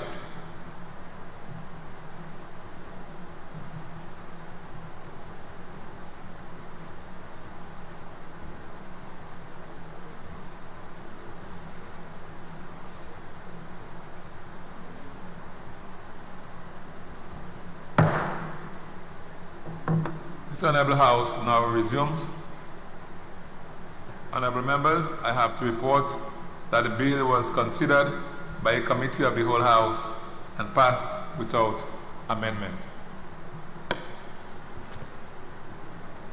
The Leader of Government Business. Thank you, Mr. Speaker. I beg to move that the Chairman's report be adopted. Honourable members, the question is that the Chairman's report be adopted. Those who are in agreement, say aye. Those opposed, say no. I think the ayes have it. The ayes have it. Leader of Government Business. Thank you, Mr. Speaker. I beg to move the third reading of the bill. Honourable members, the question is that the bill be read a third time. Honourable members, the question is that the bill be read a third time and pass. Those who are in agreement, say aye. Those who oppose, say no. The ayes have it. Indeed, the ayes have it. Bill for an act shortly entitled Eastern Caribbean Citizenship by Investment Regulatory Authority Agreement Bill 2025. Item number 16, request for leave to move the adjournment of the House on matters of urgent public importance.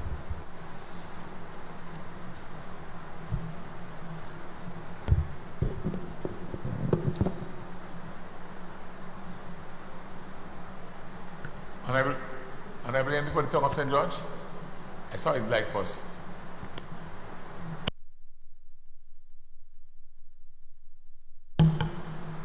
Honourable MP, are you speaking on the adjournment? Yes, yes. Okay, so yeah, he has to move first. Yeah, no, I'm waiting for you. All right.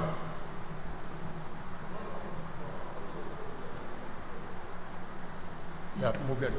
But when you move ready? it, I speak. Okay, I thought it was something else. The Leader of Government Business. Thank you, Mr. Speaker. Mr. Speaker, I beg to move that the House be adjourned sine die. Thank you.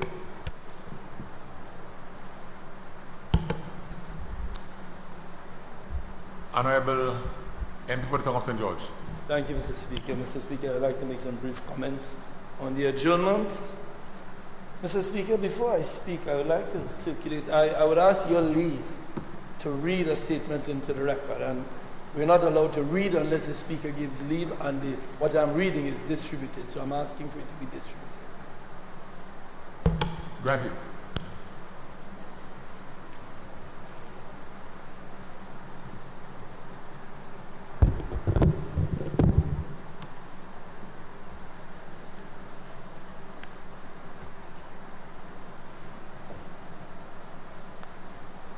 But, yes, it is.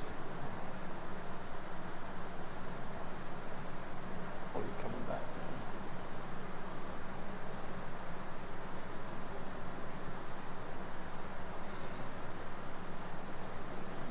Mr. Speaker, may I proceed?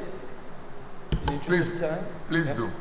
Mr. Speaker, first of all, let me start by echoing the Prime Minister's solidarity to the people of Jamaica, Haiti, Cuba, Bahamas, and any others affected in the Northern Caribbean. We know the impact of hurricane, and Jamaicans well know it too, and Cubans, but we know the kind of devastation, and I'm sure that we as a people will find ways in which to show solidarity through some material assistance. But I just want to, on behalf of my constituency and the people of Grenada, extend solidarity to them at this time. Mr. Speaker, I want to read a statement into the record. It is my statement that has already been made public on the issue of the U.S. request that was referred to this morning by our Prime Minister. I've made my position clear. I made it clear on October 13th, but I believe it is important for future generations. When they go into the Hansard, they see that we have said something on an issue that may have very serious consequences in the future. And it would certainly reflect very badly on us if there is no comment in the Parliament on something that the crisis we are staring down at the moment. And those of us who have lived through crises before know the kind of impact that it can have on us. So, Mr. Speaker, I'll proceed to read the statement, and I'll have some comments after it. National Statement, MP Town of St. George. The United States request to have what has been described as military assets installed in Grenada has been an issue of intense debate, not just here in Grenada, but throughout the Caribbean and even further afield. This is important amidst the growing tensions in the Southern Caribbean and in the wake of what the United States has said is a new war on drug trafficking in the region. Successive governments of Grenada, including the current administration, have promoted deep relations with both the United States and Venezuela, and we continue to enjoy good neighborly relations with both. Any genuine efforts to fight the drug trade in our region are both desired and welcomed, but can only be successful done through cooperation among states. Unilateral action, especially one perceived by other countries as laced with hostile intentions, will be both counterproductive and destabilizing. For generations, our people have always insisted that our region be recognized and maintained as a zone of peace. As an independent member of Parliament and a former foreign minister, I appreciate that diplomacy is a fine balancing act, which must be grounded in mutual respect and dialogue. I also appreciate the role that long-standing partners, including the United States, have played in supporting security cooperation in our region, but that cooperation should never come at the cost of our independence.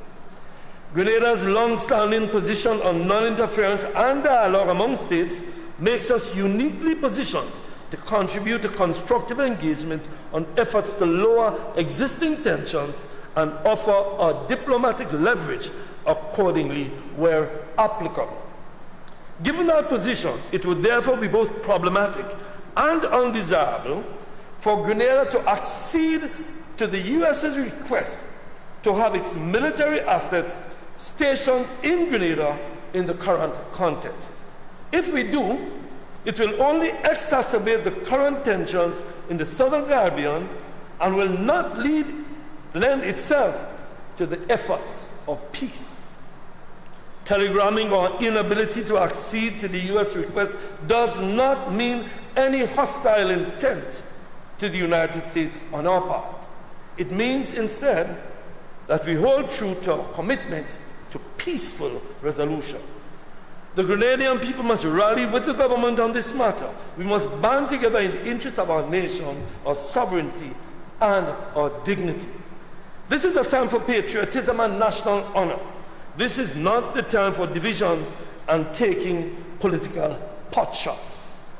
There will be a different time and a different season for waving party color flags. At this defining moment in history, it is time to raise one flag, our national flag. The government needs the support of all its people in defense of our sovereignty and in promoting both regional solidarity and peace. I call upon all local, political, social, and religious leaders to stand together in this moment. Grenada needs us all. And for me and my household, count us in. I end with the words of our national anthem. Being proud of our heritage, may we with faith and courage aspire, build, advance as one people, one family. End of statement. Mr. Speaker, I am more convinced today than I was when I made that statement publicly. I am more convinced of that position today after seeing what is happening in our waters. At the time, there was a lot of talk about drug interdiction. That is no longer the agenda item. Warships are in the region. War seems to be on the horizon. Mr. Speaker, when two elephants start fighting, the mouse has to find cover. We must not, I repeat, we must not take a side on that issue. And I say to my friends, my colleagues, you are the people's representatives. You listen to the people because you are here to represent the people. My family lives just a few yards from the airport. My dear brother in the south, the airport is in your zone. Do not make and put a target on Grenadians' back. Mr. Speaker, the zone of peace is not a political issue. It is a development issue. Our waters is what the tourist ships use to come to give our vendors money, to put bread on our people's table. Our waters is where our fishermen find fish and they're living. That area must be kept as a zone of peace. Mr. Speaker, the architects of CARICOM that we spoke of a while ago, people like Michael Manley and Eric Williams and Forbes Burnham and Chetty Jagan, Gary and Bishop and all of the leaders since, and recently former prime ministers have said it, all have endorsed what I'm saying. We are the people's house, expected to express the views of the people. Some people say their country first, I say Grenada first. Who comes second and third is not our business. We come first. Mia Mottley said recently, we need to negotiate on these issues, and I commend our Prime Minister for offering his position as mediator. And as she so eloquently repeated what has been said by leaders way back, we are friends of all, but satellites of none. Friends of all, but satellites of none. My dear brothers, I urge us to speak up. I urge us to say very respectfully that we have friends, but we also have our interests. And every government, every people pursue their interests. Our interest is peace. And I want to say to my colleagues, as you have discussions with the US, and this is another issue I raise in closing, Mr. Speaker, another related but vexing issue, I know there's a drug trade heading north. And I know we need to curb that, and we have worked, as the Prime Minister indicated, we have worked with the US on curbing the flow of drugs north. But we have a flow of something south, don't we? We have a flow of guns into the Southern Caribbean. I know not of a single Caribbean country that produces guns. As you have discussions with your colleagues, I urge you, Mr. Prime Minister, to raise that vexing issue. Raise the vexing issue of guns coming into our region. We don't produce guns, nor do we have a Second Amendment. We don't. What we have is a younger generation that seems to be very much attracted to guns. And you sat here, all of us, legislation was passed to deal with the issue. That is only one side. That legislation kicks in much long after the guns have arrived on our ports. I urge you, my brother Prime Minister, to raise with our friends to the north that our cooperation on drug interdiction going north must be reciprocated by gun interdiction on the way south, because we want a peaceful nation. Peace is not a political issue for us. Peace, Mr. Speaker, is a development issue. Were we to move away from a peaceful Southern Caribbean, I dare say that our economy and our people will suffer tremendously. So, Mr. Speaker, in closing, I just want to thank you for the time for me to make these remarks and to say to my colleagues, when you speak, speak on behalf of the people you represent, who all agree that we need to keep this area as a zone of peace. I thank you, Mr. Speaker.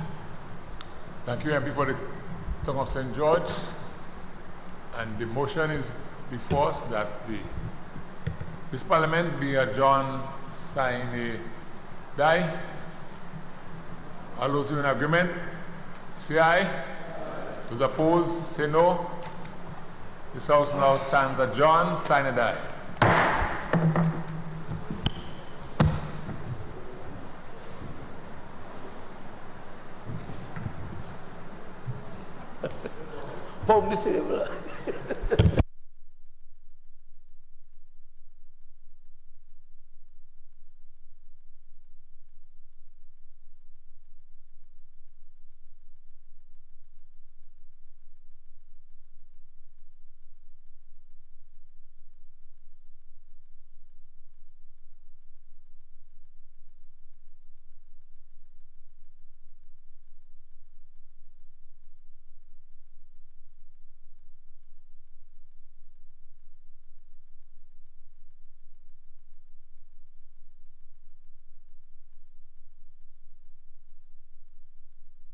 Of the people you represent, who all agree that we need to keep this area as a zone of peace. I thank you, Mr. Speaker.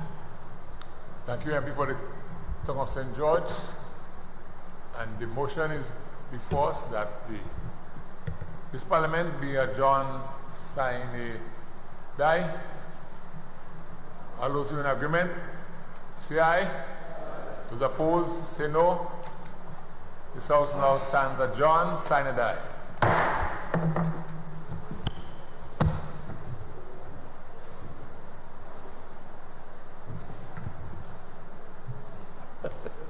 Public